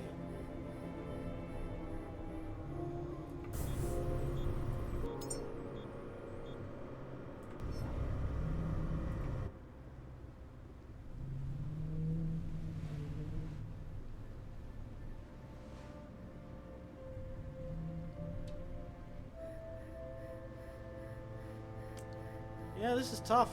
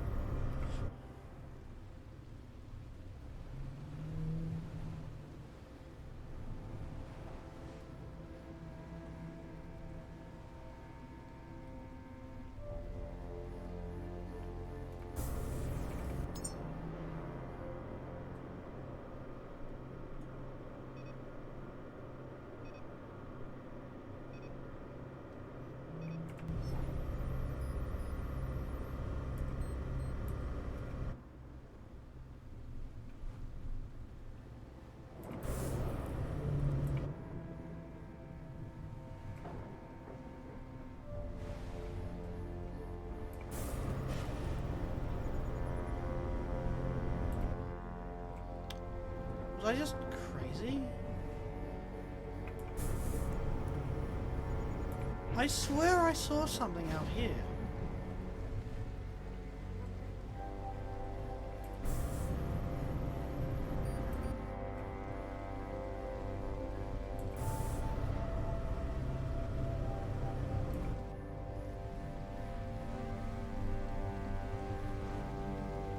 I mean, it's not like I can see with the damn fog. I might actually have to look up at a map.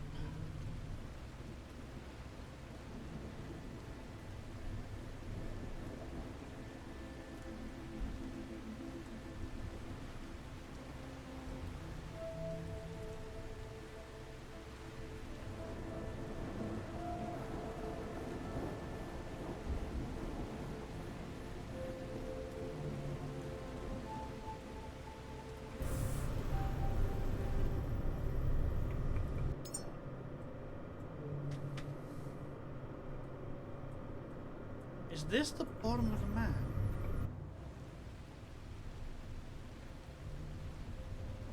Kind of wish there was indications for how far you could actually sail out. Because now, since I'm looking for something specific, that's actually what's impacting my experience right now.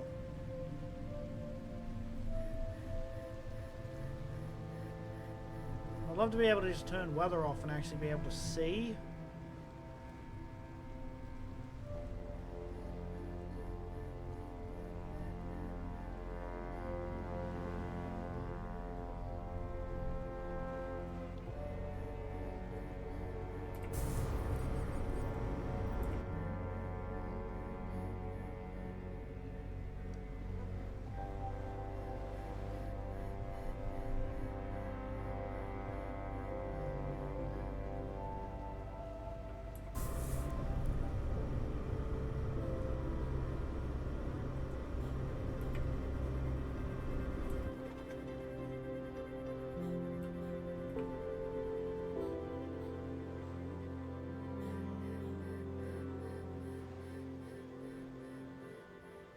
I legitimately am going crazy. I thought I saw something. And that would just be that. And then...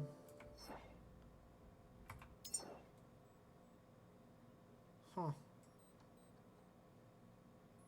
That can't be the end because these are down here.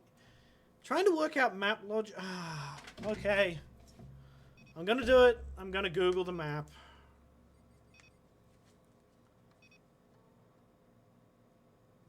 Which is not something you really want to end up doing. I mean, I like to play games to see how far I can go by actually experiencing the game. Okay, the last...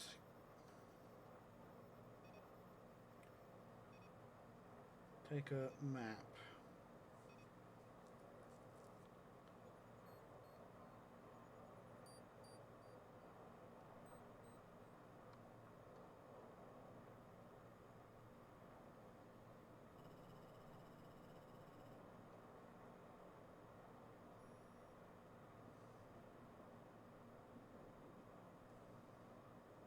Huh? Okay, that doesn't help.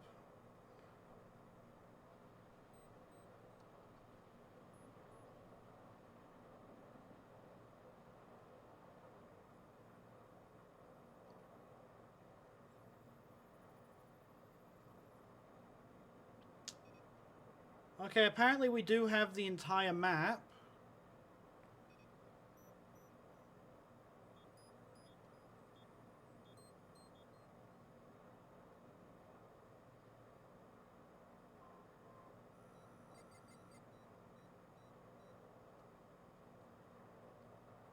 Habitat node 05. 90 on the air. Oh, 90. 9056.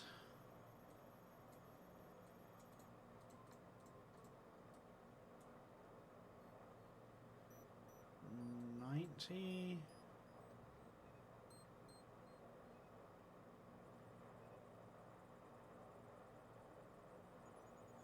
56.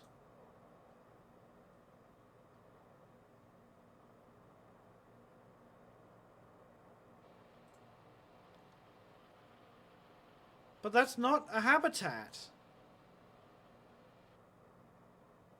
What?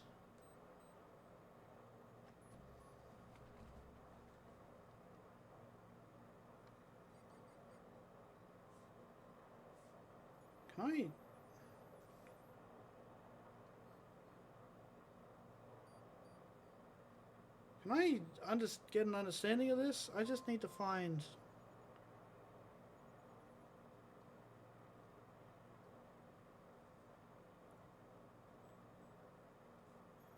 Is there just... Can I not just have a location, please?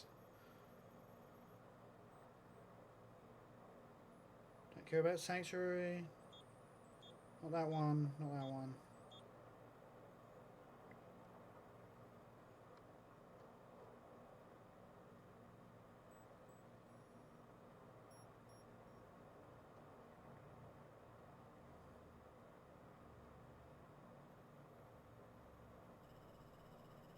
Okay, we'll leave the habitat nodes on. Don't need that, that.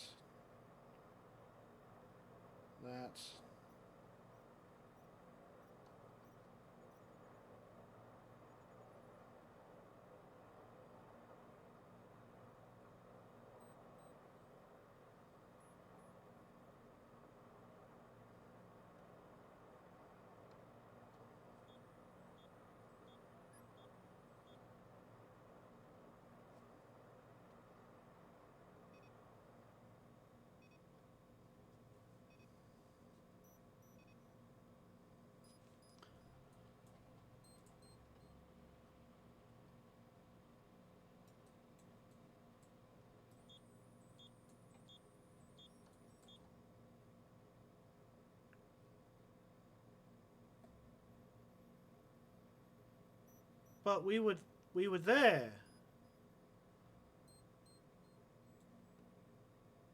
That's not the location I need.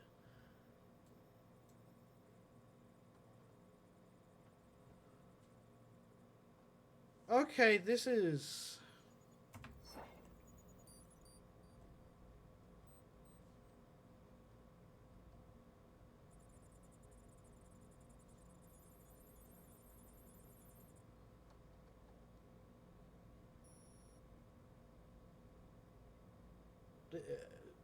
I'm at a loss.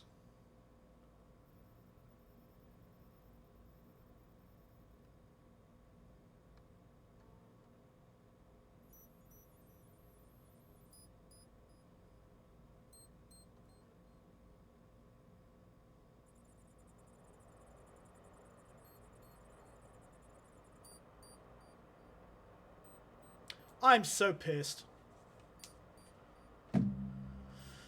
Oh my... Apparently we missed it. We missed something up there. Now let me go...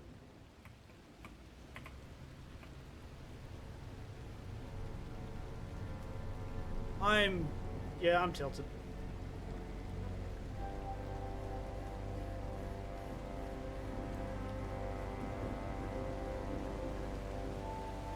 Apparently what we were looking for was locked in a shipping crate or something.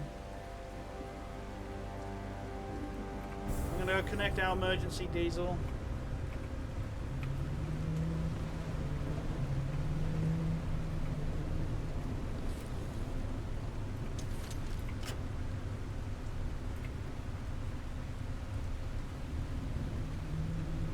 And we're gonna go travel 10 kilometers for that. Guess I'll go Google where the stupid drop pod is. That is a little bit annoying because we went here and I swear we explored it.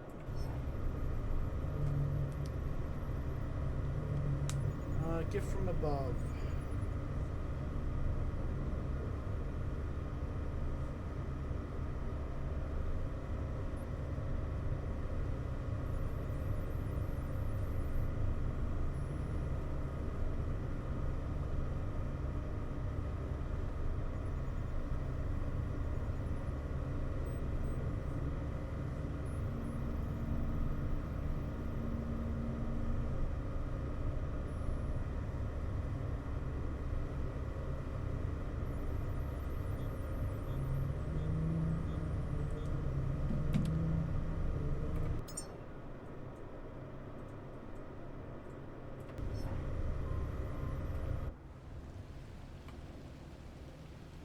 Okay, Exodus Station is closer.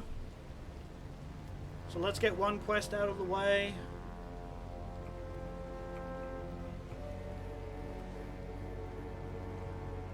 Sail to the drop pod. There's a drop pod somewhere around Exodus Station.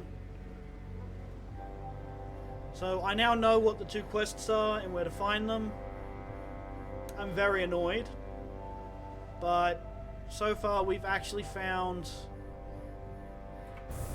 Well, we found like a few secret locations that aren't on the main map. So these purple circles are the main map, and you can't get any more navigation beacons. So let's just remove that because that's pointless.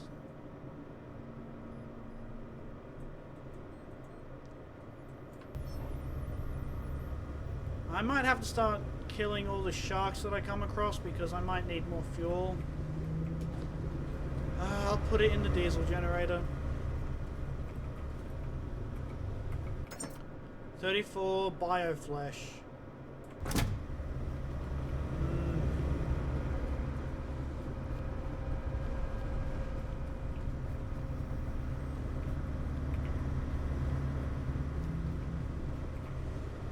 Well, it's the waiting game.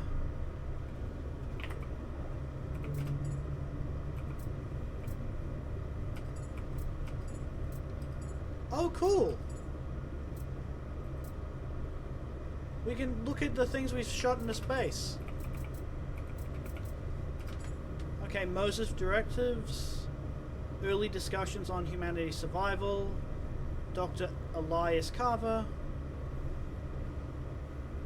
The directive is clear. Earth's prognosis is terminal. We cannot save the planet, but we can save its people. First priority is continuity. A network of orbital stations must house humanity across generations. Everything else is secondary: art, culture, even individual lives. The mission is survival. Shift focus towards modular station designs and multi-generation habitation systems. Address emerging ethical debates regarding prioritizing certain populations for initial evacuation. Ooh, spicy. Without constant innovation, survival is temporary.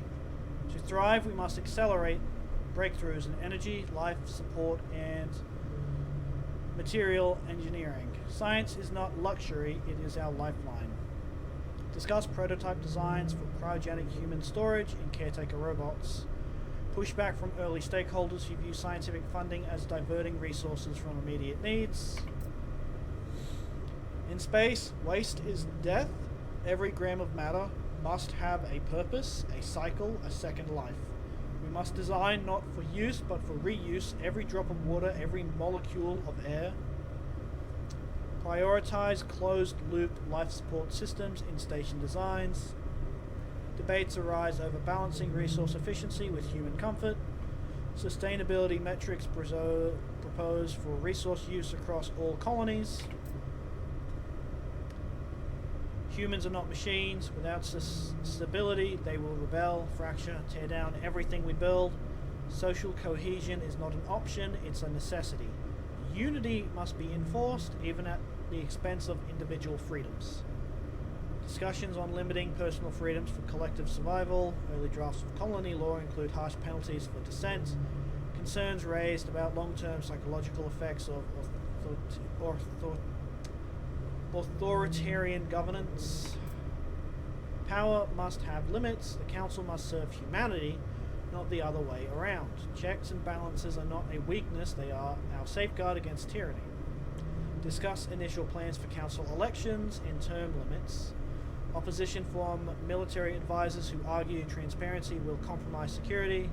Agreed to record all future council decisions for archival purposes. We have the pieces: survival, science, sustainability, order, and accountability. They are the pillars of humanity's future. What remains is the hardest part: turning ideals into reality. Final drafts of the doctrine framework circulated for approval. Concerns over balancing efficiency and fairness in resource allocation. Public rollout delayed due to growing unrest on Earth. Our doctrine assumes a future where Earth still plays a role in humanity's destiny. But now, Earth is a relic. How do we honor its legacy while committing fully to the stars? Proposals to achieve Earth's cultural and historical artifacts in orbital museums. Debates on whether Earthbound population should continue receiving resources. Rising tensions between colony inhabitants and remaining Earth governments. Okay, that's interesting. We've got 5 kilometers to go.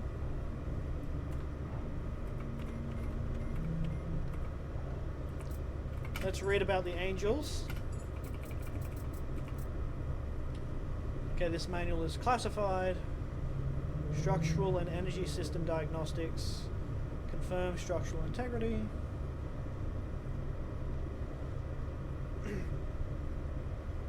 Interesting.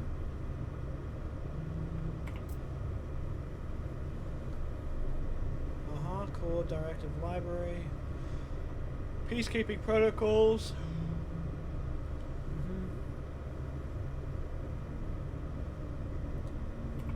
Okay.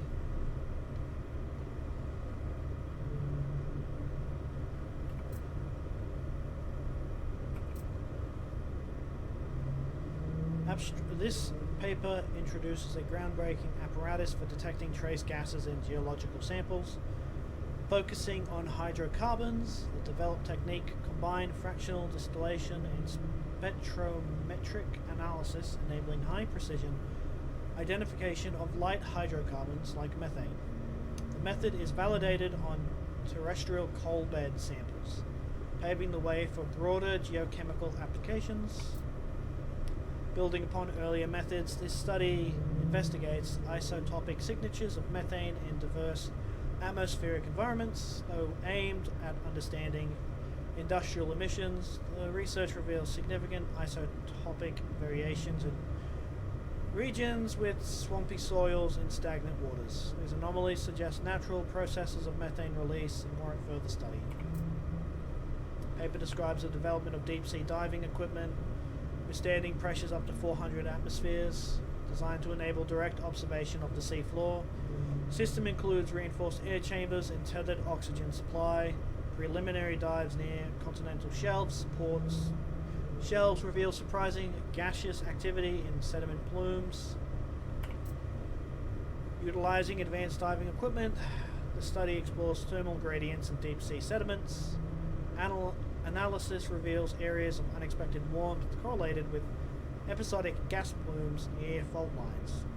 Though initially interpreted as geological anomalies, the findings suggest active subsurface processes that influence marine sediment dynamics. Interesting. For the first time, this paper investigates the stability of gas hydrate formations under controlled thermal and pressure variations using deep-sea core samples. The study demonstrates a slight increase in temperature or pressure shifts that can lead to rapid dissociation of methane hydrates. The potential for cascading destabilization is discussed, with implications for both natural systems and human activities in submarine regions. I don't really know what that means.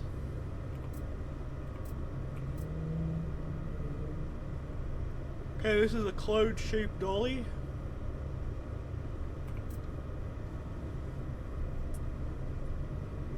Uh-huh.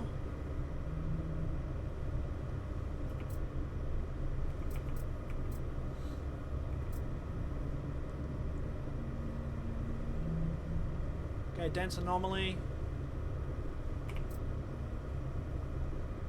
Sample resists dissection under heat lamps. Reacts, it grows thin, hair-like threads reaching towards the light. A pulse travels through the fibers. Slow heartbeat, it's self-repairing too.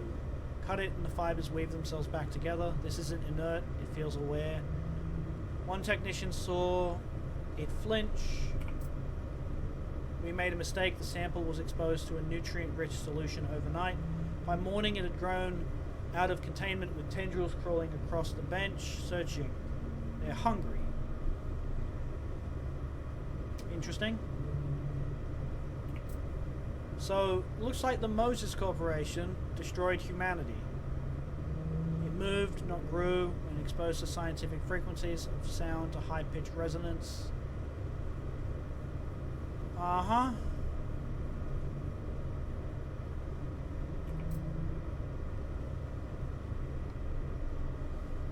Interesting.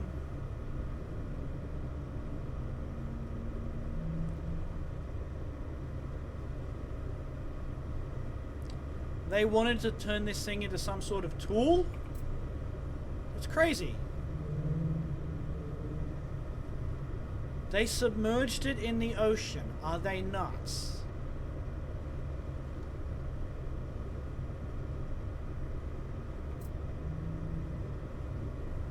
Tentacles have become autonomous. They respond to darkness, curling inwards like sleeping serpents. In light, they extend, reach, and pulse.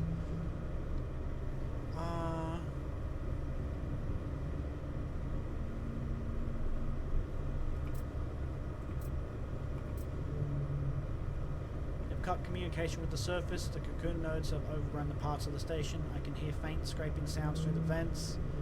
Tiny tendrils trying to breach bulkheads. I managed to seal myself in the cryo chamber.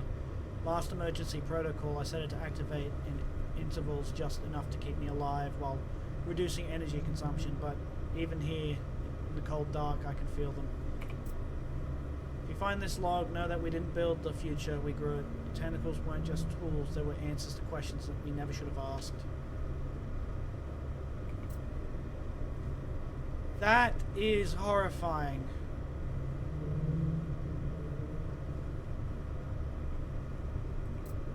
Okay, so they found something that they probably shouldn't have.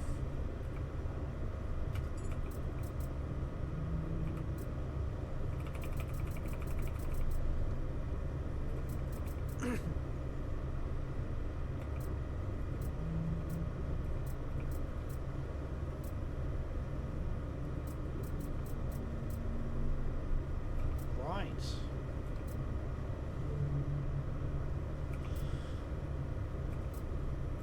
Okay, this is...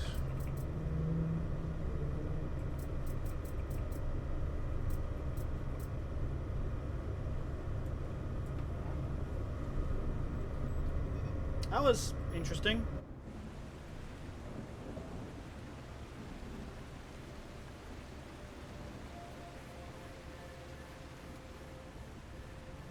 If I had a better fuel setup for diesel, I'd probably explore more.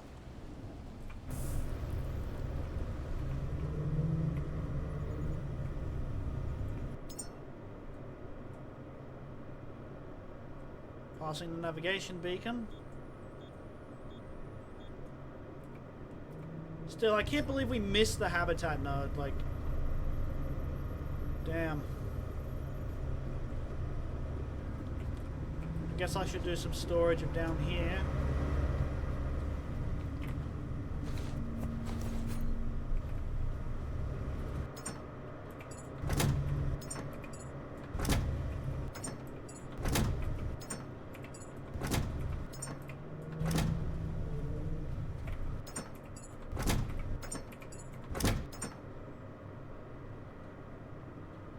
We're doing pretty good on titanium and carbon fiber. That's a first.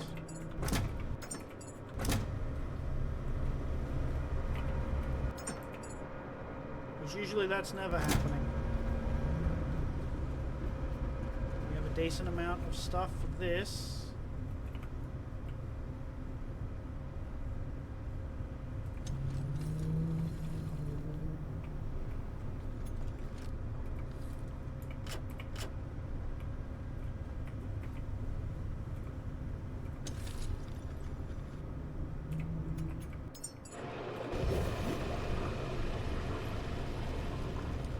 We need more diesel, we need more power.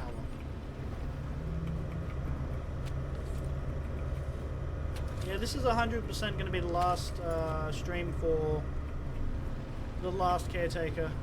Because its viewers have dropped quite significantly. When I was looking today, it had 17 max viewers. Which...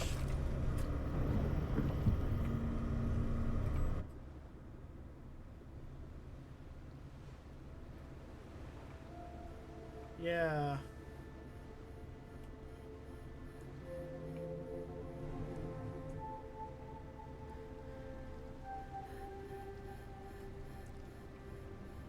So what we're looking for is either somewhere, I think we've got a sail somewhere around here. We'll finish the quest. I thought there would be a quest marker or something, but there wasn't.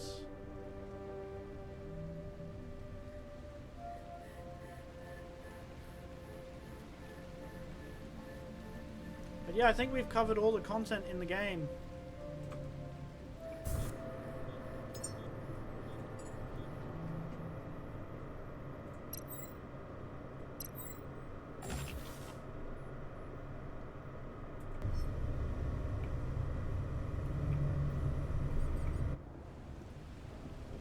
Of course, there's a storm that happens, of course.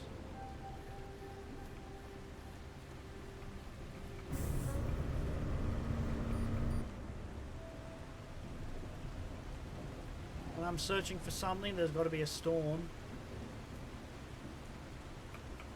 Okay, let's not waste fuel. Let's go build the telescope thing.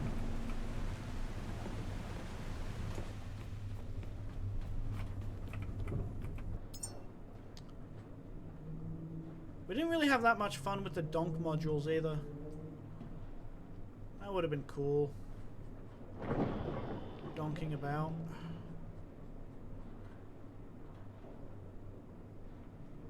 I swear I just unlocked it.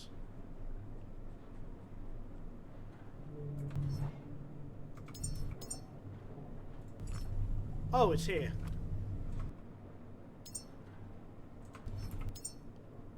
It's just in our inventory.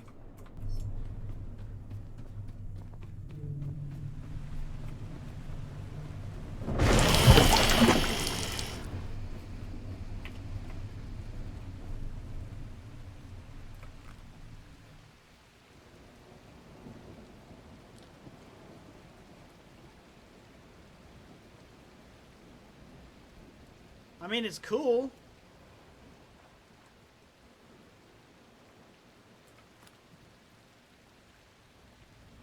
I don't know how great it is.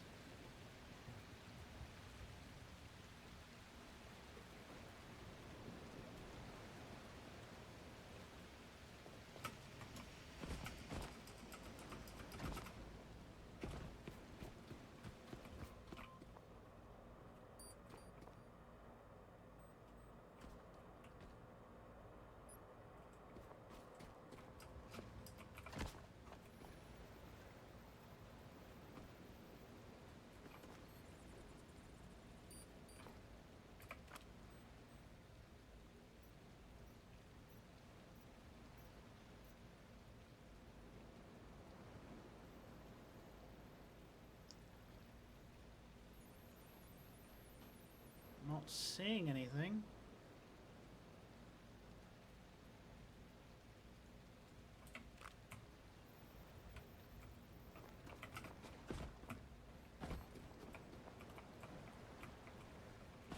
Okay, the rainstorm has ceased at least.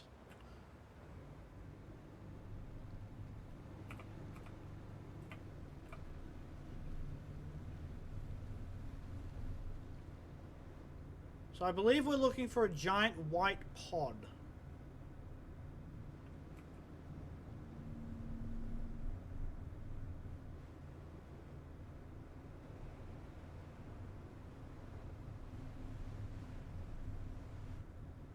Or it, oh, there it is.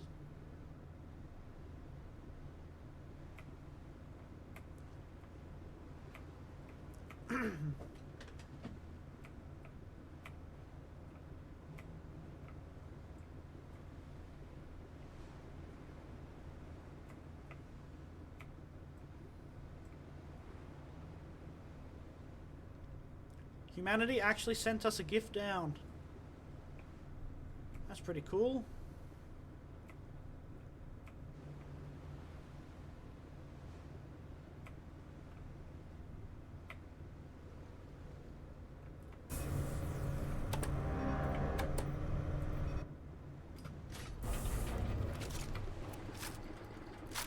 Uh-huh. I should make more bullets.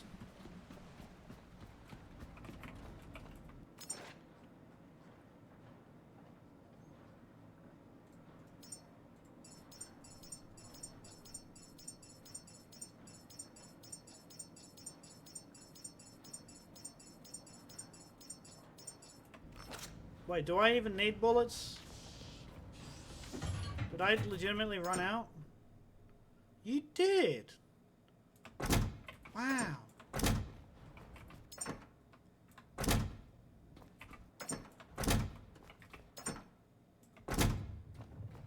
me some more bullets.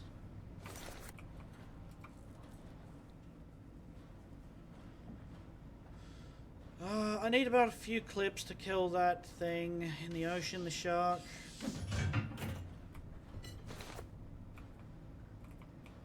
100 should do it.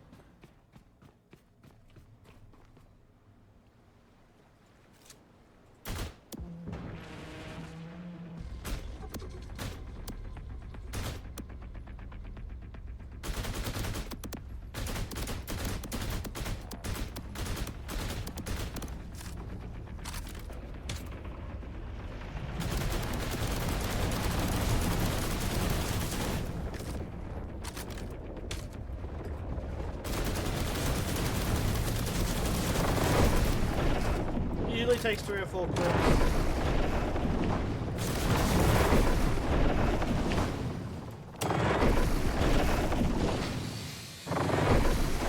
It's just pulsating and attacking my boats.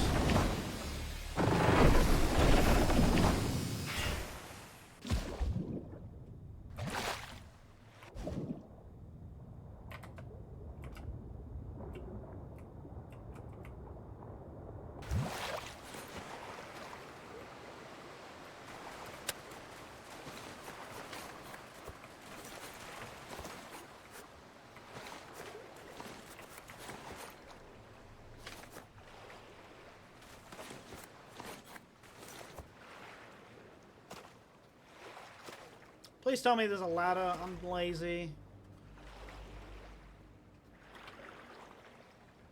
Really? You want me to get the boat to this? Can I go underneath?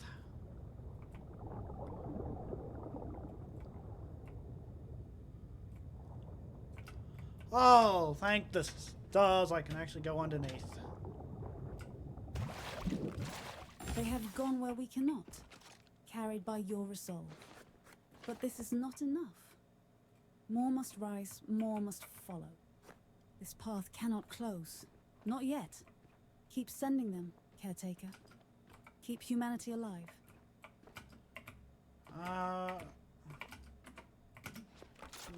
Maybe?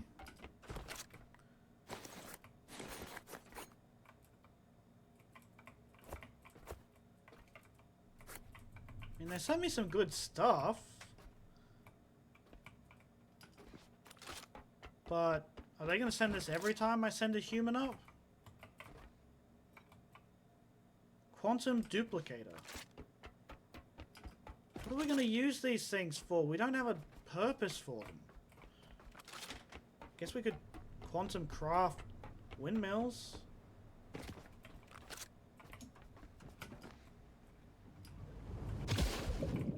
Well, now to spend the next 10 minutes going to Habitat Node 5.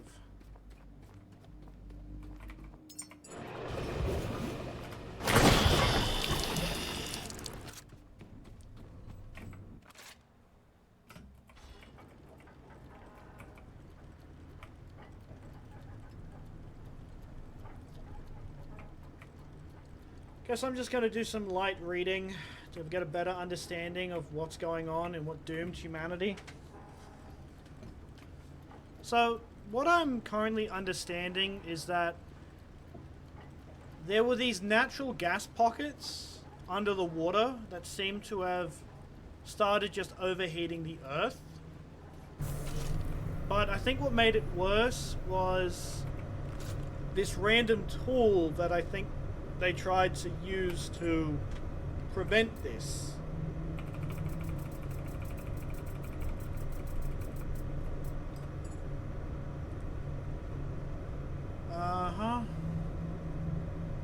Today we've received official directives from ONI to engineer a standardized series of solar panels easily deployable by autonomous robots globally, not solely caretakers, but all robotic personnel, including industrial and exploration units. ONI's ambition is clear: scalable, durable, and reliable solar energy to sustain humanity's last efforts. We've named the project Lumi, signifying our hope that these standardized arrays will light the path forward amidst Earth's uncertainty. There's quiet excitement in the lab, finally. our skills to serve humanity's deepest needs.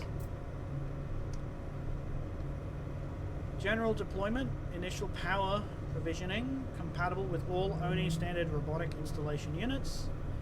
Notes, completed initial field tests with various robotic models, Talon, maintenance drones, etc. Excellent performance, noted ease of robotic installation, durability under harsh conditions, and dependable baseline energy output verified. Okay. Mid-scale installations required enhanced power outputs for infrastructure expansives. Flawlessly today, blah blah blah. Talon robots autonomously deploying arrays. Confirmed our designs and reliable. Okay.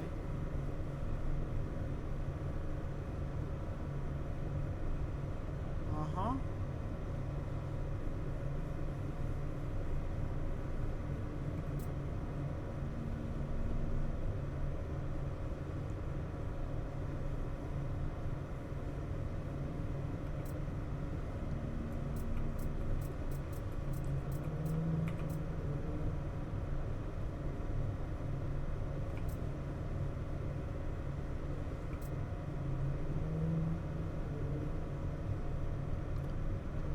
Final transmission. The recording took place in a near-empty La Scala, its vast halls holding only echoes and ghosts of past triumphs.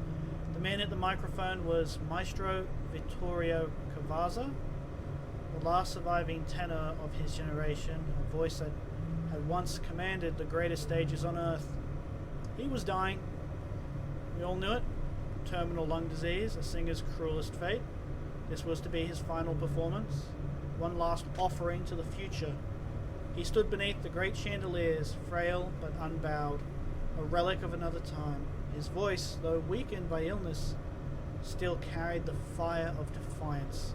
The orchestra played softly at first, a hesitant prelude, till we all knew it was coming, and then, at the climax, the notes rang through the empty hall, a final declaration of human spirits soaring beyond the walls, beyond the earth itself. His voice cracked on the last note, but it didn't matter.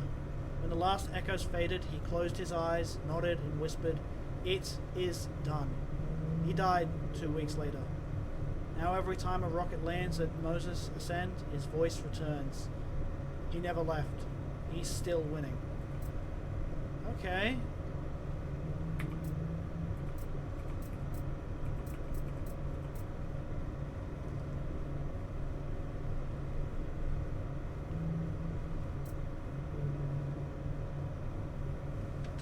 Nocturne Detection Node Project.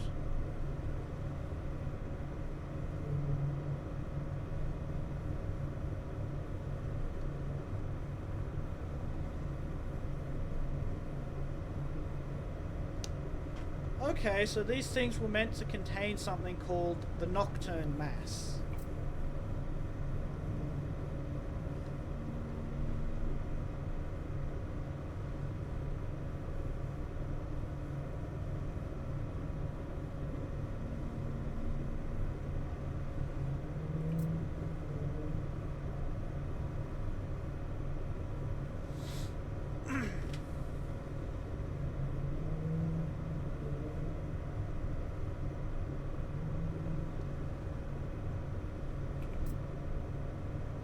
Trying to figure out what's actually going on. Contacted ambient air in the region.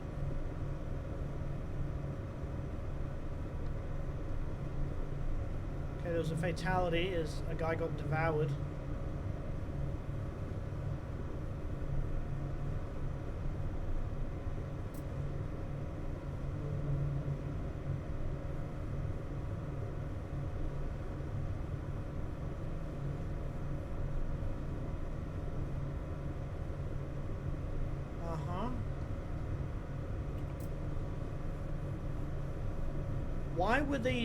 Why were they shipping these things?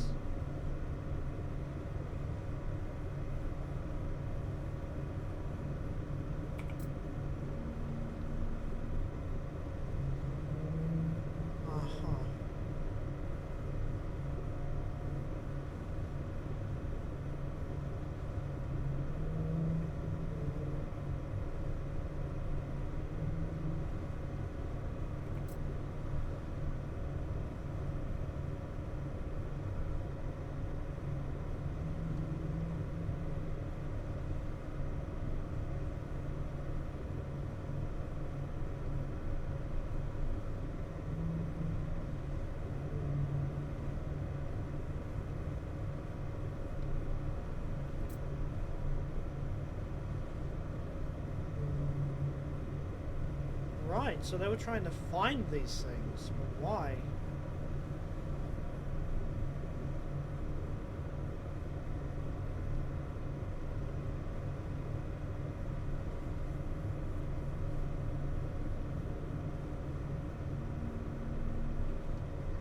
Okay, that's interesting.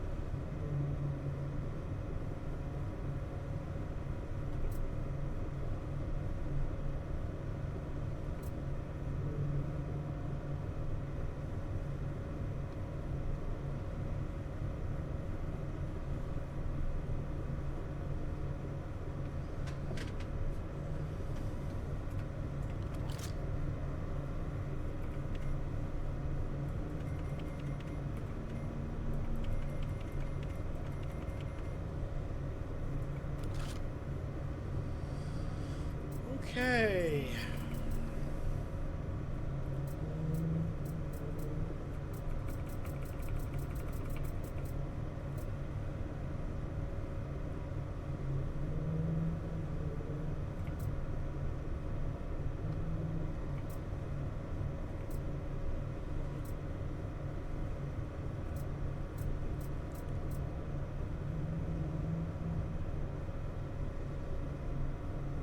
Talon Shark ID. We're out of fuel.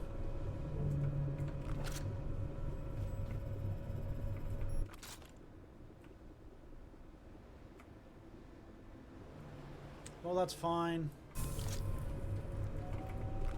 I thought there might be a few more things to do, or more things to... I think we might actually end stream early, since there's not really much to do. So we found something of Roth's anomaly.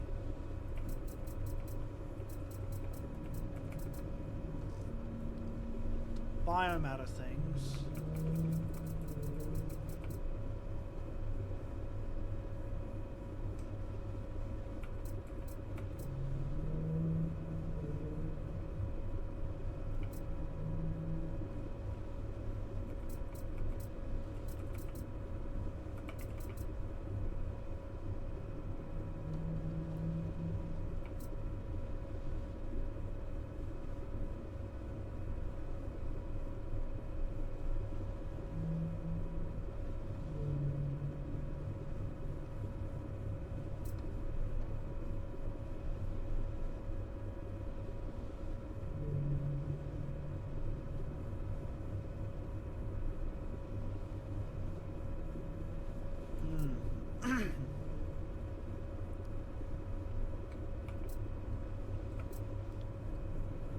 Okay, this has... Did that say written coordinates?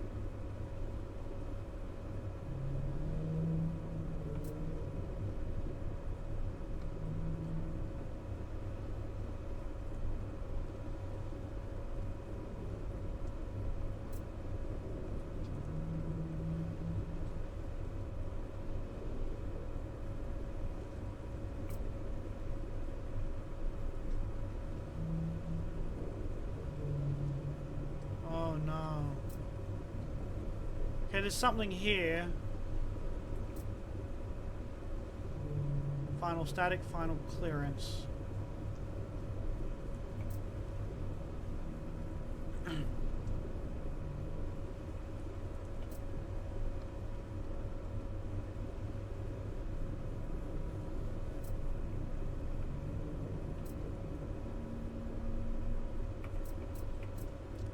TRX, 34X.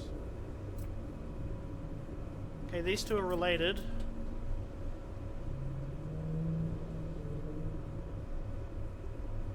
This is about a car. This is gonna take forever. Now let's get some diesel in us.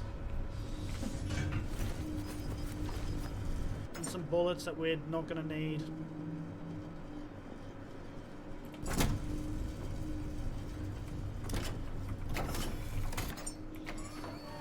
We have all these materials, but we're not gonna use them. That's actually quite crazy.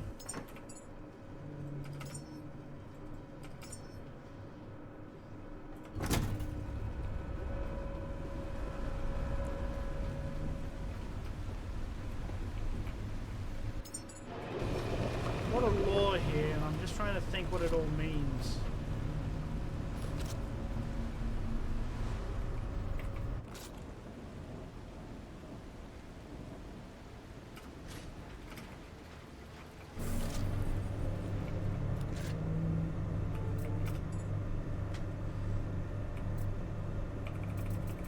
We might almost have all the logs.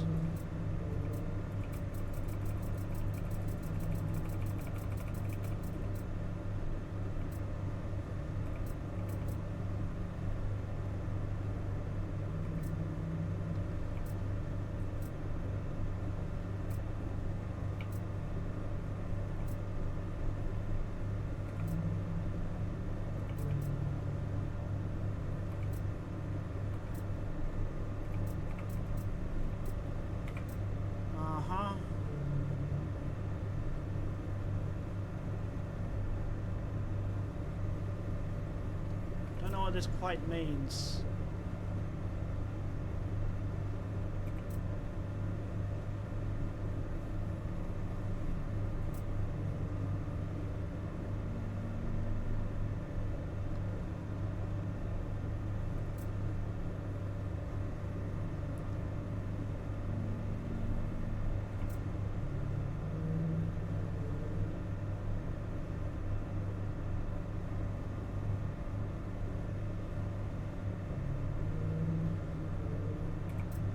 Okay, so there's some sort of paint that caused death in the ocean biomes.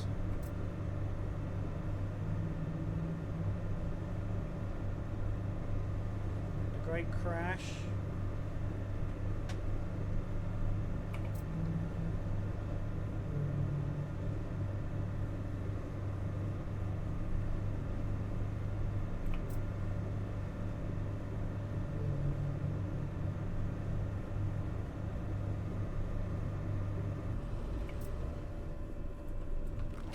That guy robbed a bank. Out of fuel again.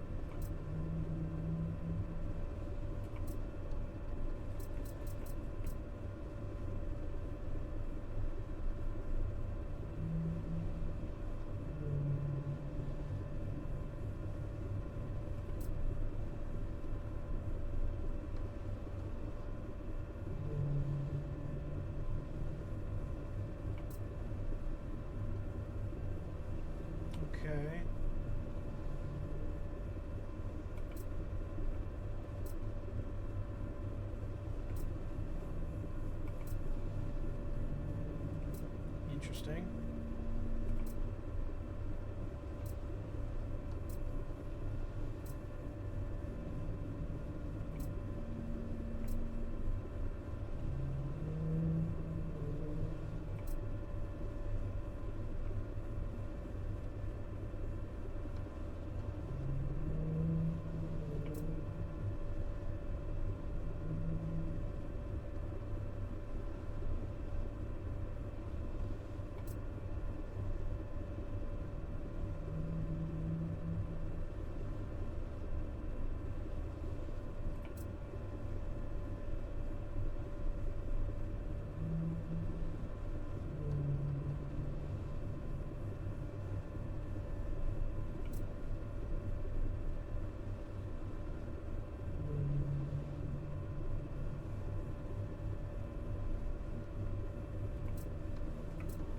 Interesting. Okay. Okay, so that's revealing the human part of the AI.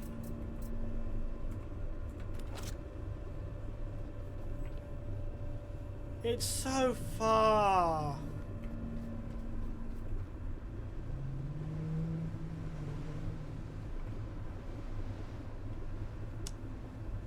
It's an awkward waiting game.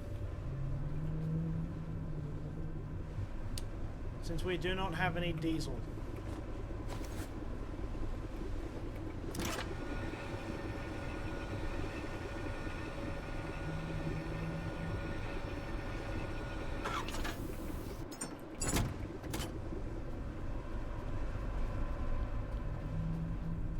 More diesel.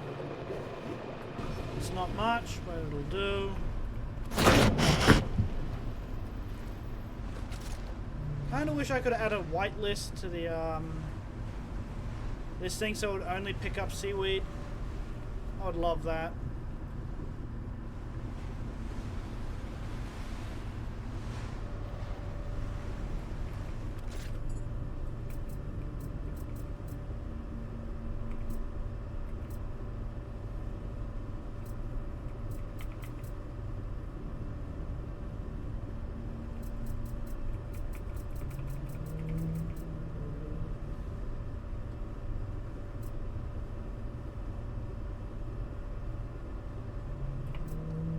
Well, this is eventful.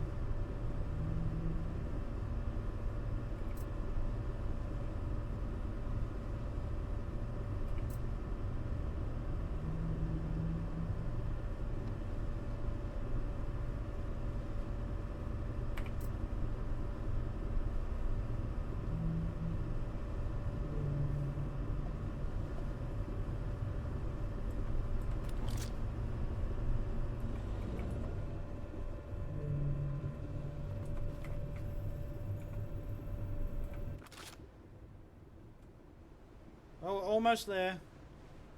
Wonder if it would be faster to swim. This is a very long slog, but as soon as we finish this, I think I'll just end up for the night, eh?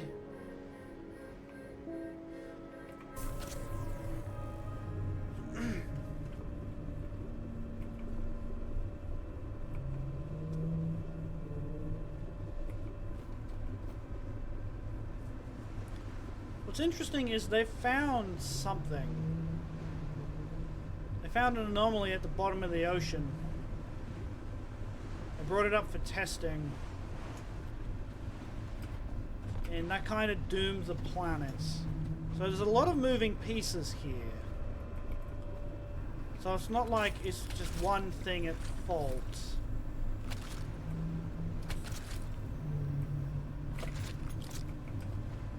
I think whatever anomaly they found just aggravated the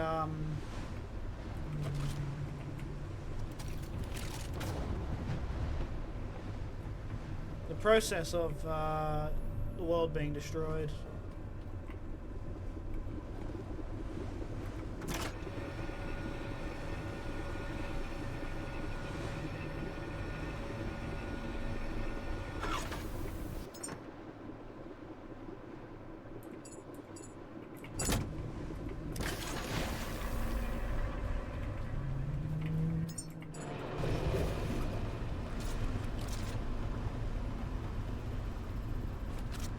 Well, we've almost got to where we need to go.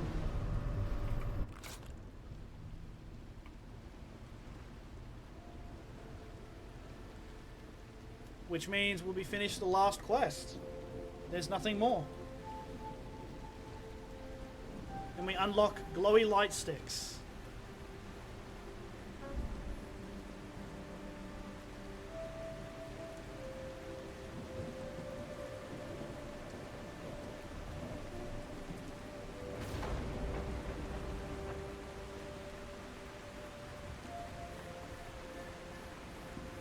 This has been a wild ride.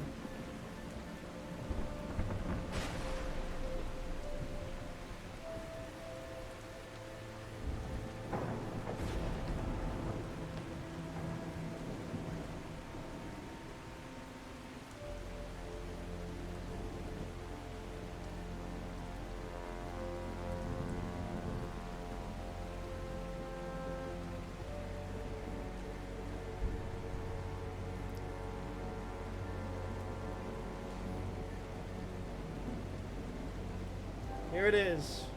The node we were searching for the entire time.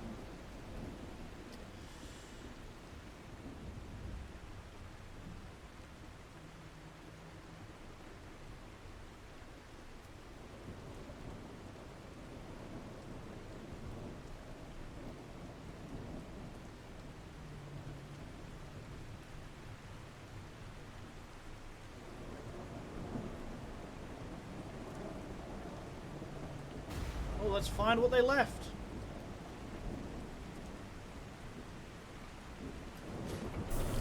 We've got no fuel. This is our last refuge.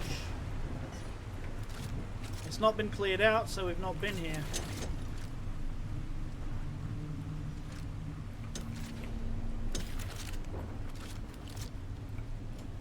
We need to get ammo real quick.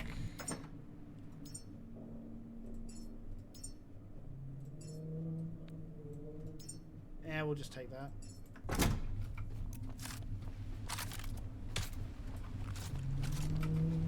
Let's clear this place and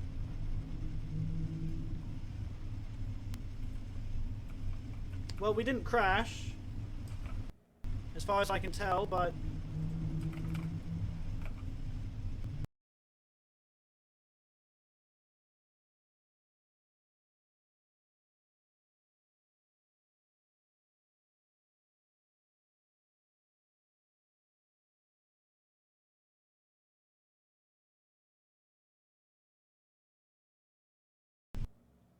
son of a...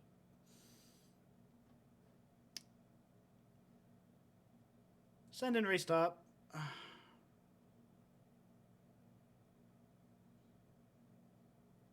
We just got there! Depending on how long... the last save would have been 5 minutes ago.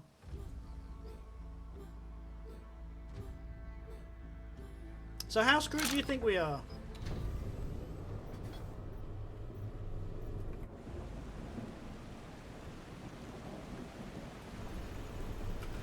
That sucks.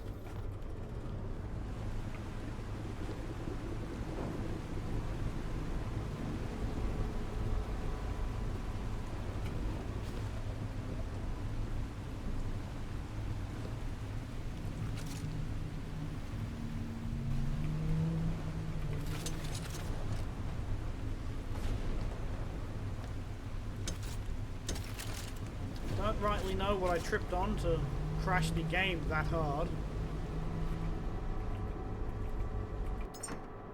But yeah, that's...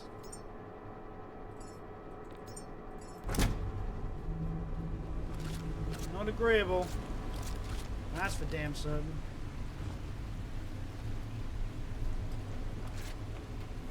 We're close enough.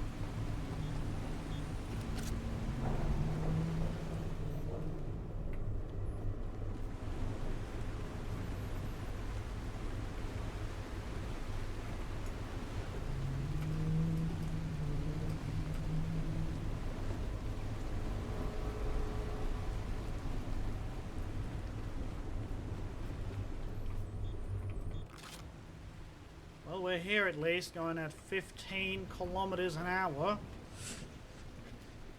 Oh, I'm so mad that it crashed when we literally were right there, about to begin our final ascent and finishing the game. But it's okay, it's early access. Oh, this is taking forever. Oh wait, since I had to relog, that means I have more enhancers. Yeah, there's a bug right now, so every time you quit the game and then join back, you get enhancers for some reason. Okay, stop the boat from crashing. Okay, there we go. Let us save the game, and then let us finish our journey.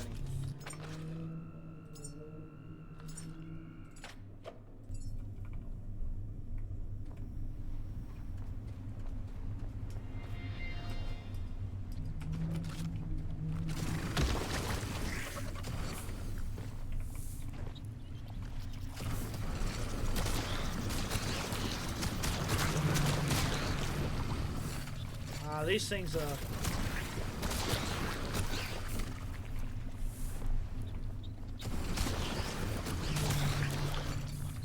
Get off my boat!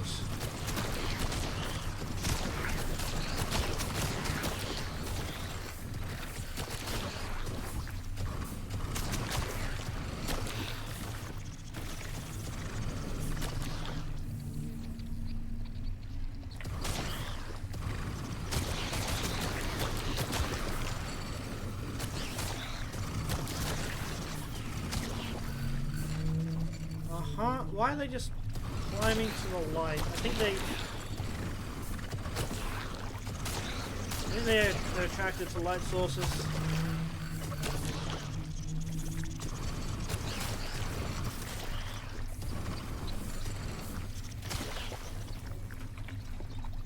Where do you keep coming from?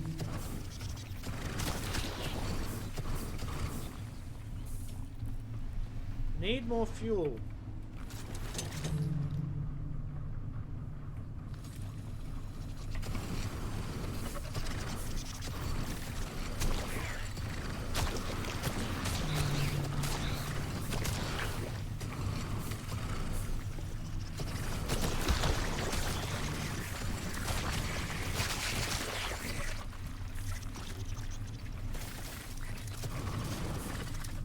Oh, what have I done?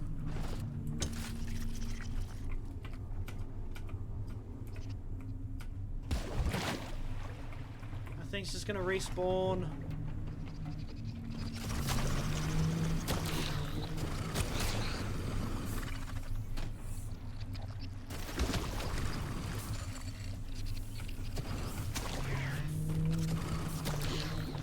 They're off my boat.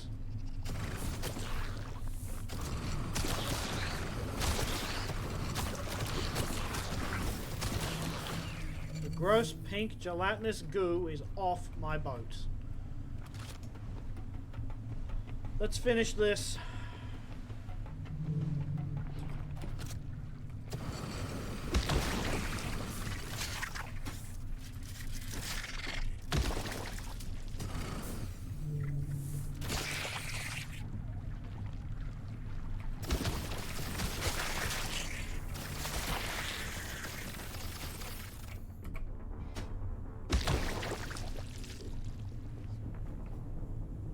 It's interesting how they've somehow merged with these machines.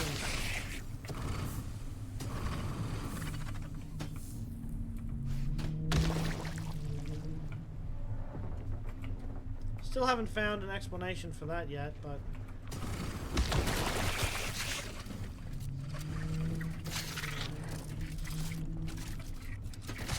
I should have reloaded my flamethrower. Oh well.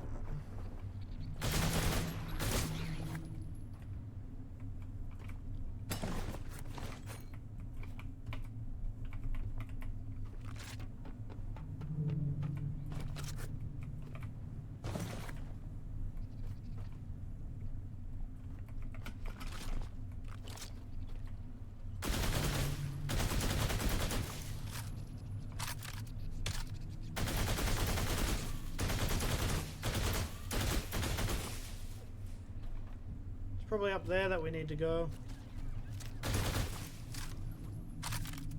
Oh, petrol.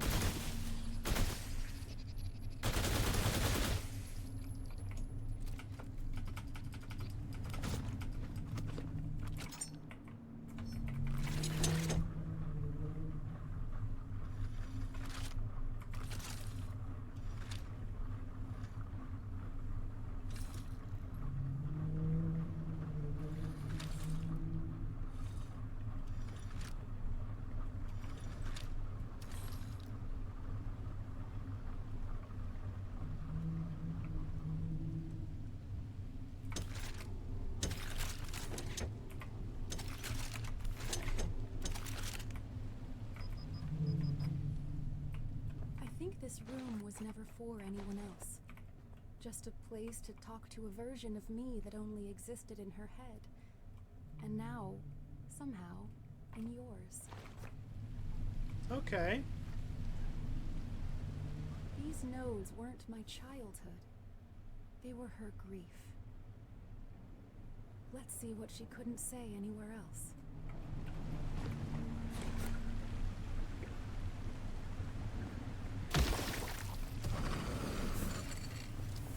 Okay, let's actually travel there now that we have some coordinates. I was expecting that to be the end of it.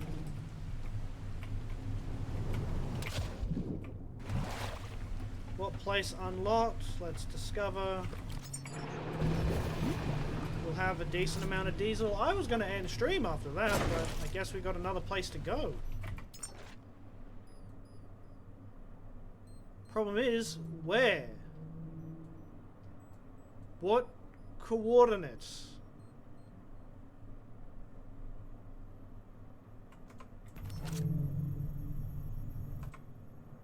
Come on, game. You can't do this to me. Find electric. Hold on, no.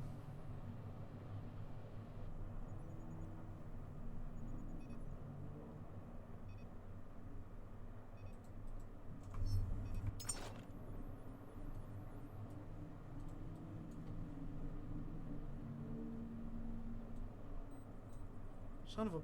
Really? Really? You're doing this to me now?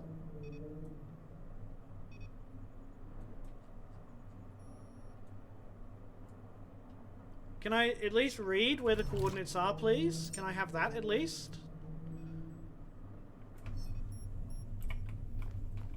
Oh my...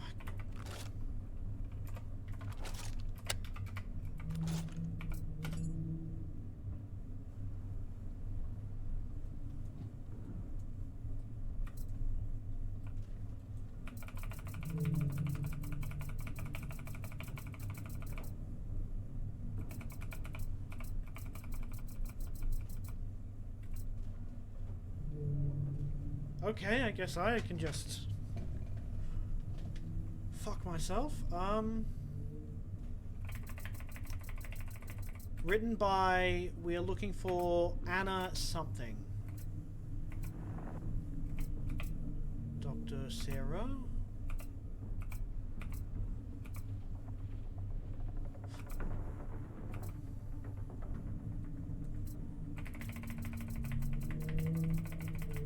Personal logs. I think it's diary. I think it is...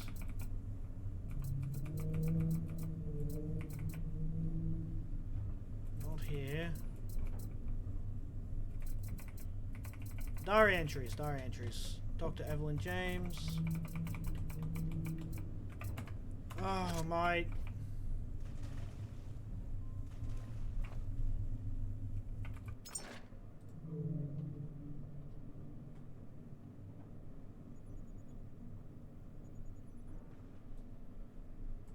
Back to Google.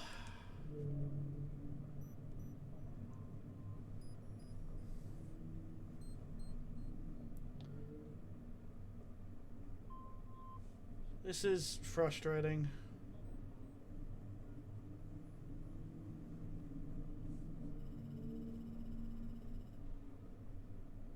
Like, it could at least tell me the coordinates.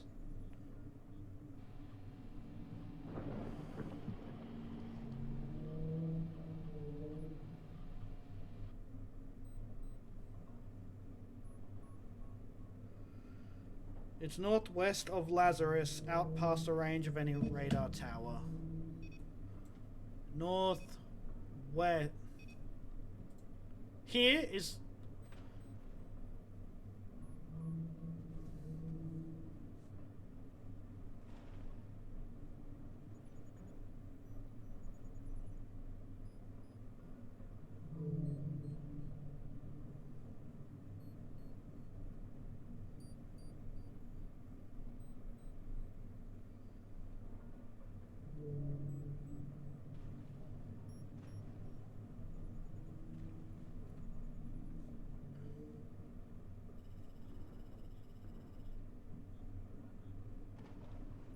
Okay, let's try and find a walkthrough because I just... Maybe it's bugged for me, but I didn't get the coordinates.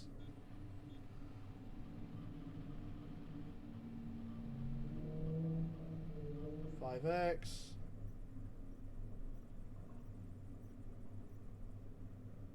Well, we visited it. Oh my. We don't have the fuel. We were already there. Damn it.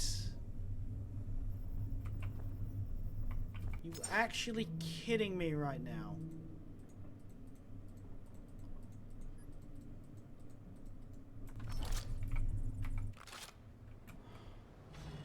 Well, looks like I'm not going to be ending early.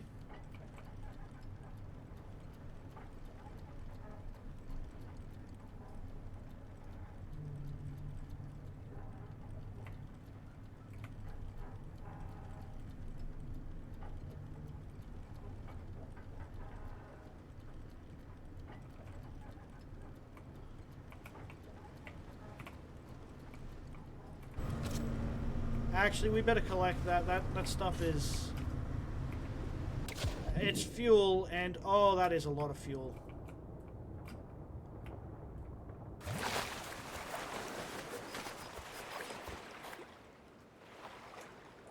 Because we're not going to be able to make it to where we need to go.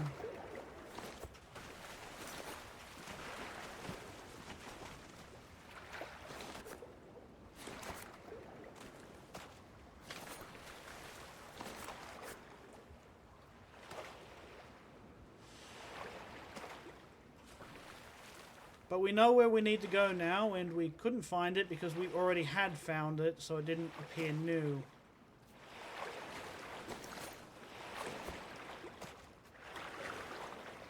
Let's try and pick up as much biomass as we can, because this is going to be a headache that I want to be free from.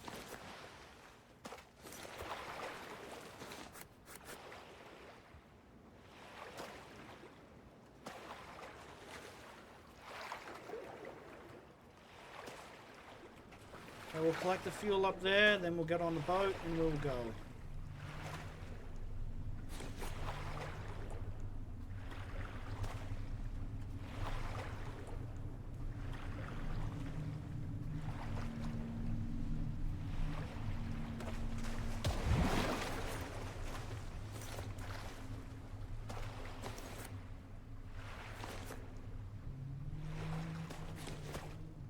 This has been a very long and unproductive stream.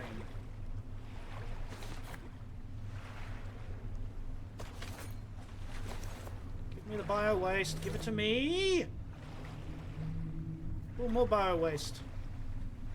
We need as much of it as we can because I want to make it to the final location. I mean, this stream can be summed up as nothing happens. For 6 hours, we have done nothing. Oh, that's rough, man.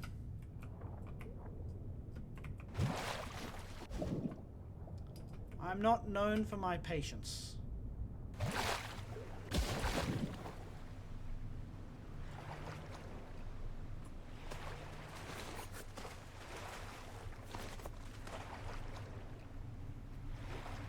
Okay, we've got as much bio waste as we can manage. Let's get to the final habitat. Please let this be the end of the mission.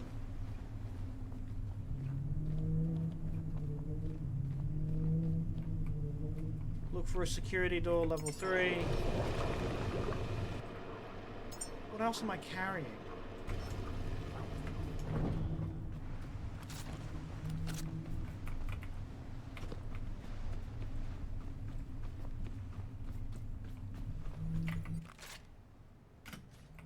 We're not even going to conserve fuel, we're just sending it. We're just full sending it.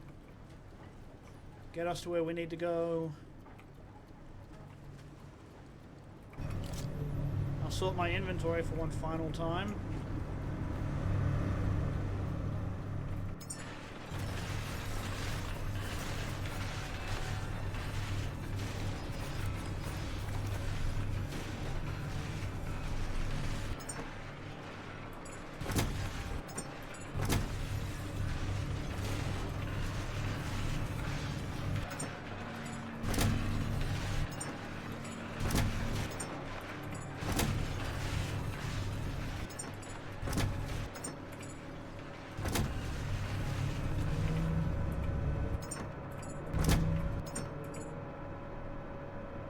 There we go.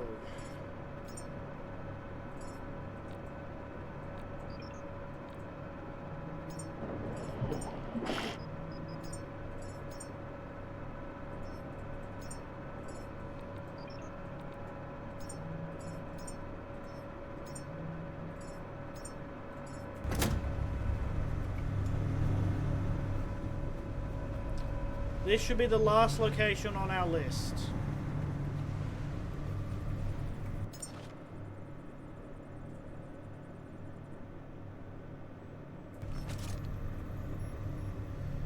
Okay, so I think this should be the last place we need to visit.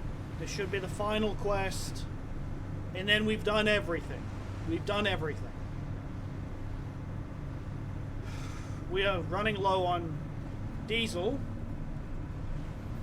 which is unfortunate. We might have to kill sharks.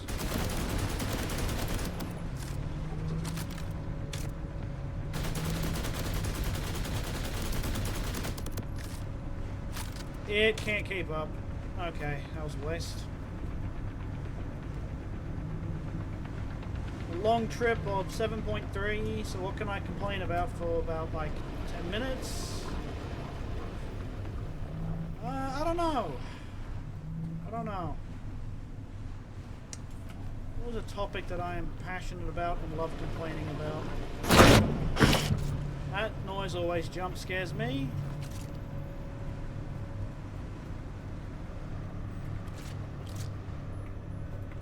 Looking good on that. We've already conquered that place too. Wonder if these do anything yet.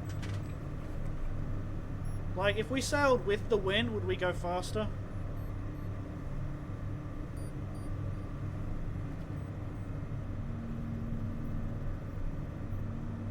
I wonder if we're gonna make it. Possibly.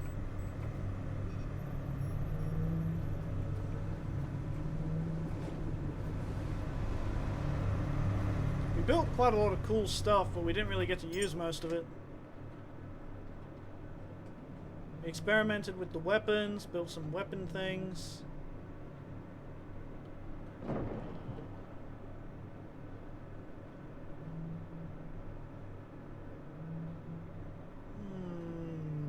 I don't know what a majority of these things actually do.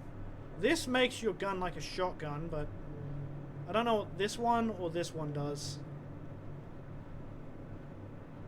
Or this one.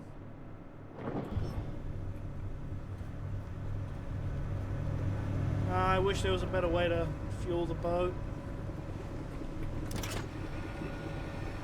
We're going to be preying on scraps right now of biomass. Come on, come on.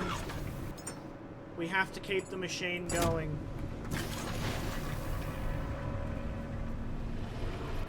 The machine must be fed. If we are to make it, the machine must be fed.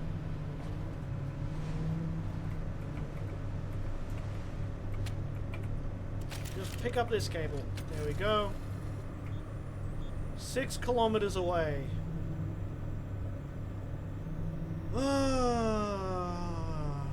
well, I guess we can have a discussion on what I should have for dinner. Thinking sausages. Probably gonna have sausages.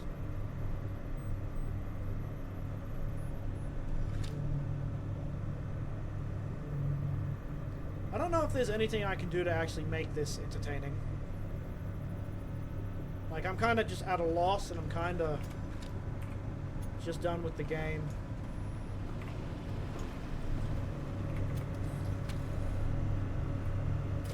Night vision sucked underwater, so there's that. So it actually took a lot of damage.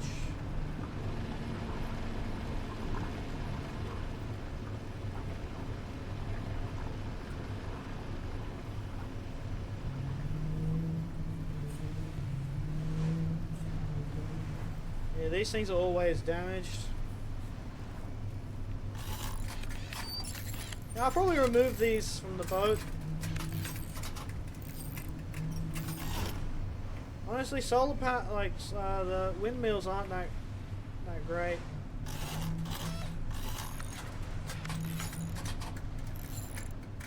Not really worth. Ever since I found out about batteries, I'm just like, solar panels for life.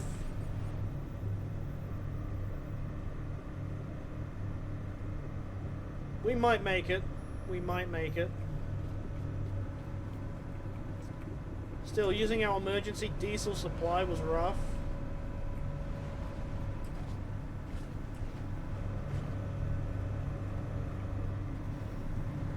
Well, it's almost time for us to finish up. I was not expecting this to go for this long.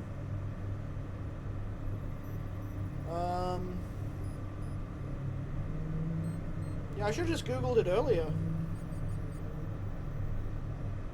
Yeah. That's just time wasted.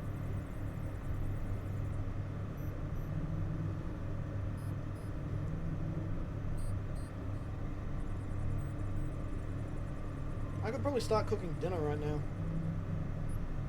But yet again, getting distracted between this and cooking might not be the best idea. Probably not a good idea.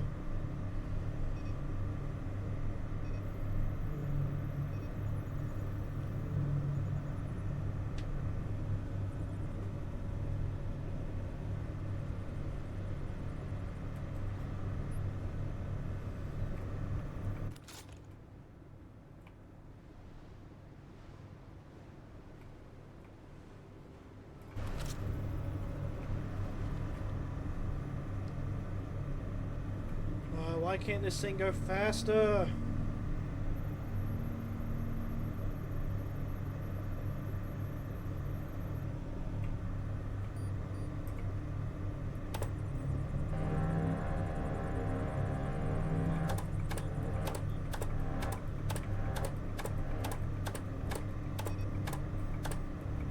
Yeah, you can tell that I've definitely gotten bored. I'm just mashing buttons.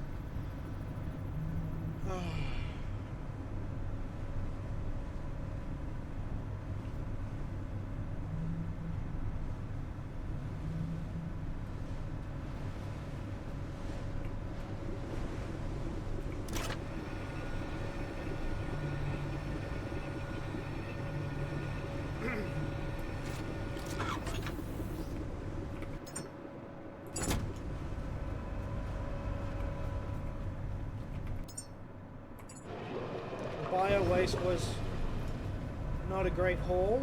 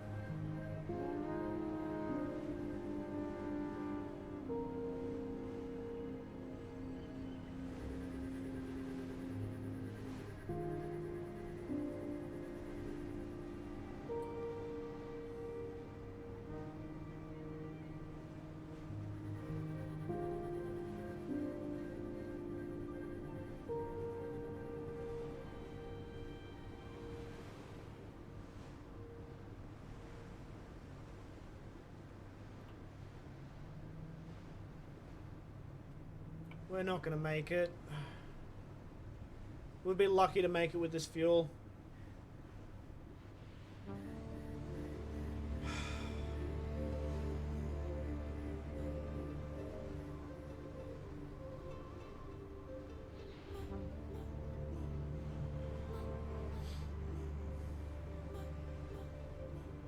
Okay, we just had an autosave.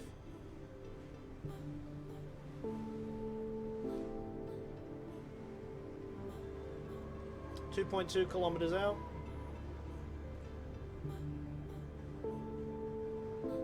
Man, this chair is so uncomfortable. It's actually crazy how uncomfortable this chair is right now. I mean, I could solve this problem too.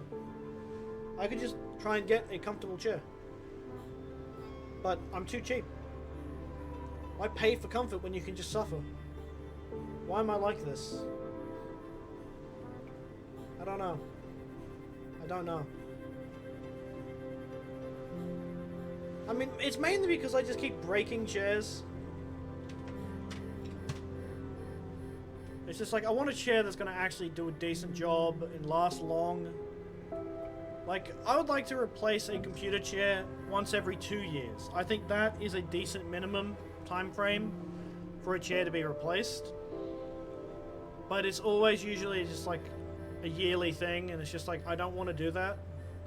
I've used various things in my lifetime as computer chairs. I used a weight bench as a computer chair once, because I wanted to sort of like do minimalism. That didn't really work out. I bought an actual proper computer chair. I've used a folding steel chair. I've used a wooden chair.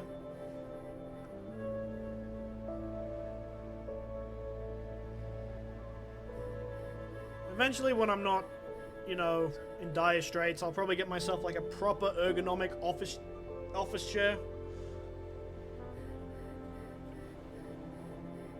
Oh, this is misery incarnate.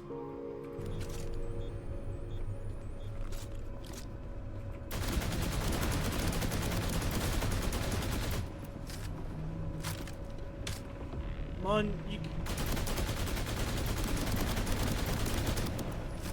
my boat cannot outrun you. I'm going like 18 kilometers an hour.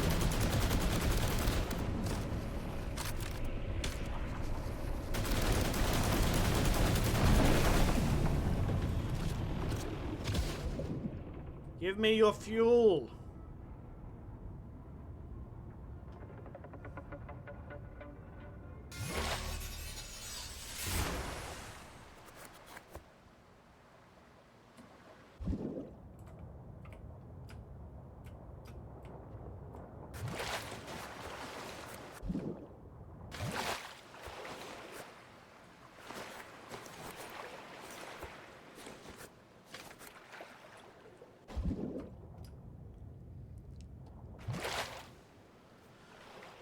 This VOD is going to feel bad because there's a lot of nothing going on. Just me exploring.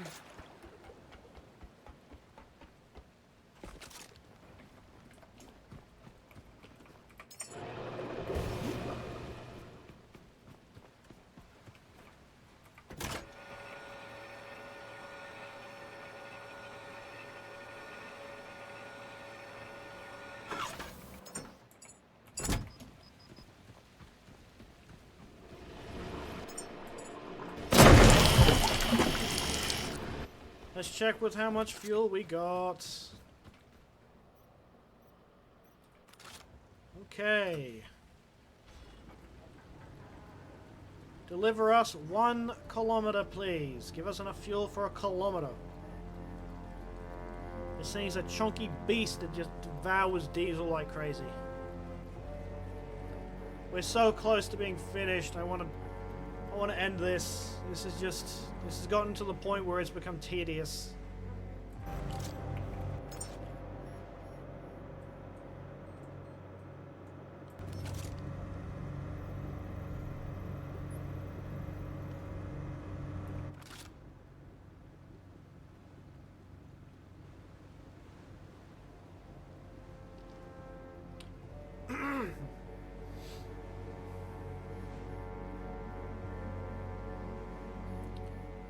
I'm gonna need so much diesel to explore. I don't think I'm gonna plan on exploring. I think I'm just gonna leave it to the others who have done the stead.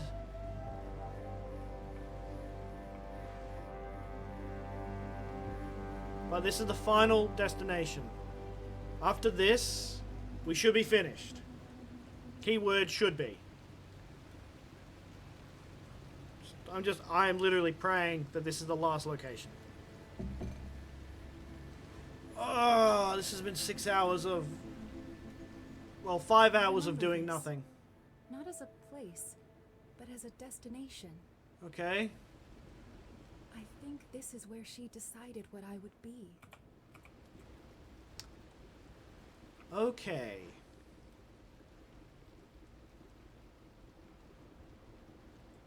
This place looks unexplored. Well, I think I did abandon this place.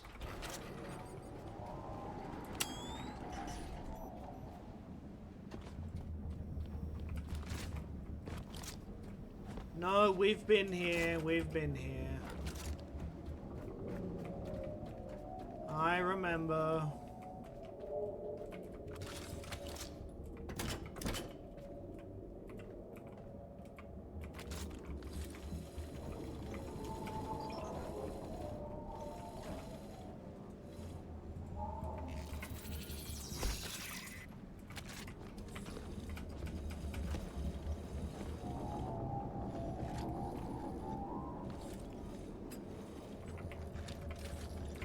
Windmill can just power down for a few minutes. We don't need it. This is it, everybody. This is it. Let's go. I remember this place. We found it. We couldn't access it. Oh, okay. I'm understanding a bit more. We don't need the bright lights. We can just turn the regular lights on.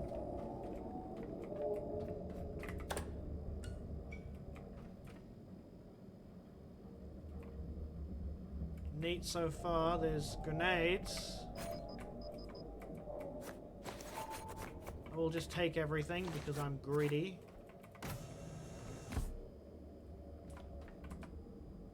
So this is it. When you wonder what you are, remember this. You are a part of my daughter. I could not let it end in that room. You're my sadness and my hope, my unfinished sentence, the child I loved more than anything. And if there's anything after this, anything at all, believe we'll find a way to say hello again. She knew I wouldn't be her daughter. I'm not just a program, and you're not just hardware. We're both made of the pieces she refused to let die. Thank you for bringing me here, for letting me hear her one last time. We did it! We finished the game! Huzzah! And I'm taking all of this. Okay, let's actually take a look at all the logs. Because if we just 100%ed them, then, you know, we just won. We've, like, done everything we could.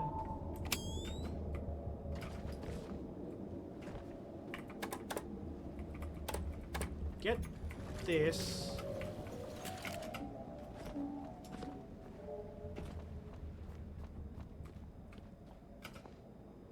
And let me save because... Wait, let me drop everything off first because eventually I'll come back to this to go through this hell of sorting inventories. And what else is human? Deposit bowling pin. Yep, that's all that. One final time to collect all this.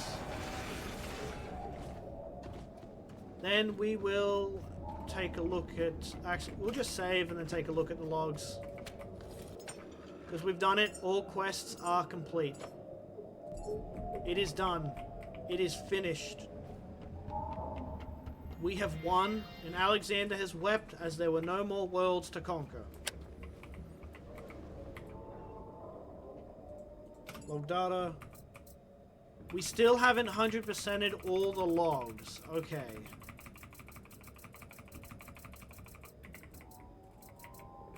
Well, I do not care.